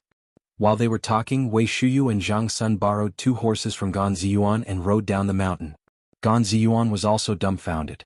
He looked at the person at the door and then at Cheng Chumo. But in response to him was a roar. "Cheng, what are you looking at? Why don't you King arrange for these people to come in and cook? You're still waiting for me to do all this work." Gan Ziyuan knew his place. Now that Master Cheng had spoken, he didn't dare to act rashly. If he said he would beat someone up, he would beat them to death. Moreover, how could he not know Cheng Chumo's true identity? He hurriedly ran over and ordered the people at the foot of the mountain to enter the construction site in an orderly manner. White Deer College was currently filled with wood and stone. Not far away there was even a lime kiln that was still burning. The torches were still burning. Who would dare to do that? Although Gan Ziyuan didn't know what was in Cheng Chumo's house, he understood from the fact that Cheng Chumo and the other two were guarding it personally and from what those people had said. Those were all life-saving food. Although these people's lives were none of his business, this was the time to show his face. He would have to rely on these people to make a living in Chang'an City in the future. You, hurry up and get your wife and the others to cook. Old son, don't King go near that house in the dark. Do you know what's in that house? Let me say this first. You can go anywhere except this house. No one is allowed to come within 10 feet of it. If anyone dares to come close, you won't even know how you died. Do you understand? And the rest of you don't just stand there. Lao Tzu knows that you used to work as chefs in Chang'an City. Get over here and cook." Cheng Chumo looked at the messy construction site and couldn't help but let out a long sigh. F***ck Feng, what the F***ck are you doing? F***ck. On the other side. Wei Shuyu and Shangsuan Chong threw the crown prince's token they won from Li Qingqian at the wall of Chang'an City. The guards who were on guard were so scared that they didn't dare to act rashly. They hurriedly opened the gate. However, when the two rushed into Chang'an City on mules, the guards were dumbfounded. What's going on? What's wrong with these two devil kings? Riding mules? Entering the city in the middle of the night with the crown prince's token? Chapter 565. When the sun had just risen, Zhang Feng and the other two's palanquins had just arrived at White Deer College on Shao Mountain. Last night, after Zhang Sun and Wei Shuyu informed Zhang Feng and the other two as well as Li Shimin immediately mobilized 300 imperial guards from the palace to disguise themselves as guards. They brought the 3,000 stones of bone-strengthening powder that Zhang Feng had asked him to leave behind and went up Shao Mountain in the middle of the night. When Zhang Feng and the other two arrived at White Deer College, the starving people had finally been appeased. However, when they saw that there were still people arriving one after another, Even though Zhang Feng had already predicted this, he couldn't help but be shocked. Feng Zi. Sir, you're finally here. When Cheng Chimo saw Zhang Feng, he finally couldn't help but hug Zhang Feng. Feng Zi, you don't know. Do you know how I spent the night? Damn it, I didn't sleep the entire night. Zhang Feng rubbed his chin and didn't say anything. Instead, he slowly sized up these people. He was pondering how to arrange these people. Iron Bull, how many people are here right now? How would I know? Hey Gon, where the F***ck did you go? How would Ching Chimo know this? He hurriedly shouted at the top of his lungs. Gon Ziyuan, who was in the middle of busying himself, heard Ching Chimo's roar and his whole body trembled. He hurriedly ran to the mountain gate. Greetings, Prince Zhang, young Master Li. Tell me how many people are here. Zhang Feng pointed at the people who were laying straw mats on the construction site. Some of them were even wrapped in clothes and sleeping in the mud. At this moment, when the commoners saw that the person in charge had arrived, they all stood up and looked at Zhang Feng with pleading eyes. Replying to young Master Zhang, a total of about 3,000 people came to Lord Zhang's place last night after midnight, and another 1,000 people came one after another until now this morning. Zhang Feng nodded. He snapped his fingers. Hey Debing, I'll leave these people to you. Olgan, do a good job. When the time comes, you'll be rewarded. Enough. Hearing this, Gan Ziyuan hurriedly kowtowed. Li Qingqian couldn't help but pull Zhang Feng and ask, These people, do you plan to? Who are these people? These people were the foundation of the Tang dynasty, but what about now? How could Li Qingqian not be worried when these people were starving? Zhang Feng patted Li Qingqian's shoulder and said, I know what you're worried about, but you have to know that I only have 20,000 dawn of grain here. All I can do is do my best. I'm just a commoner. Do you really think I'm a god? But, Li Qingqian was anxious. So many people. Perhaps he didn't understand the disaster victims before, but along the way when he saw the leaves and bark being boiled in the pot, Li Qingqian couldn't stand it anymore. In his life he spent most of his time in the palace, or secretly went to the brothel with Zhang Sunchong and the others, or went to Yen Lai Lu to taste poetry. How could he know that the suffering of the world would be like this? At this moment, Du Go and the others couldn't help but have their eyes turn red. Zhang Feng patted their shoulders and sighed. Then he walked alone to the only wooden building. As soon as he left, the commoners couldn't help but follow closely.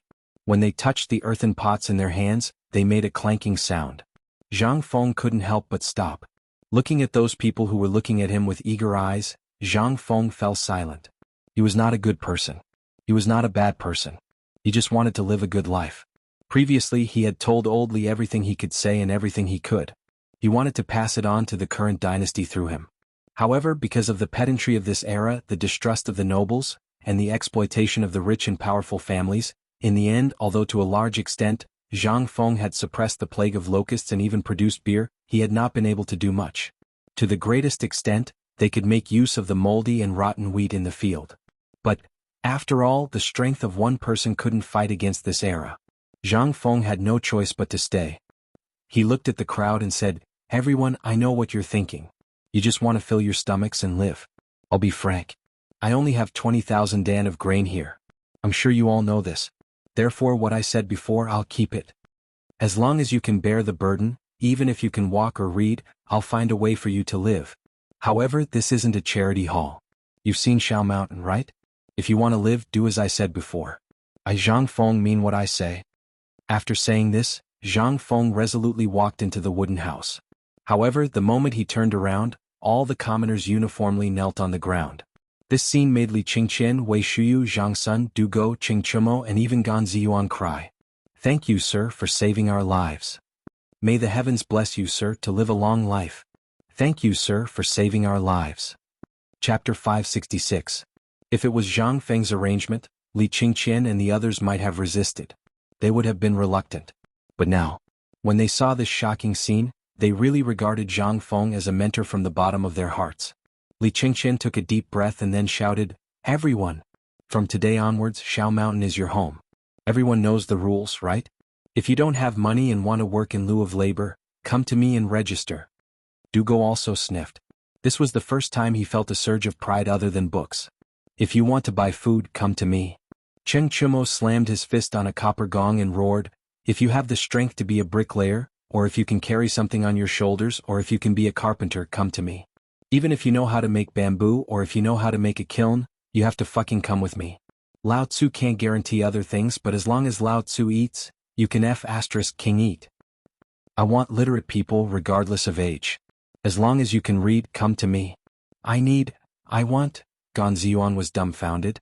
Seeing these famous stubborn people acting like this, he couldn't help but stare at the craftsman and roar, Mother Ker, aren't you King embarrassed? Didn't you complain that you don't have enough manpower? What the CK are you standing there for? Go and King work for Lao Tzu. Women don't just stand there. Go and King cook. CK your second uncle. As long as you're not dead, get your second uncle moving. Following a series of roars and howls, the entire White Deer College came to life. Zhang Feng sat in the room and listened to everything outside. He was silent. He was thinking about something. That was, how were they going to feed these people? There were already 5,000 people here. If more people came, it would be terrible. Zhang Feng hurriedly opened the door again and waved at Li Qingqian, who was extremely busy. Li Qingqian hurried over and asked, "What's the matter?" "I'm busy here." "Don't be busy. Didn't you bring 300 servants with you? Leave it to them. I have something to talk to you about. Go and call them over." Li Qingqian was stunned. Seeing Zhang Feng's serious face, he didn't say anything and hurried off. After a while, a few people hurriedly came again. Once they entered the door, Zhang Feng closed the door and called the guards that Li Qingqian brought over to guard the door. He said, "You saw it along the way. Things are not good now. It's only the first day and there are already 5,000 people. What will happen after 10 days? So 20,000 dawn of grain isn't enough." Li Qingqian exposed Zhang Feng's words and said. Zhang Feng nodded. "That's true. So now I want you to go back and borrow grain. Just take it as Zhang Feng, borrow it, okay?" Li Qingqian was silent. A few people were silent. How could they not know that they couldn't wait for hundreds of thousands of dawn of grain to fall from the sky and give each of them a stone? But the reality was cruel. Everyone knew the current situation. Even if they had grain, they were basically holding it to death. Who would be stupid enough to take it out? When Zhang Feng saw their expressions, his face could not help but sink. Was there really no hope? What should he do? These people at least wanted to live. But now he was not a living Buddha and couldn't conjure grain. At this time, what should he do? Zhang Feng couldn't help but push open the window. It wasn't because he thought Cheng Chumo's feet were smelly, but because he wanted to see if there was any other way on the mountain.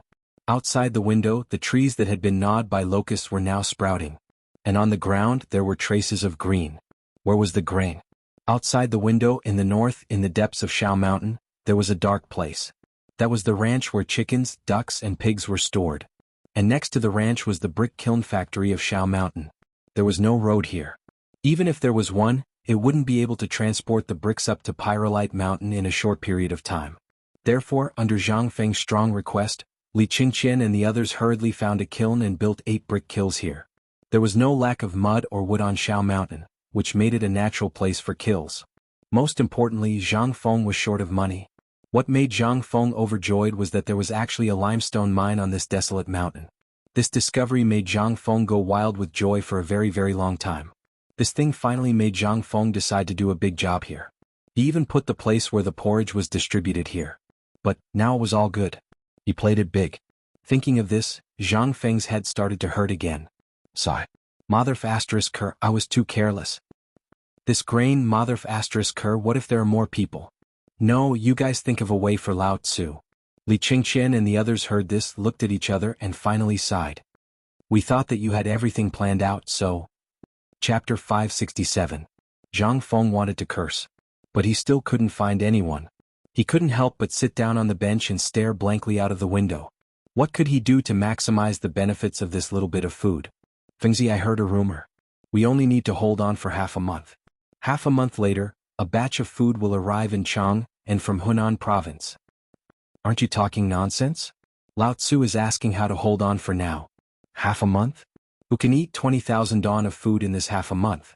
Even 5,000 people won't be enough to eat. Zhang Feng slapped his forehead. However, Li Qingqian's words really made Zhang Feng heave a deep sigh of relief. Half a month? Zhang Feng couldn't help but think of a way. Li Qingqian, quickly go to Chang and city and find someone for me. No matter what method you use, you have to find him for me. Who? Sun Simiao. Fengzi, why do you want me to find Dr. Sun Simiao for this matter? He won't be able to solve the problem even if he comes. Yes, if he's here then everything will be easy. Zhang Feng said with certainty, there are only 20,000 dawn of food now. Even if each person eats 1 or 2 dawn of food a day, these 5,000 people will have to eat 500 dawn of food a day. This is only now. What if more people come? What if more people come to buy food? What about this? This is not the most important thing. The most important thing is, if 5,000 people come every day, what should we do? If the imperial edict is issued and there are students coming, what should we do? Li Qingqian and the others were silent.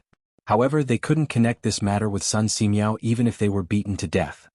Sun Simiao can be called the king of medicine, so naturally he has studied all kinds of plants in this mountain.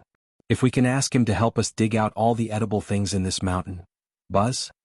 Li Qingqian and the others couldn't help but feel a roar in their minds. That's not right, Fengzi. This mountain has long been emptied. As long as it's edible. Li Qingqian was about to say something, but before he could finish, his entire body froze. If it was any other place, not to mention grass, even tree bark would have been ground into powder and eaten. But where was this place? This was Mount E, the usually stingy Mount E. If Zhang Feng hadn't wanted to come here, who would have known about this barren mountain? They could not help but think of a bold idea. Zhang Feng, this guy, thought of something incredible again. Okay, then I'll go down the mountain now and see if I can get some food. As Li Qingqian spoke, he hurriedly left. Just as Li Qingqian left, old he and the others from Tong Huifang also brought pots, bowls, ladles, basins or bags of things up the mountain. As soon as they arrived at the mountain gate, everyone was stunned by what they saw. The mountain was empty before, but what about now? How long had it been? All they could see were huts. Old he and the others couldn't help but ask the guards at the gate, "Sir, we're looking for the person in charge here. We're his neighbors and he asked us to come." The person in charge? The imperial guards were stunned. They looked at the crown prince who had just left, then looked at the wooden house and then understood. Wait, I'll go and report. After a while, Zhang Feng, Qing Chumo and the others arrived at the mountain gate. When old he and the others saw Zhang Feng, they waved their hands. He waved his hand and shouted, "Neighbors, give all the things you brought to Feng Zi. Feng Zi, this is the last bit of food left in my family. Take it for emergency." As old he spoke, he threw a deflated cloth bag full of pudding to Zhang Feng and waved his hand. "Old he's family, go and do your work. By the way, young Master Du, what are we doing?" Du Go was stunned. Zhang Feng was stunned. All the guards were stunned. Seeing the thousands of neighbors put the bags that were still warm in their arms at Zhang Feng's feet, and slowly piled up, everyone's eyes were wet. The people who were working in the distance couldn't help but stare. They all stopped what they were doing and looked over. "Old he." Zhang Feng took a deep breath and shouted angrily. He pulled old he to the side and scolded, "You brought all of your people here. What about your family?" "Family? My whole family is here." "What about your daughter?" "I sent her to Miss Jingshu." When Zhang Feng heard this, he was anxious. "Then your food?" Before he could finish, old he waved his hand and said with a serious face, "Feng Zi, we're neighbors, right?" "Yes. You helped us when we were in trouble. Now that you're in trouble, if we don't help you, who will? You're the pride of our Tonghui Square. So, your problems are the problems of the entire Tonghui Square. Okay, let's stop talking. Young Master Du, let's get to work. Don't be stunned." At this moment, a loud voice came from the mountain gate again. "All the veterans of the Serenity Square have brought 30 dan of food to make a living. Brother Zhang, do you want us to be disabled?" Chapter 568. Isan Pastry Shop, 90 dawn of grain.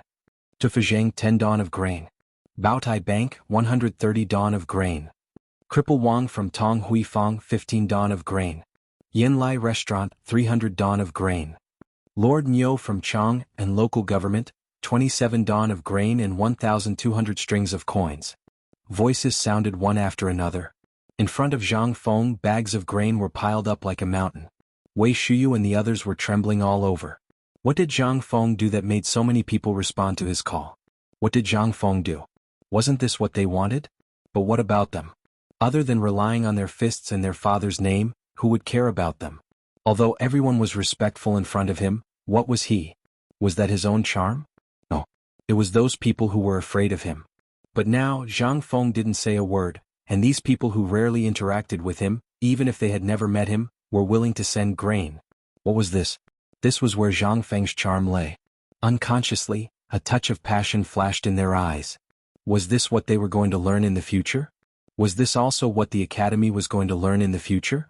But at this moment, Zhang Feng took a deep breath, clasped his fist and said to everyone one by one, thank you for your kindness.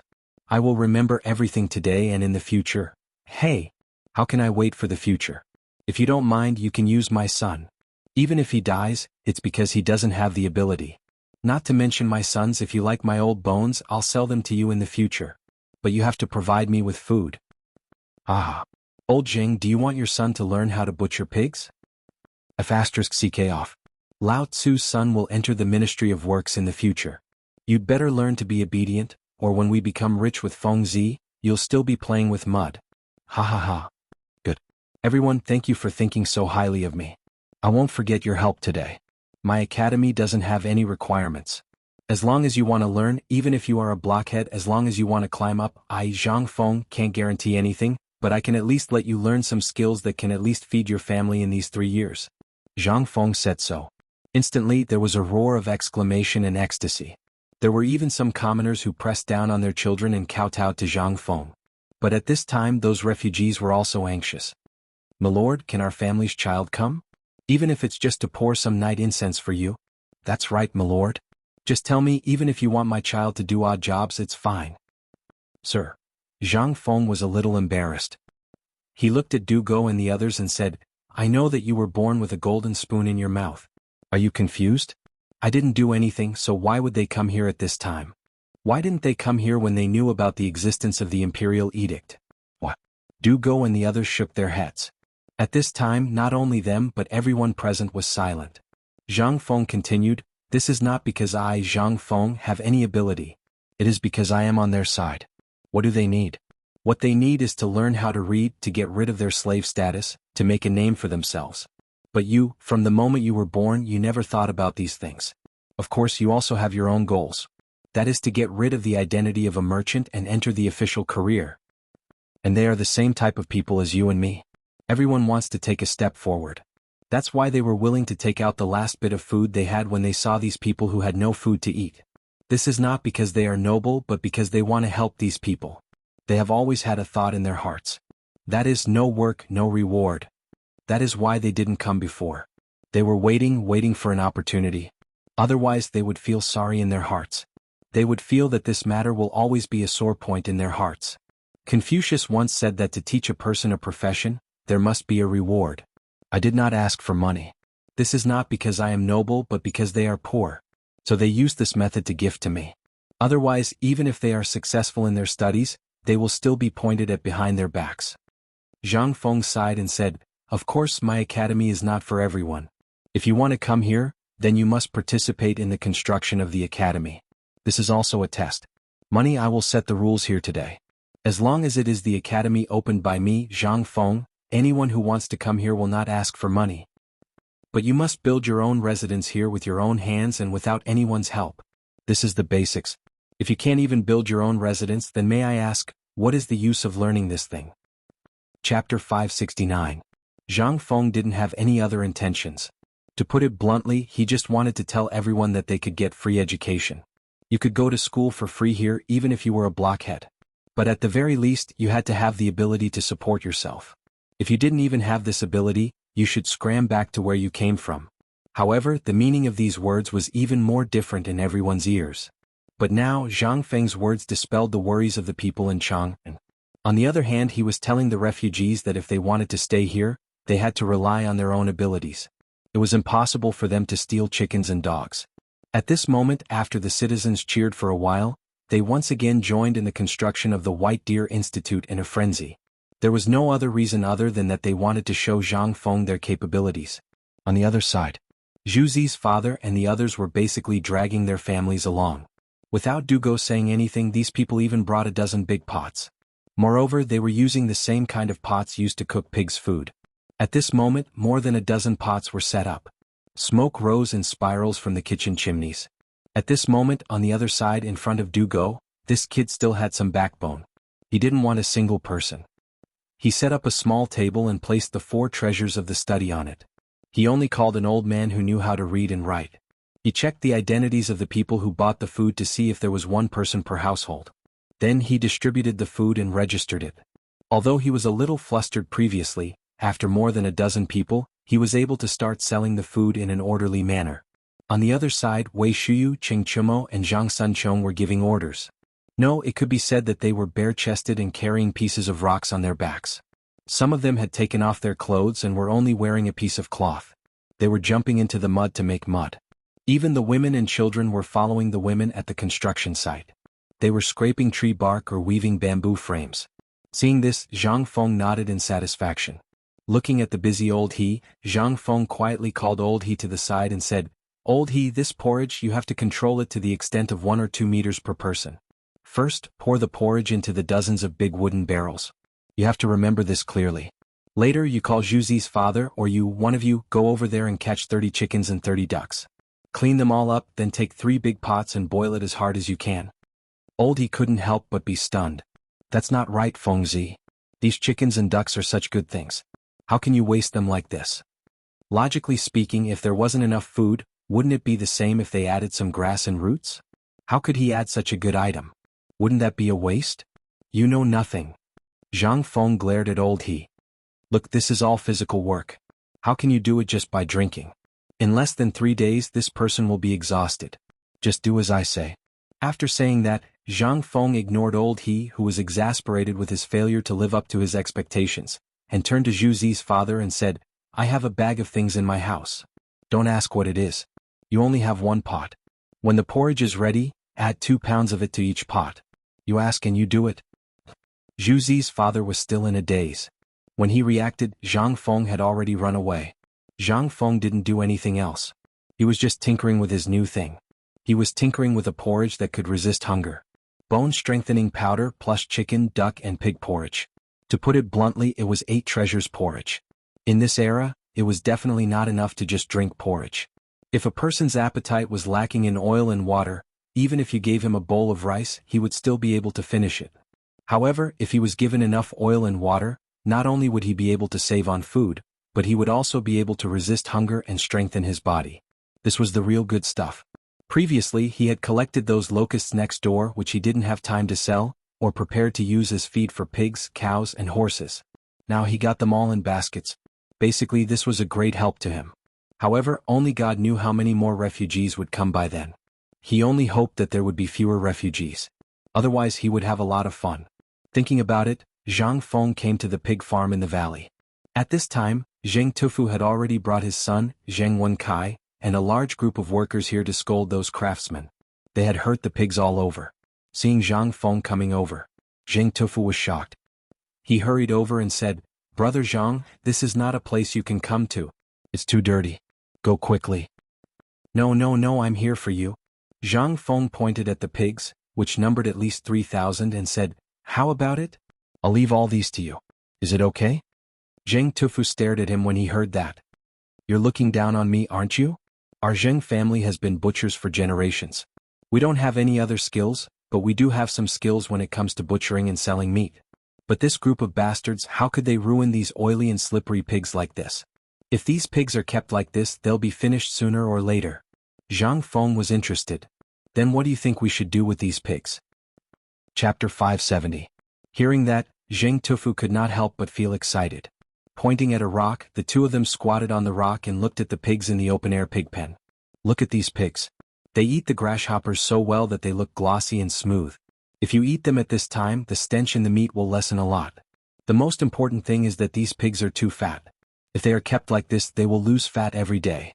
My heart aches just looking at them." Zhang Feng could not help but shake his head when he heard that. "I asked you to come here because of this. Do you know of a type of pig that can stretch up to 200 caddies?" "What?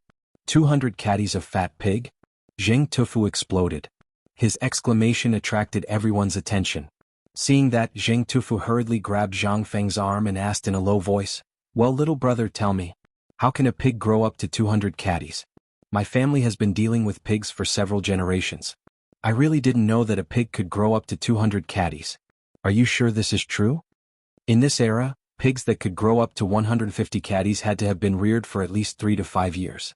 However, the stench of the pig could be smelled even from a few streets away.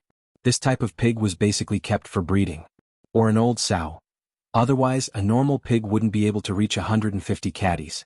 The pig that Butcher Zheng gave to Zhang Feng last time was a pig that Butcher Zheng had been raising for 4.5 years. Although the pork was selling well, especially in the past few months, it was a different story for this kind of pig. Although it was embarrassing, it was very nutritious. Therefore, it was really rare to give something like this to someone. However, to be able to rear a 200 caddies pig? And a big fat pig at that? How was that possible? Zhang Feng smiled faintly. You don't need to know how it grew up to 200 caddies. You'll know when the time comes. Let me ask you, if I give this pig to you, will you take it? When the time comes, I'll make this pig farm suffer a huge loss. Not to mention Chang and city, even Tubo and Turkic people will come to buy our pigs. Are you willing to be the king of pigs? Yes. How could Jing Tufu not do it? He had been dealing with pigs all his life. Now that he was here, not only could he find a successful husband for his son, but he could also put down his butcher knife and do other things. How could he not do it? However, Zheng Tufu still asked with uncertainty, "Little brother Zhang, this pig is easy to deal with, but this is just a low-grade thing after all. Are you sure this thing will sell well when the time comes?" Of course. But who told you that this pig is an animal? Just wait and see. When the time comes, I can guarantee that these pigs will grow to 200 pounds in less than half a year. Moreover, these pigs won't have any foul smell on them. This is something better than beef and mutton. Hearing this, Zheng Tufu's eyes turned red. A mouthful of phlegm was stuck in his throat, making gurgling sounds. Both of his hands gripped Zhang Feng tightly, causing Zhang Feng to grimace in pain. I say, isn't this just a pig? Do you have to be like this? If they had the fodder and the food I prepared, let alone half a year, they would be able to grow to 200 pounds in 3 months. I say you. Zhang Feng was not lying. There was actually a problem with this pig's breed. However, the most important thing was that the people of this era did not have the habit of feeding pigs. Basically, every pig was either a breeding pig or a sow. It would be strange if they tasted good. If he were to lose weight, he would no longer care about anything else. He would only know how to eat and sleep. It would be strange if he didn't gain weight. However, to the people of this era, all of this was too inconceivable. Zhang Feng patted Zheng Tufu, who was still rooted to the ground. Old Zheng, there's a lot to learn. If you do it, I'll pass on all my pig-rearing skills to you. What do you think? You wanna pass on all your pig-rearing skills to me? You know how to rear pigs. Zheng Tufu went crazy. However, this was not important. What was important was that Zhang Feng was going to pass on his skills. Zheng Tufu could not help but kneel in front of Zhang Feng agitatedly and kowtow 3 times. No matter how hard Zhang Feng tried to pull him up, he could not. Zhang Feng did not care. Was this not a perfect pig-rearing system? Was this necessary? After settling Zheng Tufu down with much difficulty, Zhang Feng said, "Since you've agreed, then in a few days I'll give you a secret. You must not tell anyone.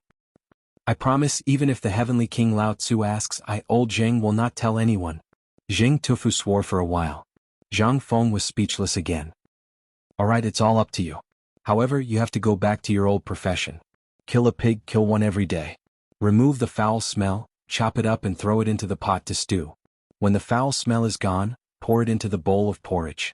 Remember, you must dare to do it before these people start eating. As he spoke, Zhang Feng took out a small cloth bag from his chest and handed it to Zheng Tufu. You know what's inside. When the time comes, go to the pharmacy and get me some more. Every time you get pork, give me this bag. Also, don't be stingy with the salt. Put in what you need. Zhang Feng instructed Zheng Tufu on some matters. Zheng Tufu opened the cloth bag subconsciously. The cloth bag contained nothing but star anise, cinnamon, bay leaves and so on. Zheng Tufu could not help but be stunned. Were these not the usual medicinal herbs from the pharmacy? Could this be pork? Chapter 571. Li Qingqian was very busy. On Yulon Mountain he had been greatly affected. This was especially true when he saw those people kneel before Zhang Feng, and when old he and the others brought their families with them, all of them bringing their last grain with them.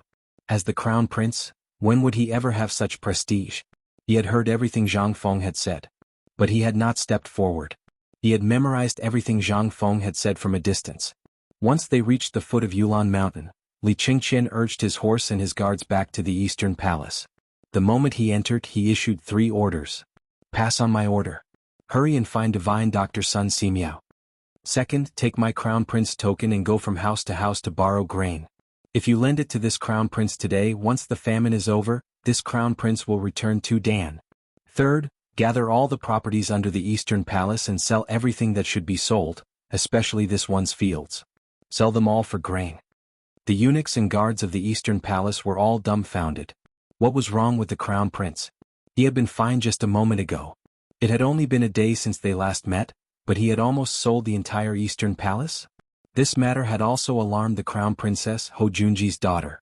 The Crown Princess rushed into the study, and when she saw Li Qingqian's anxious face, she couldn't help but cry. "Crown Prince, what's wrong? Why did you suddenly?" Li Qingqian's eyes brightened at the sight of the Crown Princess, and he grabbed her hand. "Beloved consort, I remember that your father has 1,000 mu of fertile land, right?" The Crown Princess was taken aback. She nodded. "That's wonderful. Right now, let's write a letter to Lord Father-in-law. I want to borrow grain from him." "How much grain does your Highness Crown Prince want to borrow from old man?" At this moment, Ho Junji slowly walked out of the rear hall, his hands behind his back. Li Qingqian hastily got up and bowed as a junior would. In truth, there was no need for this sort of greeting between him and Ho Junji. Although they were father and son-in-law, they were still sovereign and subject. But Li Qingqian was truly anxious at this moment. "Father-in-law, your arrival is truly wonderful. Do you have any more grain?" Ho Junji's eyes flashed. "If you had asked yesterday, that old man would have given you 300 to 500 stones without a second thought." "But, sigh." Li Qingqian was shocked and hurriedly asked, "What's wrong?" Ho Junji patted Li Qingqian on the shoulder and gestured for the Crown Princess to leave. Then he said, "A few days ago, His Majesty summoned all of us back to the capital precisely because of the food shortage. During the morning court session today, the old man did not see you. Just what were you busy with? Why did I hear that you were tinkering with White Deer College on some abandoned mountain outside Jianghu city? Isn't this a wedding disturbance? As the Crown Prince, how can you mess around with those commoners? Also, why don't you consider your identity and the impact this matter would have on the court? When the old man was in Luozhou, he often heard that you don't attend court and often go to Chang'an. Now the officials have a lot of opinions about you." Ho Junji was rather dissatisfied with the Crown Prince's recent actions. He didn't know what the Crown Prince was doing, and he even suspected that the Crown Prince was intentionally concealing this information. And no one else besides the Emperor could do this. He didn't know what the Emperor was doing, but all the strange phenomena in Chang'an city seemed to revolve around one person. That person was Zhang Feng. From the establishment of that strange university in Chang'an, and to this White Deer College, the Emperor had actually personally issued a decree. What did this mean? Moreover, he dared to conclude that this Zhang Feng had an extremely close relationship with the Crown Prince. After receiving all this information, Ho Junji was certain that all the countermeasures had to do with Zhang Feng. The fine salt, the way to deal with Tubo and the other countries, the control of the locust plague and so on. Which one of these wasn't a magnificent feat that could stun the world? But he knew that none of these things could have been done by Li Shimin, nor could they have been done by people like Fang Xianling or Du Ruhui. And they certainly couldn't have been done by the Crown Prince. Everything was clear. All of this had been done by Zhang Feng. This was also very strange. What was Zhang Feng up to? Why was he doing this? Moreover, Ho Junji could vaguely sense a change in the Crown Prince's behavior. The Crown Prince had always been extremely respectful to him, and they had maintained a constant correspondence, but in the past half a year, the letters had stopped. Ho Junji couldn't help but wonder why. But based on the Crown Prince's actions today, there seemed to be a major problem. Fortunately, Li Shimin's other sons had not participated in this matter.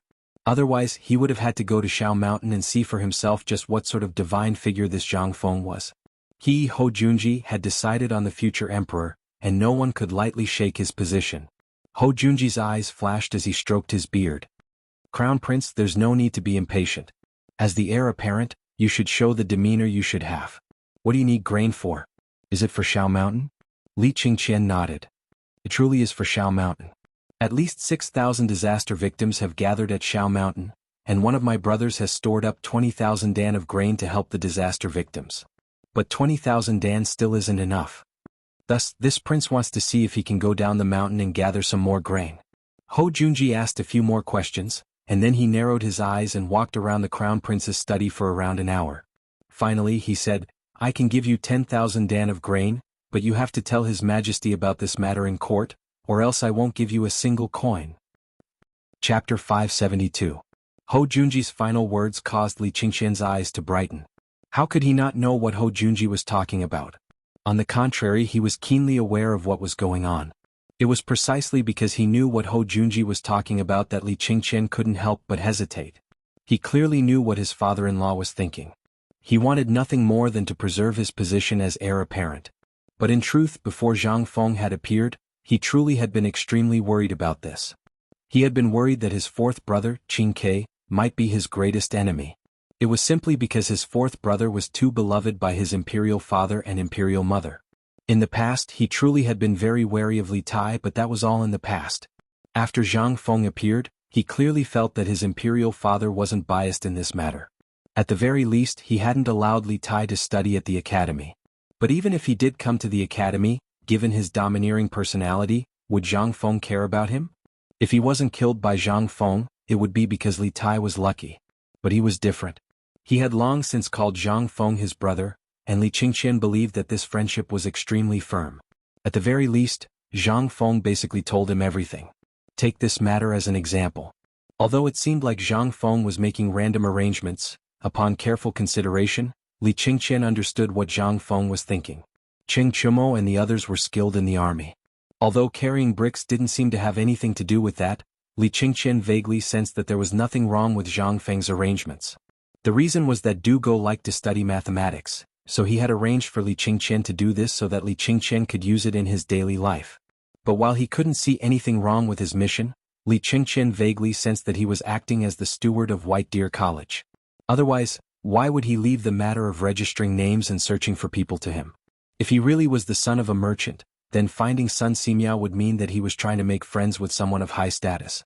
But, however, this was exactly what Li Qingqian lacked. If he could make use of this to settle this matter, wouldn't these people's connections all recognize him? That would be very useful to the imperial court. After all, Sun Simiao was a miracle doctor. His status was extremely important. Li Qingqian was in a daze. Moreover, there would occasionally be a look on his face that said he had everything under control. How could the shrewd Ho Junji not see it? Your Highness the Crown Prince, this old man shall not disturb you any further. I will be attending the morning assembly tomorrow as well. At that time, it will be up to your Highness the Crown Prince. Hearing this, Li Qingqian bowed. Duke Qin, thank you for your concern for the people. On behalf of the people in Chang, and who were affected by the disaster, I thank you, Duke. Ho Junji meaningfully glanced at Li Qingqian before indifferently saying, I must ask Crown Prince to forgive the Crown Princess. It was old man who did not properly educate her, so it was inevitable that she would offend Crown Prince in some matters. With these words, Ho Junji left. Li Qingqian didn't think too much about it. Ho Junji's grain was enough to stabilize the disaster relief on Shao Mountain, but it was far from enough. Just as Zhang Feng had said, there was still no telling how many students would come. Basically everyone in Chang'an City that could come had arrived, and those who had yet to arrive were still watching. If students from other places came, those people in Chang'an City who were watching would definitely hurry over. When the time came, there was still a shortage of grain. Li Qingqian sighed. Then he hurried out of the Eastern Palace. The moment Li Qingqian left the Eastern Palace, someone reported the matter of the Crown Prince and Ho Junji to Li Shimin. Li Shimin couldn't help but be taken aback by this news. What did you say? The Crown Prince is borrowing grain? In the imperial study, Li Shimin was wearing a thin robe with an imperial robe draped over his body. Although it was stuffy and hot, how could Li Shimin have the leisure to go to the pavilion in the middle of the lake to enjoy the cool air? All the memorials were asking for grain, grain, and grain. Li Shimin even felt like killing someone. And now he had heard that Ho Junji had gone to see the Crown Prince, and that the Crown Prince had issued 3 orders upon returning from Shao Mountain: sell property, sell land, and trade for grain. He had even sent someone with the Crown Prince's token to receive grain. Li Shimin couldn't help but think of something. That was Shishan. He hurriedly asked, We ask you, what is the current situation on Shao Mountain? Little Gizi hastily replied, Your Majesty, according to the reports of our scouts after the message was sent last night, nearly 6,500 people have gone up Shao Mountain. Li Shimin couldn't help but slightly frown. 6,500 people? So many? Then how many disaster victims are accommodated in Chang'an City every day?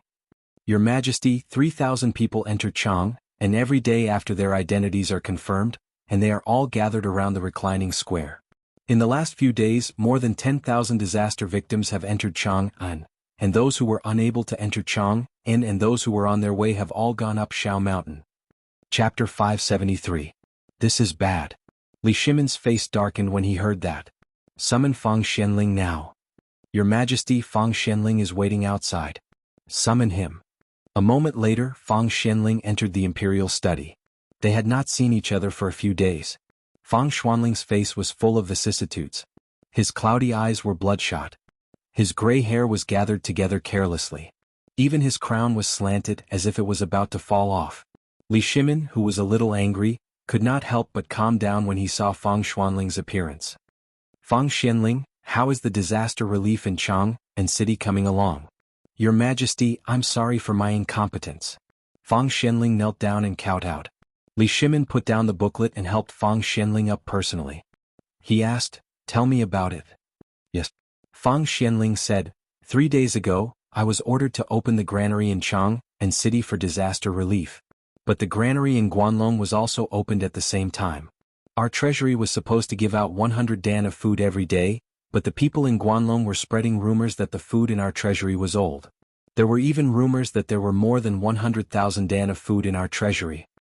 And the disaster victims believed the rumors. They kept asking for food. There were even robberies. Then the people in Guanlong opened the granary. The price of food, which was originally 5 copper coins, skyrocketed to 13 copper coins within a day. When Li Shimin heard this, a murderous aura suddenly emerged. Bang! Li Shimin slapped the bookshelf hard and roared angrily, didn't I order the treasury to suppress the price of food? Why is the price of food so fierce? Your Majesty, the granary was indeed open to the public, but many of the people who came to buy food died mysteriously. Many more were robbed by mysterious people. Then there was a rumor that the food in the granary was inauspicious. The locust god had returned to punish the people who came to buy food. Fang Xianling didn't dare to say another word. How could Li Shimin not know what he was going to say next? Li Shimin was so angry that his teeth were bleeding. Good, very good. Seeing that we're facing a disaster, I won't lower myself to their level, but they actually think that I don't dare to kill? Men, pass on my decree. Mobilize the Chang and garrison and the secret agents of the Ministry of Justice. Kill anyone who dares to act rashly. Anyone who dares to spread rumors will be killed. Anyone who dares to raise prices will be killed. If the root cause is found, 9 generations of the clan will be executed. Li Shimin really wanted to kill him. However, when Fang Xianling heard this, he couldn't help but be shocked. Your Majesty, right now is the time of the disaster. If we were to fall out with Guanlong at this time, wouldn't the ones who suffer be the victims? This old subject earnestly requests Your Majesty to take back the order. It won't be too late to wait until the Ministry of Justice and the Ministry of Appointments have finished their investigations. Take it slow? Li Shimin was so angry that he laughed. Then tell me, what should I do with the victims of the disaster in Chang and city? Every day that passes, my people will starve to death. What should I do? What do you want me to do? When Fang Xianling heard this, he hurriedly knelt on the ground. Xiao Gizi also hurriedly knelt down. Your Majesty, I think that Elder Fang's words are very good. If we make such a big fuss at this time, won't we alarm the grass snake? Guanlong's people just want to take the opportunity to see Your Majesty's attitude, but they don't dare to go too far. If Your Majesty really raises your hand, the people in Chang and will definitely die. However, I think that the reason why they are doing this is not to test Your Majesty. When Li Shimin heard this, he couldn't help but frown again. The atmosphere in the imperial study became heavy again. When Xiao Gizi saw this, he hurriedly said, Your Majesty, isn't the Crown Prince borrowing food now? I think that if we start from this matter, on the one hand, we can dispel those people's claws and teeth. On the other hand, we can let the people see that Your Majesty cares about the country and the people. This kind of reassurance is more practical than killing thousands of people. When Li Shimin heard this, his eyes couldn't help but light up. Good, that's a good plan. Fang Gonggong, quickly take my token to the Ministry of Justice, the Ministry of Works and the Ministry of Appointments. Find everyone behind this matter for me. Kill those who should be killed. Leave no one alive. But you know what to do. When Fang Xianling heard this, he hurriedly knelt down. This old subject obeys. After Fang Xianling left with the order, Li Shimin couldn't help but put down the booklet in his hand. Borrowing food? Interesting, interesting. Li Shimin suddenly thought of something from Li Qingxian's actions. Although Li Qingxian's actions now seemed so abrupt, Li Shimin couldn't help but think of something. Especially the 5 clans and 7 kingdoms. These 7 clans controlled most of the wealth of the Tang dynasty. If he could use this method at this time, on the one hand he could test which side they wanted to take. On the other hand, he could give them a chance. To put it bluntly, Guanlong wasn't scary. The scary ones were the 7 clans. Although the Li clan originated from the Li clan of Longxi, this thing was already very faint. It's time for me to take a walk. Chapter 574. As Fang Xianling left. The porridge distribution in the Chang and local treasury, as well as in front of the Grand Duke's mansions, was gradually losing money. In particular, the Chang and local treasury directly mobilized the Chang and garrison, led by Yu Qigong himself. The tower-like man, dressed in full armor, stood at the entrance of the Chang and local treasury. In an instant, those demons and monsters quieted down. Yu Qigong glanced at the crowd and roared like a bull, "Everyone! Today I'm here to distribute the food in person. If you dare to make trouble, don't let Lao Tzu find out. Otherwise, not only will Lao Tzu kill you, but he will also go to your house to see what you eat when you grow up. Also, if anyone dares to rob, I've selected 3,000 heroes from the Chang and garrison, and they'll be among you. If you want to do bad things, if you want to sit in the prison of my military camp, I'll welcome you with open arms." His voice instantly silenced the noisy scene. On the other side, people from the Ministry of Justice, the Ministry of Revenue, and the Ministry of Works personally participated in the distribution of food. "Everyone, today all the food will be sold according to the average price, which is the usual price, 5 copper coins. But each household can only buy it once a day. If anyone dares to falsely claim it or dares to claim it more than once, I'll definitely punish those who dare to make trouble according to the criminal law of the Tang dynasty. Now the sale begins." At the same time, porridge will be distributed evenly at the back door of the Chang and local treasury, the Grand Duke's mansions or the mansions of officials. If you don't have money to buy food, you can go to those places. Don't worry, His Majesty already knows about your suffering. Now, His Majesty will only eat a bowl of porridge every day just like you. So, His Majesty said that although this famine is terrible, as long as we can get through this half a month, things will get better. He hopes that you won't believe those rumors and will live a good life. The commoners were scared out of their wits by this scene. In the front, Yu Qigong was guarding, and behind him, those high-ranking officials who were rarely seen were distributing food in person. Could they really buy food this time? "Sir, the food is good, but we don't dare to buy it. For the past few days there have been people dying every day. This is... Which bastard is barking?" Yu Qigong glared angrily at the crowd. Then he kicked his armor and walked over to a bag of rice. He grabbed a handful of rice and stuffed it into his mouth. The crowd watched as the grains of rice dripped from the corner of his mouth to the ground. Everyone felt so sorry for Yu Qigong that they wanted to point at his nose and scold him. But they didn't dare. Yu Qigong's ferocious reputation was built bit by bit. The people of Chang and might not know the emperor or Fang Xianling, but no one dared to not know him. Compared to Demon King Qing Yaojin, Yu Qigong was more realistic. After all, no one had seen Demon King Qing lose his temper more than a few times. However, Yu Qigong was different. Those who entered the Qingmen brothel had to fight their way in with their fists and feet. As long as they bumped into petty thieves or thieves, they would not be able to escape. "I'm sorry. On this day next year you can go to the mass grave to find him."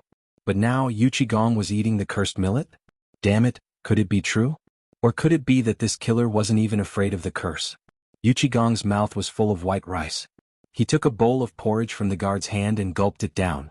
Only then did he burp and rub his belly, saying, "Ah, you all saw it. What's wrong with this millet? Lao Tzu has eaten and drank but nothing happened. Do you all think that your lives are more precious than Lao Tzu's? Lao Tzu only has one sentence. If you want to buy, come. Lao Tzu will protect you today. If anyone dares to rob you, Lao Tzu will let you chop him up. Not only that, but Lao Tzu will also reward you with 100 copper coins or 10 caddies of grain. If you don't want to buy, get out of Lao Tzu's house as soon as possible." Hearing that, finally everyone was able to relax. It was not an exaggeration to say that these people were despicable. It was because they were afraid of being poor and were often exploited by others. So when they heard those rumors, many people were shocked. But now, seeing that Yu Qigong had eaten and drank and was completely fine, and was even protecting them, this could not help but ignite the courage of the men in Guangzhou. "Buy. Lao Tzu risked his life today. I'll buy. I'll buy. I'll buy too." With General Yu Qi here, why would Lao Tzu be afraid of a porcelain hammer? But, seeing the people flock up, a smile flashed across Yu Qigong's face. He smacked his lips and waved his hand. "Give Lao Tzu another bowl of porridge. Damn it, this porridge with bone-strengthening powder is so comfortable." Bone-strengthening powder? Bone-strengthening powder was added to the porridge? Hearing that, all the people could not help but be stunned. However, when the crowd saw the guard bring in another large bowl of thick porridge, they couldn't help but sniffle. Damn it! It's really bone-strengthening powder? Heavens! His Majesty actually added this thing that was even more precious than gold into the kanji? No wonder I didn't feel hungry after eating a bowl of porridge yesterday. I even felt so energetic. So that's why. Let's go. Damn it, let's eat the porridge. Official, is this porridge for sale? Get out. Lao Tzu only gives porridge not for sale. Chapter 575. Just as Yu Qigong and the others heaved a sigh of relief, suddenly, a shrill scream was heard from the place where the porridge was being distributed. Ah! This porridge is poisonous. It's poisonous. Damn it, this porridge is poisonous. Everyone was in an uproar when they heard that. Yu Qigong also stood up abruptly and hurriedly pushed the crowd aside. He came to the person who was rolling on the ground with a gloomy expression. By then it would be too late. Those who had eaten the porridge, those who were about to eat it, and those who were waiting in line were all dumbfounded. What's going on? Wasn't everything fine before this? What? This is bad. These bastards are trying to poison us to death. My fellow villagers, run quickly. Why did Yu Qigong mobilize 3,000 armored soldiers? They're trying to kill us. The people were scared out of their wits when they heard the terrified screams from the crowd. Some of them even collapsed to the ground. Oh my God. What did I do wrong? Why are they trying to kill us like this? This is bad. They think that we're a burden and want to kill us to end it all. Run. Run. The people in the crowd cried out in alarm. The people were completely flustered. That was because a large group of armored soldiers was quickly surrounding the place. Yu Qigong waved his hand with a gloomy expression and roared, "Which bastard dares to be an alarmist here? Want to kill you? Do you think you're worthy? If you don't want to be rebels, kneel on the ground and shut up, Lao Tzu. Someone summon the doctors. Summon all the doctors in Chang'an. There's no need. Let the old man take a look." At that moment, an aged voice interrupted Yu Qigong's words. Yu Qigong and the others turned to look. A carriage from the Eastern Palace was slowly coming to a stop at the entrance of the vault. The voice must have come from that carriage. At this time the people also heard the sound. They turned around and saw a carriage draped in bright yellow. As long as the people in Chang'an were not fools, they would definitely know that this carriage belonged to either the emperor or the crown prince, who dared to use such a configuration. The emperor's carriage was embroidered with a golden dragon brandishing its claws, while the empress's carriage was embroidered with a golden phoenix spreading its wings. Only the crown prince's carriage was embroidered with a dragon. Everyone was shocked. They hurriedly knelt on the ground. Yu Qigong also stood up and cupped his fists. "Welcome, Your Highness." Although Yu Qigong didn't know why the crown prince had come at this time, he still had to show proper etiquette. The crown prince's bodyguard around the carriage also cupped his fists at Yu Qigong. "There's no need for that, General Yu Qigong. Divine Doctor Sun is the divine doctor." Divine doctor? No wonder. But why would the crown prince invite divine Doctor Sun? Before Yu Qigong and the others could think about it, the curtain of the carriage was lifted. Sun Simiao, with a head of silver hair and a deer-head walking stick in his hand, got out of the carriage. When everyone saw this, they bowed in unison once again. Divine Doctor Sun. Sun Simiao waved his hand, then hurried to the side of the person who had fallen to the ground and carefully checked his pulse. As for the person who had fallen to the ground, it was unknown whether it was due to fear or pain, but his body was slowly trembling, and he was even faintly moaning. Sun Simiao frowned slightly, then took out a silver needle and inserted 3 needles into the abdomen of the person who had fallen to the ground. Then he took it out and sniffed it carefully. His frown deepened. At this moment, everyone couldn't help but stretch their necks to look at Dr. Sunday, the king of medicine, Sun Simiao. Not only in Chang'an City, but even in the Tang Empire and beyond, Sun Simiao was famous. Many officials and nobles, including the emperor, treated Sun Simiao with respect, not for any other reason but because he was a divine doctor. At the same time, Yu Qigong was guarding Sun Simiao while watching. His frown deepened, and the moaning of the person who had fallen to the ground was getting weaker. He could not help but feel anxious. After a while, Sun Simiao put away the silver needle, glanced at the person who had fallen to the ground and snorted coldly. "If you trust me, then I'll tell you about this person's symptoms. Apart from the oily food he ate in the morning and some diarrhea, he is fine." After that, Sun Simiao turned and left. What? Oily food in the morning? Diarrhea? So it's diarrhea? F***ck. Who the F***ck is this guy? Which street is he from? Who knows him? F***ck he's a troublemaker. F***ck Lao Tzu's porridge. F***ck your grandpa. At the same time, after Yu Qigong bade farewell to the divine doctor, he waved his hand and stared at the person who was still lying on the ground. He slowly pulled out the modeo from his waist and said, Lao Tzu will give you 3 breaths. If you tell me why you did this, Lao Tzu will spare your life and only break your legs. If you don't tell me then F***ck shut up Lao Tzu forever. Oily food in the morning? F***ck your grandpa. Lao Tzu had not eaten meat for 3 days. F***ck is this still a disaster victim? Which disaster victim is not so hungry that his chest is sticking to his back? He has money to eat meat. How does he look like a disaster victim? The people could not help but be angry. Mother Kirk, kill him for me. Kill him. General Yuchi, it's easy to dirty my hands by killing him. Let me do it. Lao Tzu's butcher knife is rusty. Chapter 576. I'm afraid that Dr. Sun has been bribed, right? He was poisoned by the porridge. Don't be fooled. Who would dare to go against the imperial court for no reason? Everyone heard that. They were stunned. That was right. Dr. Sun was sitting in the crown prince's carriage, which meant that he was an honored guest of the crown prince. Why would he appear here at this time? It didn't make sense. The discussion in the crowd became louder and louder. Yu Qigong was furious. He slashed the body of the man who had fallen to the ground. Blood spurted out of the man's body along with an arm and a shrill scream. Yu Qigong killed someone. Yu Qigong killed someone. Everyone was dumbfounded. A murderous look flashed across Yu Qigong's eyes. Are you going to tell me or not? Panic flashed across the man's eyes, but he still held his wound tightly. He glanced at the crowd, gritted his teeth and screamed, Kill me if you can. Folks, you've all seen how Li Er treats the people. The porridge was poisoned. They colluded with Sun Simya to kill us. Think about it. How many disaster victims are in Chang and city now? Li Er even dared to kill his own brother for the sake of his reputation. How dare you insult the emperor and call him by his name? 9 generations of your family will be executed. Puff. Yu Qigong finally had the intention to kill. He slashed. That person's right leg was separated from the base of his body. Li Er is going to kill someone. Folks, run. If we run too late, we'll all die. The man's shrill scream rang out. Screams of horror sounded one after another in the crowd. Then the people on the streets of Chang and city became restless. Where are the guards of Chang and city? Quickly surround this place. Kill anyone who dares to escape. Yes. Yu Qigong shouted angrily. The soldiers who surrounded the vault instantly raised their spears in front of them, ready to fight. At this moment, how could the normally well-behaved commoners endure this?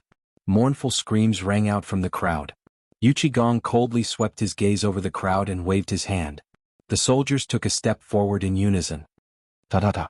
With the sound of armor clashing, everyone finally knew that Yu Qigong wasn't joking. He really knew how to kill. Everyone could not help but feel their hair stand on end. They could neither stand nor squat. Yu Qigong ignored the crowd and pulled out a dagger from his waist. He slowly squatted beside the man and said indifferently, Don't worry, Lao Tzu won't let you die so easily. Don't think that Lao Tzu doesn't know who's behind you. As long as you tell me who ordered you to do this, Lao Tzu will guarantee your family's safety. By the way, I just heard from my subordinate that your family lives in Shirley Village outside the city? And there's a 3-month-old baby at home? Oh, look at this. What a cute baby. Yu Qigong pretended to sigh. The man finally could not take it anymore. He asked in a trembling voice, What are you talking about? I don't know what you're talking about. He panicked. However, when he thought of how terrifying that person was, he couldn't help but tremble all over. Don't worry, as long as you tell me who ordered you to do this, Lao Tzu will not only guarantee your family's safety, but also give you a quick death. Think about it, do you believe that person's words or Lao Tzu's? Every single person who entered the city was recorded and backed up. At the same time, the people from the Ministry of Works, the Ministry of Justice and the Ministry of Appointments quickly took action to investigate this person's background. There was no other way. This matter was too serious. Even the emperor was furious. Under such a swift investigation, the man finally could not hold it in anymore. Can you guarantee my family's safety? Don't worry. Then you have to swear to the heavens that not only will you guarantee their safety, but you will also ensure that they don't have to worry about food and clothing. Yu Qigong's mouth twitched. Do you think you have the right to negotiate? I've already given you a chance. If you had told me from the start, not only would you have been rewarded, but you would also have gotten half of that person's property. But you gave up. That person's eyes flickered with a hint of struggle. At this moment, his words were heard by all the commoners. What was going on? Was this person a spy of that person with ulterior motives? Could he be a Turkic spy? Lao Tzu's time is limited. I'll give you 3 breaths. How dare you? At this moment, there was a sharp sound of something breaking through the air. Yu Qigong couldn't help but fly into a rage. He roared angrily, but it was too late. When he pulled out his modeo, an arrow was stuck in the forehead of the man who had fallen to the ground.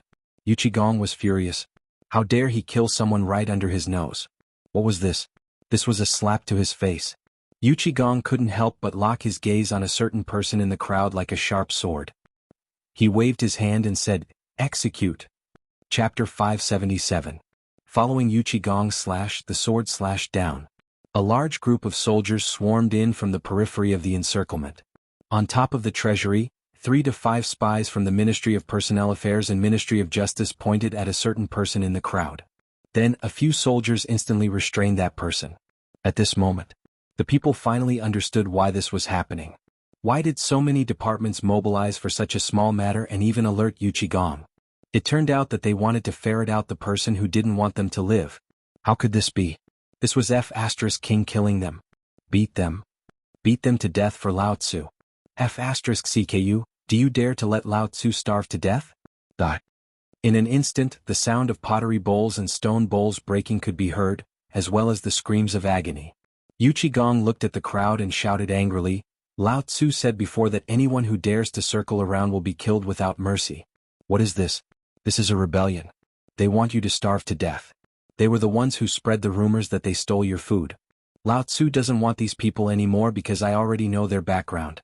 Now continue to distribute the food. You can do whatever you want with these people." At this moment, those who had been beaten to the point of being on the verge of death, they finally panicked. "Spare us, sir. Sir, I have something to say. Sir, I want to report someone." It was the idea of the owner of the tea house at Chang'an's East Gate. He said that as long as I did it, he would give me some food. Yu Qigong smiled. However, he did not stop them. Instead, he watched as the angry people beat them to death one by one. Yu Qigong waved his hand. "Come, give them new bowls. This belongs to Lao Tzu. Also, the reward money that Lao Tzu said before will count, but it's not easy to calculate. So today Lao Tzu will pay out of his own pocket. Everyone will get a caddy of food for free and they can buy another caddy." "Thank you, General Yuchi. Thank you, General Yuchi. Yuchi." Yu Qigong waved his hand. "If you want to thank someone, then thank His Majesty. Lao Tzu did things according to the rules, but Lao Tzu is someone who never plays with sand. Today Lao Tzu is happy. What I reward you is your reward. If you discover something like this in the future, you all know Lao Tzu's residence." Just when the situation in Chang and city had settled down, there was also a problem with Li Qingqian. He had sent out more than 30 people to borrow grain, but they had only managed to borrow 300 don. These were all given by people who were on good terms with him. But what about the rest? Still, he did not lend a helping hand. Selling land was even more out of the question. Li Qingqian felt like killing someone when he heard the price being called out. 1 stone of corn, 1 mu of fertile land. God d***, was this something a human could do? Li Qingqian fiercely suppressed his anger. He pointed at the eunuchs in the East Palace and scolded, "Send my order again. Whoever dares to raise the price will be killed." "Your Highness, Dr. Sun is here." At this moment, someone hurriedly reported. Hearing this, Li Qingqian slightly suppressed his anger. He waved his hand and said, "You all go and do it quickly. And about the matter of borrowing grain, borrow it for me again. What everyone says, write it down in a small notebook for me." While speaking, Li Qingqian waved his hand and sent everyone away. When everyone left, the king of medicine, Sun Simiao, had already arrived at the study. Li Qingqian hurriedly bowed like a Confucian scholar. Student Li Qingqian greets the divine doctor. "Your Highness, you're too kind." Sun Simiao slightly raised Li Qingqian's arm and said, "May I know why your Highness is looking for me?" Li Qingqian invited Sun Simiao to sit down. After serving him tea, he sent everyone away and said, "Dr. Sun, I've invited you here because it's related to the life and death of the people. I think Dr. Sun also doesn't want to see the people suffer, right? Alas. Sun Simiao sighed deeply and told him what happened at the entrance of the treasury. Finally he said, Your Majesty, how will you deal with the people of Guanlong? Before I came here I was questioned by someone. Please don't ask who that person is. How could Li Qingqian not know who that person was? It was none other than the people of Guanlong. However, this was none of his business. Divine Doctor, this matter will only end with my father, but I also know a little bit. I might as well tell you. Hearing this, Sun Simiao's eyes lit up. He made a gesture of invitation. Li Qingqian then said, If those people don't go too far, I think my father will definitely not pick up the butcher's knife. But if they touch the foundation of the Tang dynasty, then... Li Qingqian didn't say anything. Sun Simiao thought for a while, then stood up and bowed. This old man thanks your highness and his majesty on behalf of the people of the world. Dr. Sun, you don't have to do this. I'm not the kind of person to kill. At this moment, Li Shimin's voice faintly sounded at the door of the Eastern Palace study. Hearing this, Li Qingqian and Sun Simiao both stood up. Li Shimin also entered the Eastern Palace as he spoke. Dr. Sun, you're tired from the journey. There's no need for such a big ceremony. Please sit down. After Li Shimin sat down, he looked at Li Qingqian and said, I'm also very curious. You were helping the victims of the disaster, so why did you suddenly sell your property and land? If this were to spread, where would my face go? Chapter 578. Sun Simiao heard this. He couldn't help but be surprised. He carefully looked at Li Shimin's eyes and Li Qingqian's eyes. The eyes were the windows to the soul. This was the same no matter which era it was in. As the divine medicine, looking, listening, questioning, and feeling the pulse were basic skills. He could see a person's expression at a glance. Sun Simiao was really surprised by this look. There was no hint of acting in their eyes. Did that mean that everything he heard at the door was true? The crown prince wanted to sell his land in order to help the victims? Although he was shocked, he was still shocked. Sun Simiao only took a sip of tea, suppressed the shock in his heart, and listened carefully. When Li Qingqian heard that, he bowed and said, replying Imperial Father. This matter? While speaking, Li Qingqian glanced at Sun Simiao. Li Shimin waved his hand and said, Just say it. Yes. White Deer College only has 20,000 dawn of grain. Today there are about 6,000 people. According to today's speed, the number of people will definitely exceed 10,000 by tomorrow. These 6,000 people will need to consume a few hundred kilograms of grain every day. If there are more people in addition to the arrival of that student, then 20,000 dawn is just a drop in the bucket. That's why Brother Zhang Feng asked me to go down the mountain and asked Divine Dr. Sun Simiao to come up the mountain. Li Shimin frowned slightly. He looked at Sun Simiao. Sun Simiao was also stunned. He couldn't help but ask, Crown Prince, is the White Deer College that you mentioned the one in the Imperial Edict? Divine Dr. Sun, it's really here. Then what do I need to do? I also heard that there's a strange person in Chang'an. Not only did he buy the wheat that sprouted in the fields according to the original price, but he also brewed a magical beer. I also heard that this college was built by him. If my legs are short, then the fried locusts, the locust eggs, and the bone-strengthening powder are all locusts, right? And the medicinal formula to kill the locusts, they were all made by that person, right? As the divine medicine. Although he had been keeping a low profile, he was not stupid. He had tried the bone-strengthening powder and fried locusts that appeared in the market. It was really magical. Not only did he not feel uncomfortable, but he felt energetic after eating it, especially the bone-strengthening powder. But after thinking about it, no one in Chang'an City could do this. And this thing came from Chang'an. Now that this magical college appeared, it made Sun Simiao couldn't help but think a lot. Li Qingqian nodded. The Medicine King's foresight is incredible. This was all done by my brother Zhang Feng. Good. Simiao's, SSSS Celine salutes his. This old man congratulates your majesty for obtaining such a talent. My great Tang will definitely prosper for generations to come. Li Shimin's dragon countenance was greatly pleased. He got up to help Sun Simiao up and said, Shini is overpraising me, how can this kind of god-bestowed Sun be Zhen's good fortune? Teet heezes. But there's one thing I don't understand. Li Shimin nodded and said, King of Medicines, just say it. Then I'll offend you. Sun Simiao said, Your Highness, according to what you said, Zhang Feng wanted me to go up the mountain, but why? Brother Zhang Feng didn't tell me, but I know it must have something to do with the grain. Sun Simiao couldn't help but frown.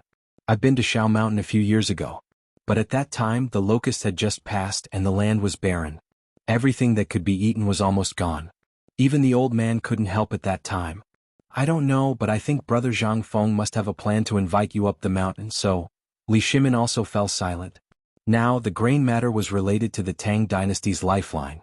He didn't understand why Zhang Feng would invite Sun Simiao to go up the mountain at this time. But he vaguely felt that if Sun Simiao went up the mountain this time, he would definitely solve this plague of locusts. However, even the cleverest housewife couldn't cook without rice. He also wanted to know how Zhang Feng was going to solve this plague of locusts. I haven't been to Zhang Feng's place for a long time. Well, if Dr. Sun doesn't mind, why don't you go up the mountain with me tomorrow? Hearing this, Sun Simiao didn't dare to act rashly. He hurriedly got up and bowed. Your Majesty, you're flattering this old man. Forget it, this brat Zhang Feng is indeed a strange person. This old man has long wanted to pay him a visit. Since your Majesty also wants to go, this old man will wait on your Majesty. Sun Simiao agreed. Li Shimin then said, however, Divine Dr. Sun, I have a request. I hope Divine Dr. Sun can agree to it. Please tell me, your Majesty. Tomorrow, be it in the future, on the mountain or at the foot of the mountain, I hope that Dr. Sun will not mention the identities of me and the Crown Prince in front of Zhang Feng. Just treat us as merchants. Sun Simiao was a little confused. He had lived for dozens of years. It was really the first time he met the Emperor. How could he hide his identity around a commoner? What did this mean? But the more it was like this, the more Sun Simiao wanted to see how sacred this person was, who the Tang dynasty emperors and the Crown Prince had to hide their identity to meet. I'll obey your Majesty's order. Chapter 579. Dong. Dong. Dong. 5 o'clock was the most leisurely time of the day for the night watchman. It was also the signal for the night watchman to take turns to work. The moment the morning bell rang, the lights in Chang and city were lit one after another. Some people's palanquins, carriages, and even horses had lanterns or torches on them as they lazily headed towards the imperial city. If one were to look down from the sky, they would see fire dragons converging towards the imperial city under the hazy sky. It looked like a huge dragon. The lights in the depths of the imperial palace were lit one after another, especially in the political announcement hall, which was as bright as day. Early in the morning was the most comfortable time of the day. At this time, there were already groups of eunuchs and maids in the imperial palace hurriedly cleaning up. The market on the Vermilion Bird Bridge was basically empty. Only a few people were selling beer and barbecued meat jerky. The barbecued meat jerky was mostly hunted from the mountains, or it was old cured meat. The smell. It was still coveted by everyone. Even though they were standing at the foot of the 36 steps outside the political announcement palace, they could still smell the tempting aroma. In the past, almost every minister would stop to buy some food and drink a bamboo tube of ice-cold beer soaked in the moat.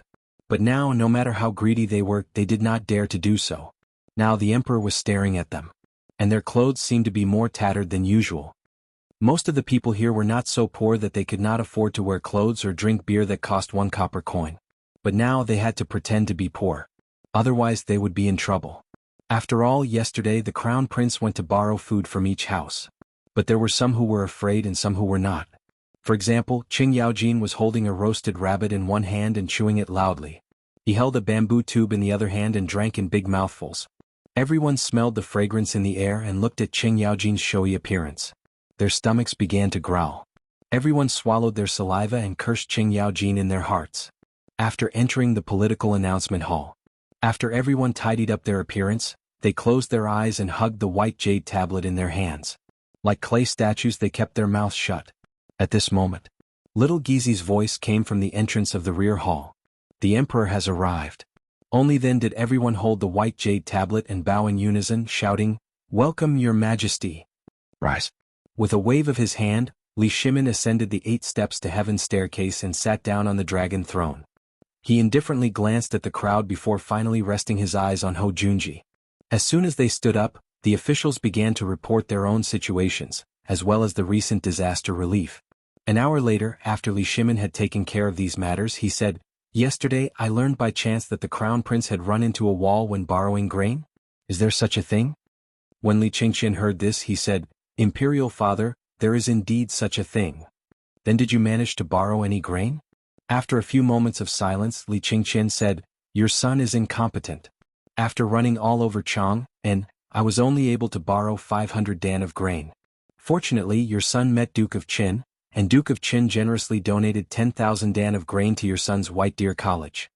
Li Chengqian emphasized the words your son's White Deer College. This time the officials couldn't help but be shocked. 10,000 dan? Duke of Qin, where did you get the grain? So much, heavens? Li Shimin was also rather surprised. Duke of Qin, is the Crown Prince's words true? Ho Junji hurriedly said, Your Majesty, this is what a subject should do. Then didn't you donate 10,000 dan yesterday? What is the reason for this? Could it be that your Duke of Qin's family is about to overflow with grain? Ho Junji's lowered eyes flashed. Replying to your Majesty.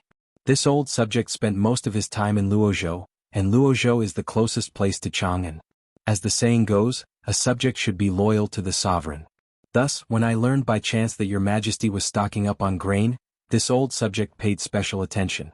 At this time, this old subject has about 50,000 dan of grain. When the famine broke out, this old subject donated 30,000 dan of grain to Luozhou and kept 20,000 dan for emergency use. After learning of the matter in Chang'an, this old subject immediately rushed to Chang'an to offer up this humble subject's meager strength. It really was watertight. How could Li Shimin not know that he had gone straight to the Eastern Palace after leaving the Taiji Palace? Moreover, this Ho Junji was extremely crafty, so Li Shimin was extremely unwilling for his son to interact too much with this sort of person. Fortunately, Zhang Feng's appearance had given Li Shimin hope. Li Shimin couldn't help but nod. Correct. We are delighted to have a capable subject like Duke of Qin. But what is the meaning of this 10,000 dan of grain? All the officials were flabbergasted. When Li Shimin had said that he wanted to stock up on grain, they had vehemently opposed it. Now, when they heard that Duke of Qin had managed to stock up 50,000 dan of grain on the slightest rumor, many of them almost vomited blood. This old fox is really King crafty. Chapter 580. If looks could kill, Ho Junji would have died several hundred times over. It couldn't be helped. If the emperor had spoken of this matter back then, if they had taken out just a little of their fortune to buy several tens of thousands of dan of grain, let alone anything else, they would have made a fortune if they traded it for land. And now that the emperor was in dire need of grain, if they could offer the emperor 10,000 dan of grain, then, at the very least, they would have made a fortune in their career, let alone anything else. But they didn't. Although they didn't have 10,000 dan of grain in their homes, they still had several thousand dan. But what did the emperor mean when he said that the crown prince had borrowed grain yesterday? And now Ho Junji had lent the crown prince 10,000 dan? What was the meaning of this? Wasn't this a slap to their faces?